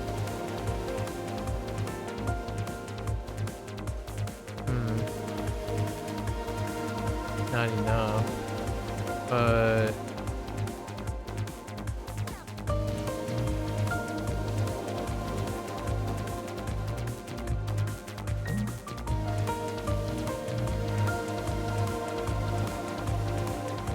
nah.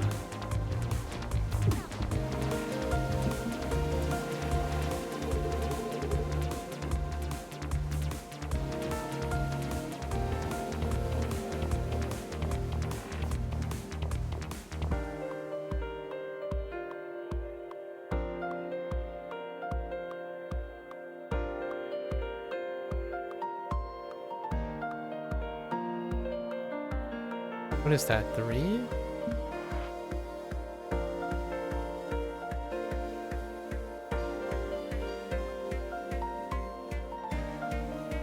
Oh, I'm dead.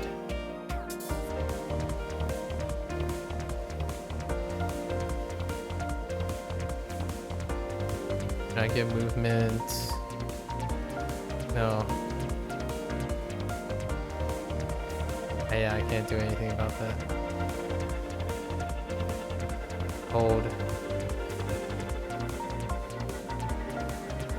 If I do this, this.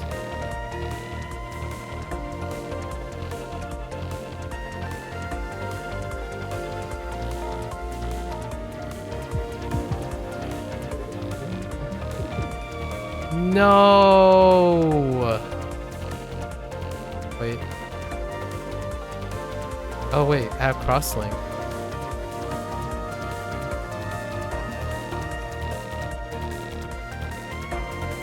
Nah, I'm still dead.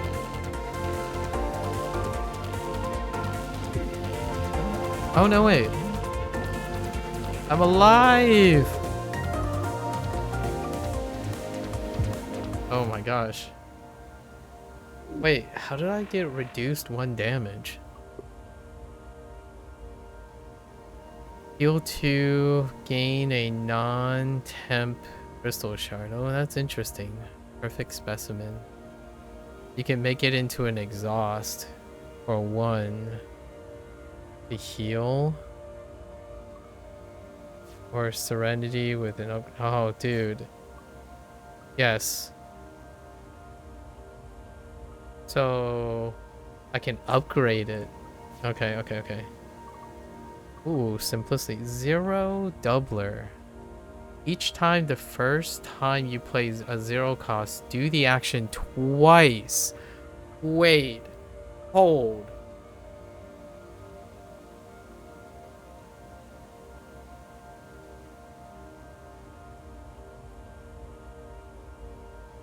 Oh no, but this costs currency. However, for aggressive armoring? I mean, huh. Or we do simplicity, which I think we do need simplicity at this point. I'm in desperate need of a simplicity. Be sure in the first place. Twice. For 1? Nah.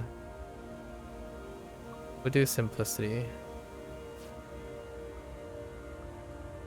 We gotta get rid of this. I don't think we're gonna be able to work that in. This thing is like in the way now. Feels bad, man. Don't need the block. Don't need the basic. Okay. That's a really neat artifact.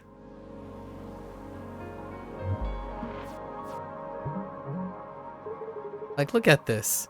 It would have been boom, bam, into the face. And wouldn't have done that much. Well, it would have done a pretty decent amount.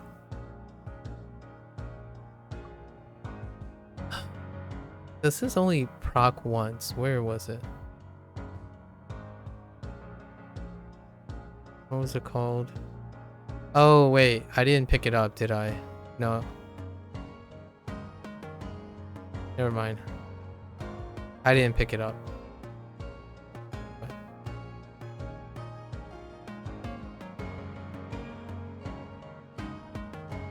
Can I take that damage? I can.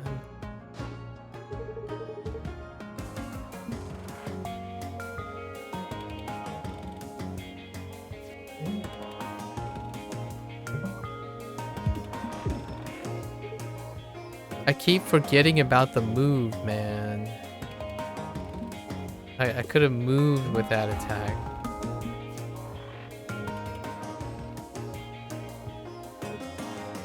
I have to keep this in hand until we can upgrade it.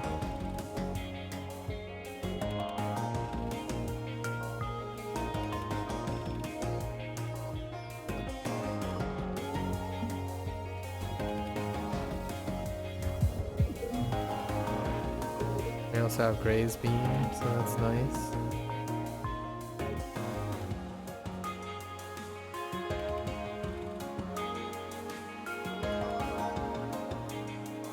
That's not great. Oh no. That's devastating.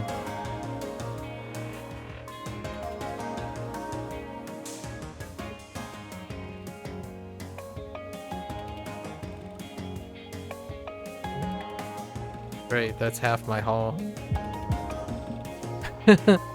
Immediately. Oh, that sucked.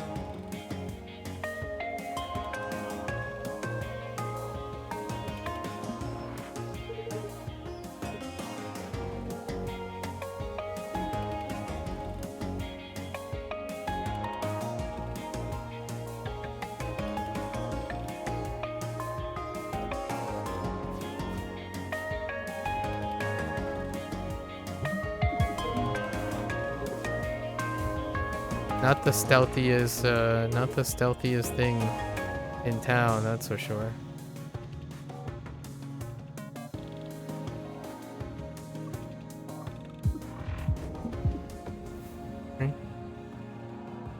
Definitely not the stealthiest thing in town. Heat wave. Didn't this like... Oh. Sorry, upgraded. No.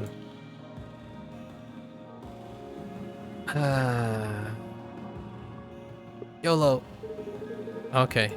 It's the being from the other planet. What do we got? Nah. Oh, 1 of 3 cards.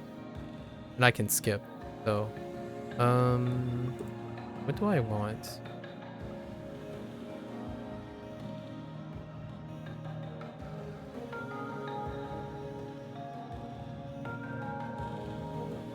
Books is pretty crazy. I think we're largely in books territory now. Oh, I can't skip. Just kidding. What does this do?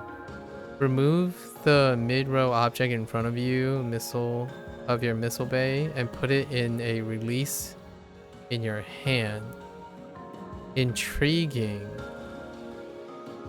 Launch in... Oh. That is very interesting. So you can relocate. You can even relocate drones. Ah, that tingles. You are not like the others. You are strange. People are always saying that. Oh, interesting. I wonder what's that about. I need to upgrade stuff. Oh, the perfect specimen. We must upgrade the perfect specimen.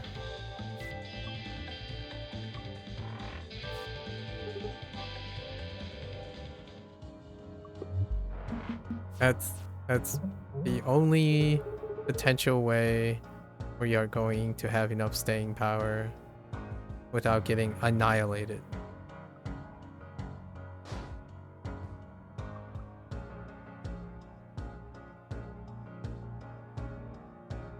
Intriguing.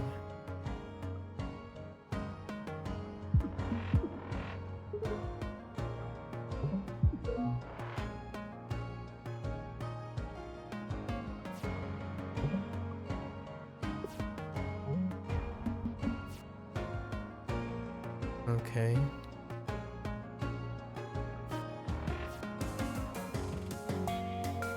Oh, and it proliferates my hand with crystals. I'm not sure if I like that.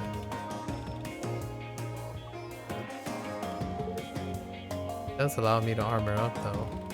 What happens if I catch this, right? And then throw this out. And then leave this in my inventory.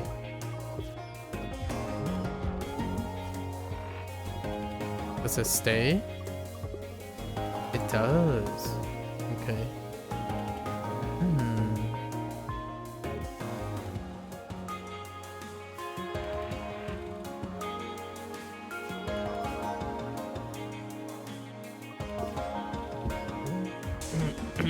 Has a 0 costing.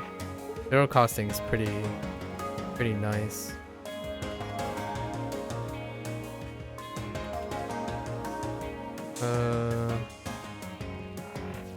Give me some crystals.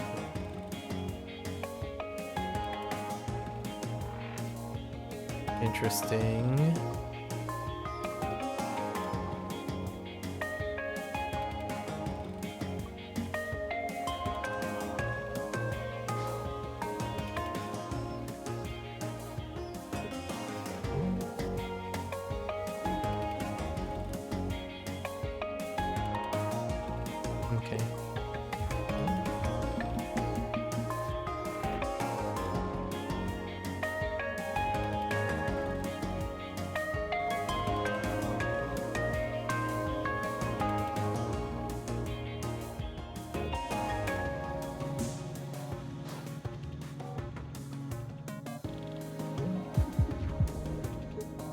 right?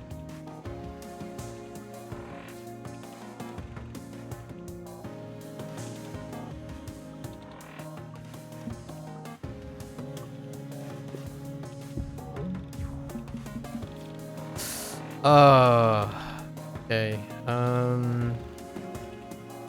Hold.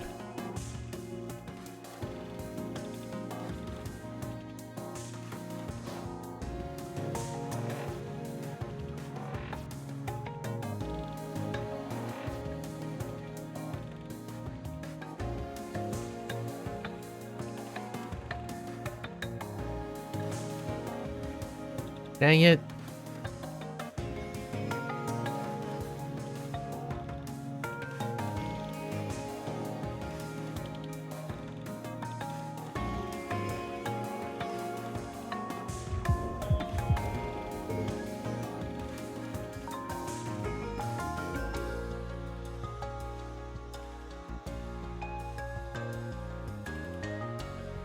More hull damage.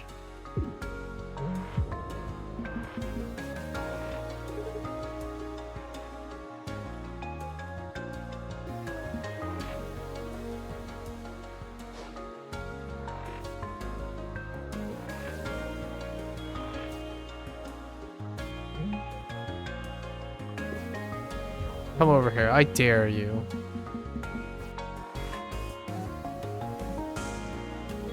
Get out of my face. Hey. Oh, heck no. Yeah, we're not doing that anymore. Solar flare. Yeah. I think we're gonna need to pick up a solar flare. That's our oh crap, oh no, not this. Oh, and you keep this. You can actually fill your hand up with free drones? Oh no. It converts that, so I need to get it back first.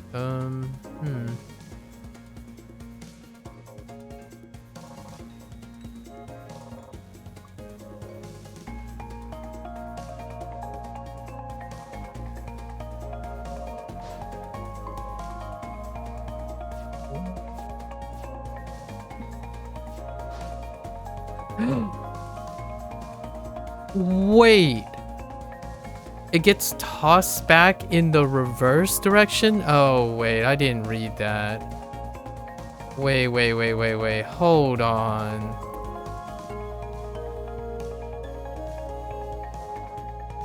Remove the mid-throw. Launch an enemy. This retains.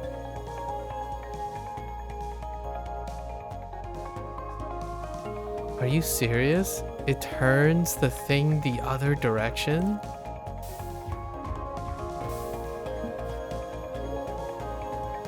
Doesn't say anything about that.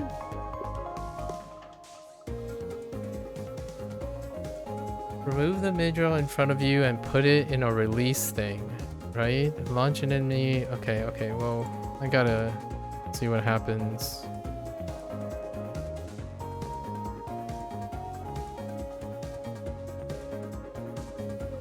This is definitely gonna hit me, so that sucks. That absolutely sucks. Oh, flare out.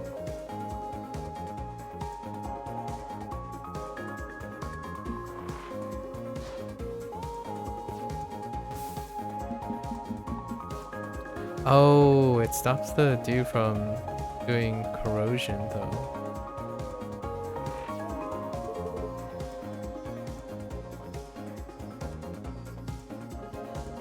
This sucks so much.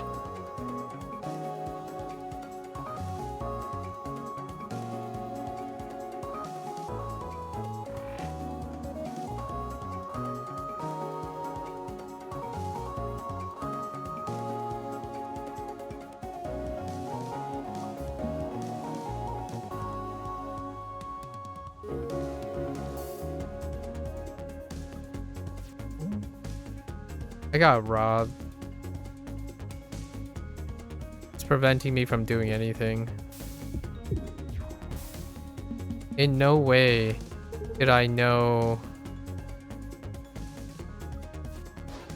Let me see. Oh. Oh, you're supposed to designate which direction you. Oh. Oh. Okay, that's my bad. You have to designate which direction you're tossing it back out. I see.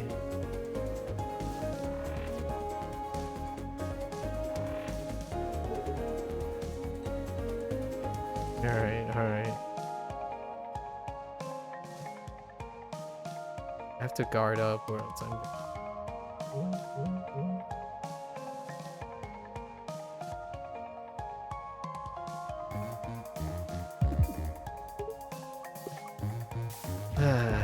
Okay, okay. That's fine. This is not fine.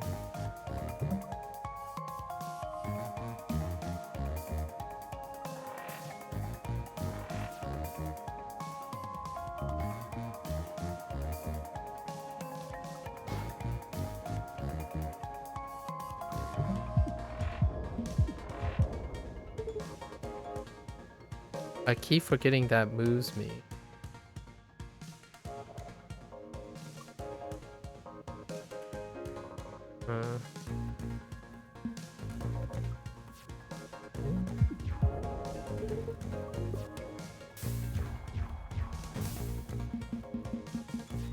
Oh, no.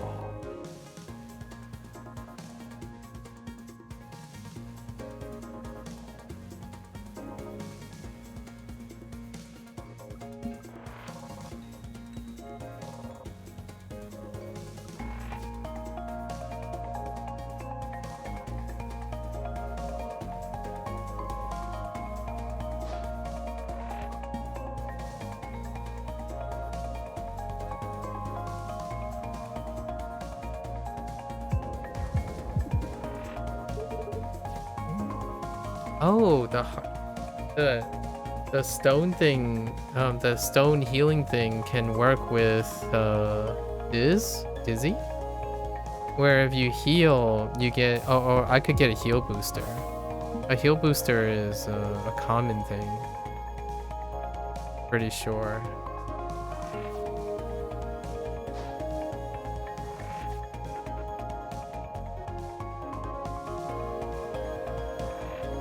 Nope.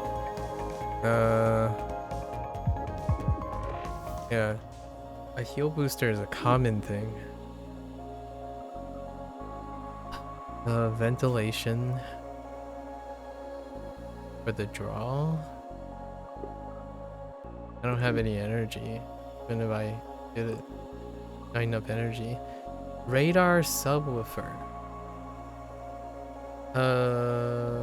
Jupiter drones do 1 more damage when directly in front of comms. Sticky note, that's the thing with retain, right?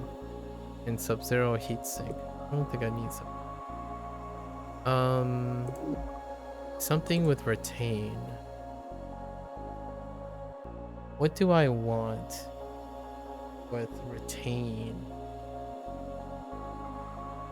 Maybe avid reader. I don't think I have problems with you.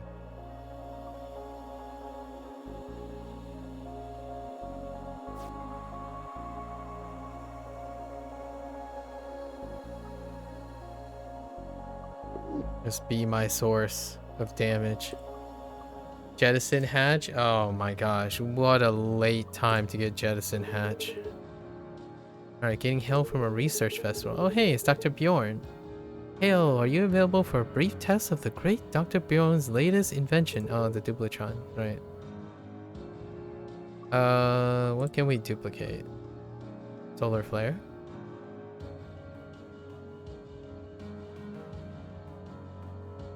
Duplicate aggressive armor. If only there was something useful to duplicate. Oh wait, I can duplicate perfect specimen.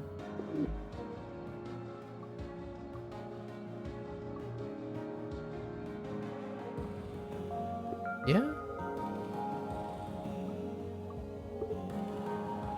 Ciao. Ciao. Okay.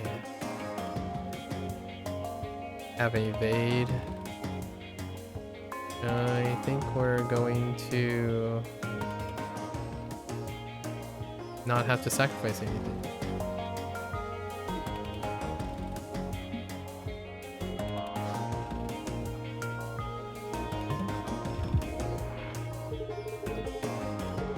I forgot about the parry. That's fine. We made the do move, so it's all good. Dude, this evade though.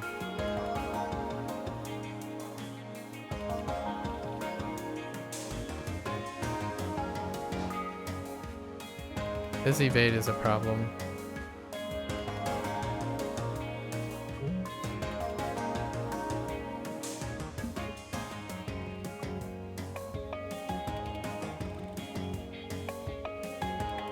Oh, I can pick this guy up.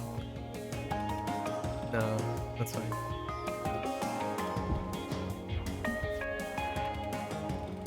A seeker. Okay.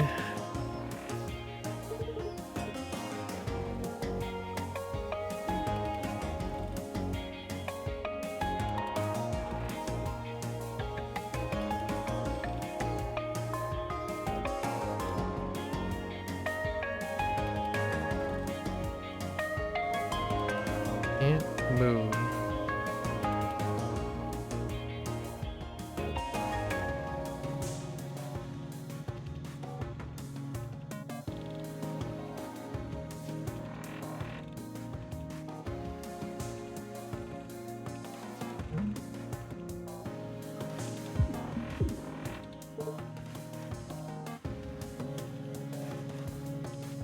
Oh, I could move. Darn. Oh, I could have. Oh, I saw the lethal. That could have been lethal. Oh, but I get to heal in response though.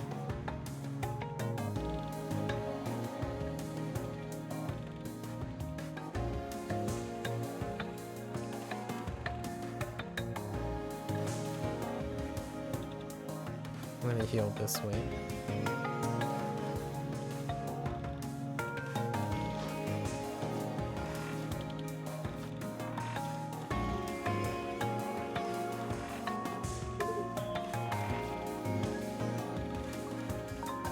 Now, if I had some sort of combo with...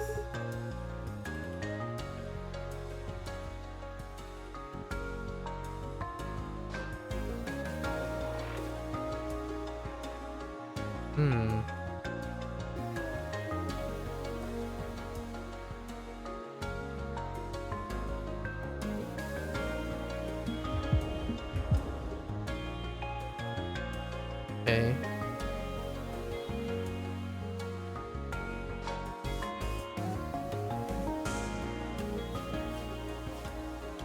Yeah, Avid Reader stays in my hand.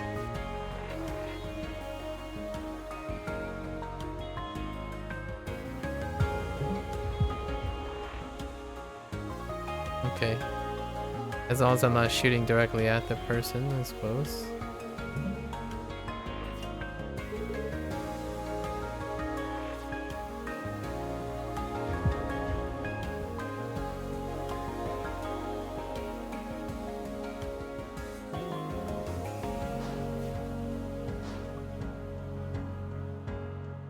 Make sure. No, at least in the opposite direction. Oh, no. Oh, you don't have your cheap evade again, huh? How does that feel?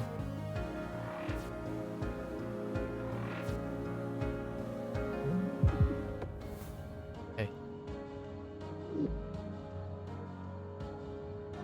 An upgraded heatsink? I mean, I'll take an upgraded heat. Okay, so remove 2 cards. I guess we might as well do that. There's no amount of upgrading.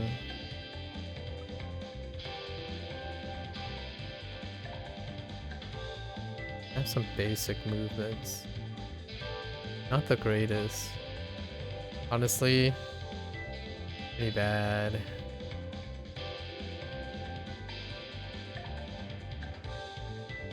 Not really much to remove, actually. I think the stuff we have is fine. So what can we upgrade?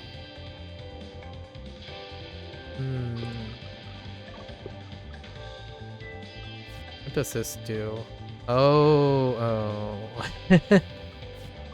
I'm like, oh.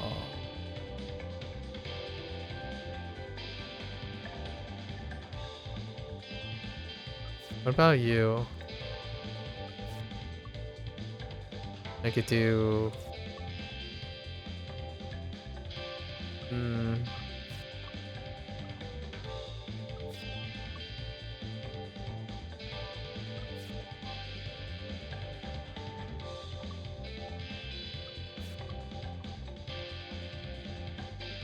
Oh, I already upgraded that. Oh, that would have been cool to take something in and upgrade it. That'd be pretty neat. You know, I can reduce the cost of these, right? That's not bad. I mean, anything to make this more efficient. Okay. Alright. Everyone be good while I'm gone. Alright. We will try to... Meanwhile, getting wrecked immediately off the start.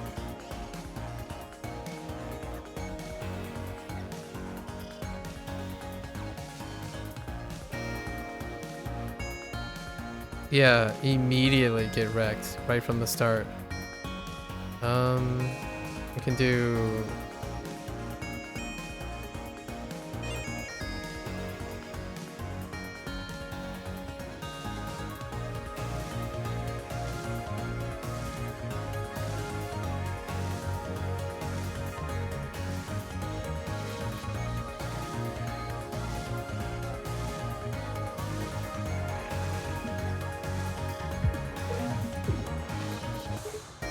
I'm such a doofus.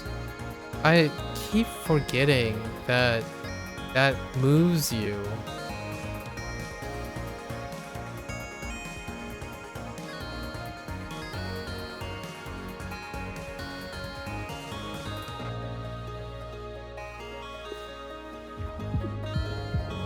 Oh, there goes half my haul.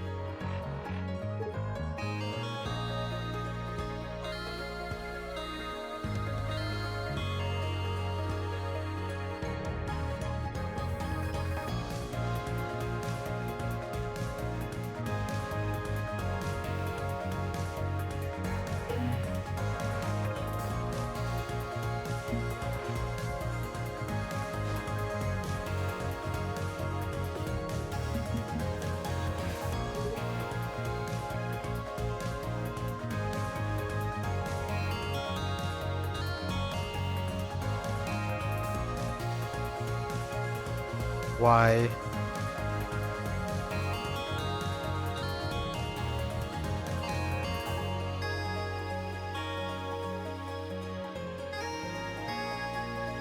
No way to boost.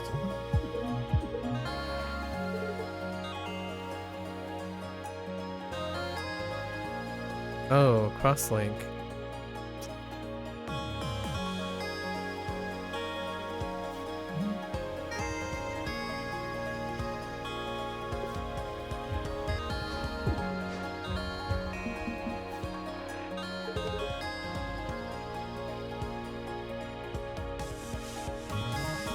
What is this, 3?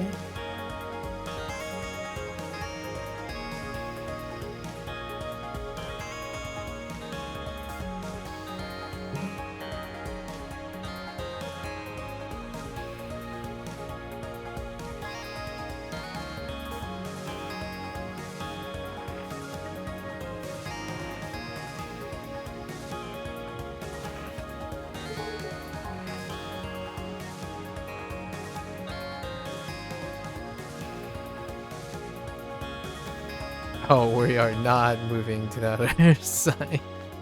Do not make that error. However, do I want to take the 10, cash in on the 10 damage? Or take base damage?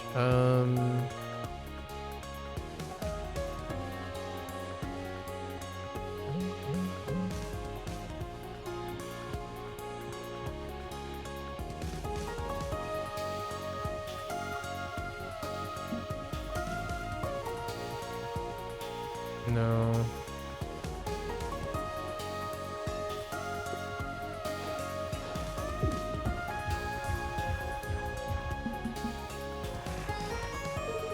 Okay.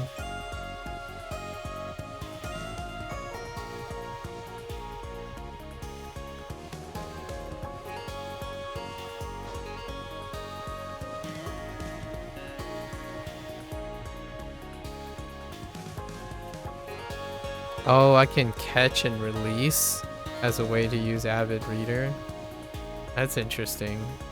That's a pretty gimmick way of,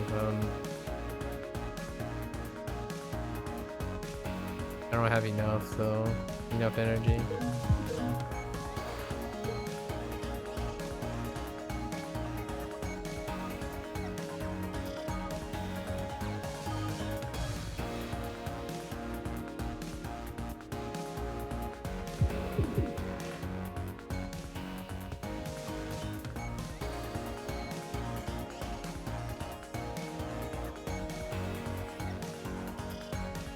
This will put me below half.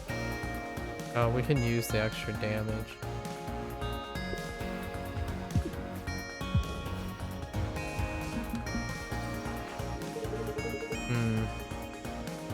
That's a very unfortunate setup. Okay.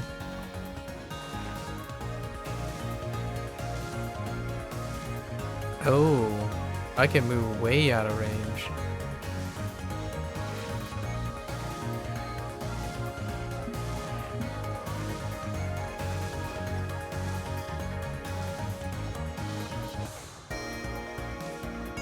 Wow, hold the phone.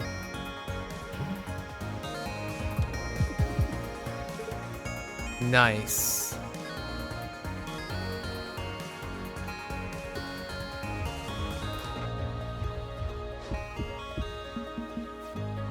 Unfortunately, that was like everything I had.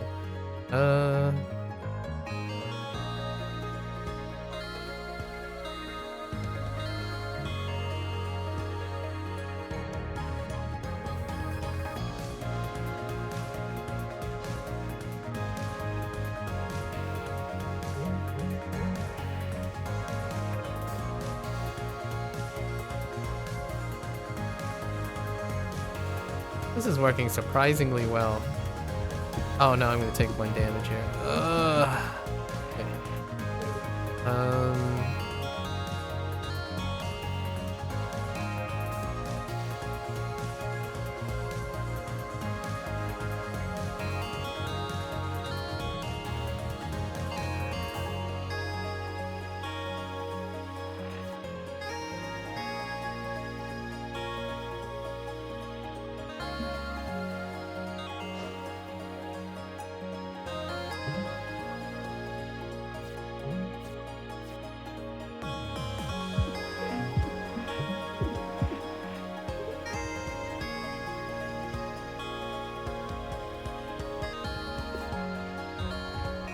A lot of the artifacts are triggering when I've forgotten about them. Like Crosslink, for example, keeps coming up and I totally forgot that Crosslink. To get evasion.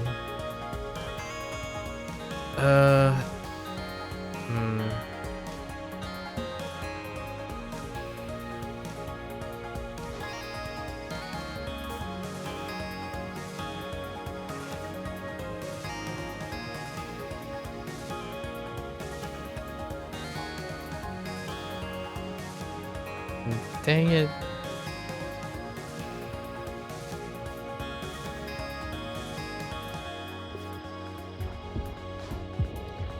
Dang it. I couldn't find an attack.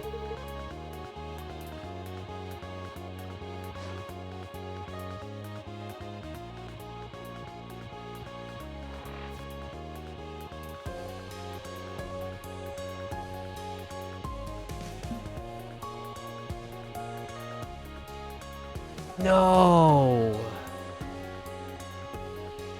That's okay. I guess we'll save the one guy. Wait! No, I couldn't have executed. Wow. This got down to the wire.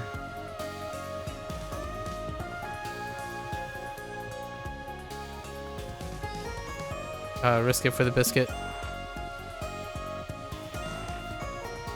Okay.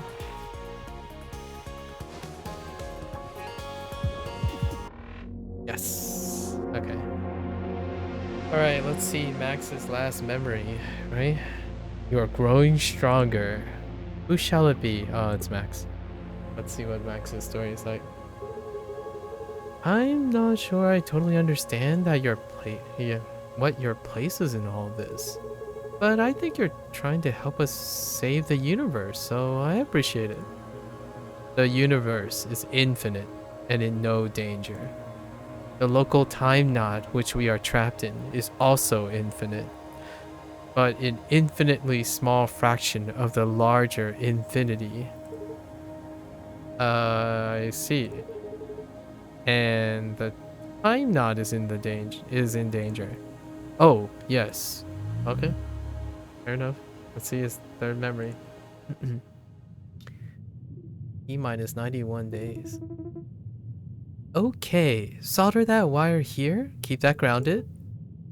Got it. Serial device detected. Matching data rate. Oh, this is where they installed the... Well, it's working. Wait, shh. Isaac is coming. Don't say anything. Hey guys. Isaac, check it out. We plugged Cat into the core. I hope that's okay. Huh? Promise you won't be mad? How can I even be mad? What you just said doesn't even make sense. Why not? The core is a crystal in an antimatter containment field. You can't just plug something into it. No, but we can plug her into the antimatter beam holding the crystal. Oh, huh. Wow, you did. Uh-oh. Alright, this is a mess. We're gonna take this apart carefully, starting with... Oh, okay. Core temperature exceeding 120%. Emergency shutdown? Reset voltages to idle. Oh, Isaac is... Right, that's right. Isaac's the engineer, right? Izzy is a scientist, and then Max is the hacker. Venting reactor core. Oh, and that's what caused the explosion. Personality core override. Interesting. I pulled the plug, but the core is still critical. Hello? Containment valve. What are you creatures? Wait. Interesting. You should not be here. Wait, there's someone in the core. Okay. Alright. E-minus 0 seconds, I see. That was D-Day. Round 0. Intriguing. Interesting. We know whose fault it is. Just kidding. Alright, so we got Gemini for next time. Nice. So we got something new for tomorrow. Again, keeping the streak alive of new things. A powerful ship with dual cannons. Okay, I see the dual cannons. And missile bays. Oh, interesting. Which cycles after every card played.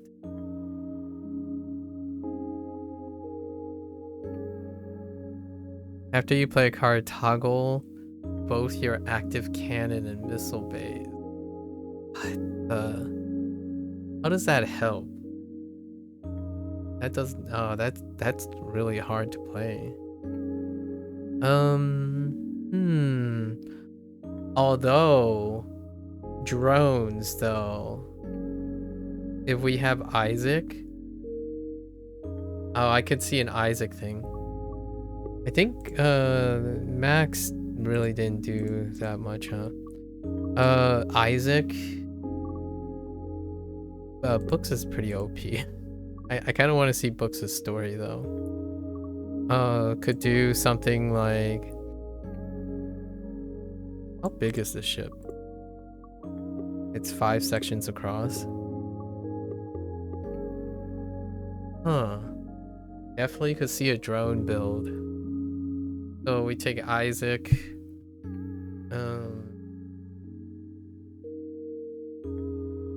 Isaac.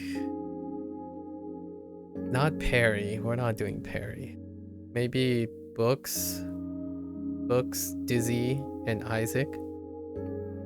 That'd be kind of a fun team for next time. All right. We played over time. All right, folks. That's a wrap for day 4. Man, this game keeps on giving. We haven't really done like anything repetitious in any way, so to speak, and the story is great. The story is fantastic. Still got a lot of more runs to do, right? At least 3, so 3, 6, or 3, 6, 9, 12, 15.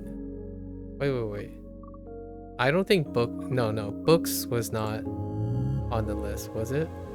Oh no, Books is not even on the list. Okay. So we have 12 memories. Oh, that's because Books came from a different... Yeah, they weren't part of the original crew. Interesting. Alright. Alright, folks. There you have it. Thank you for chilling. If you're gonna watch this later, really appreciate it. And I'll catch you guys on the next session of Cobalt Core. We're gonna change gears. Thank you. Lots and lots of fun.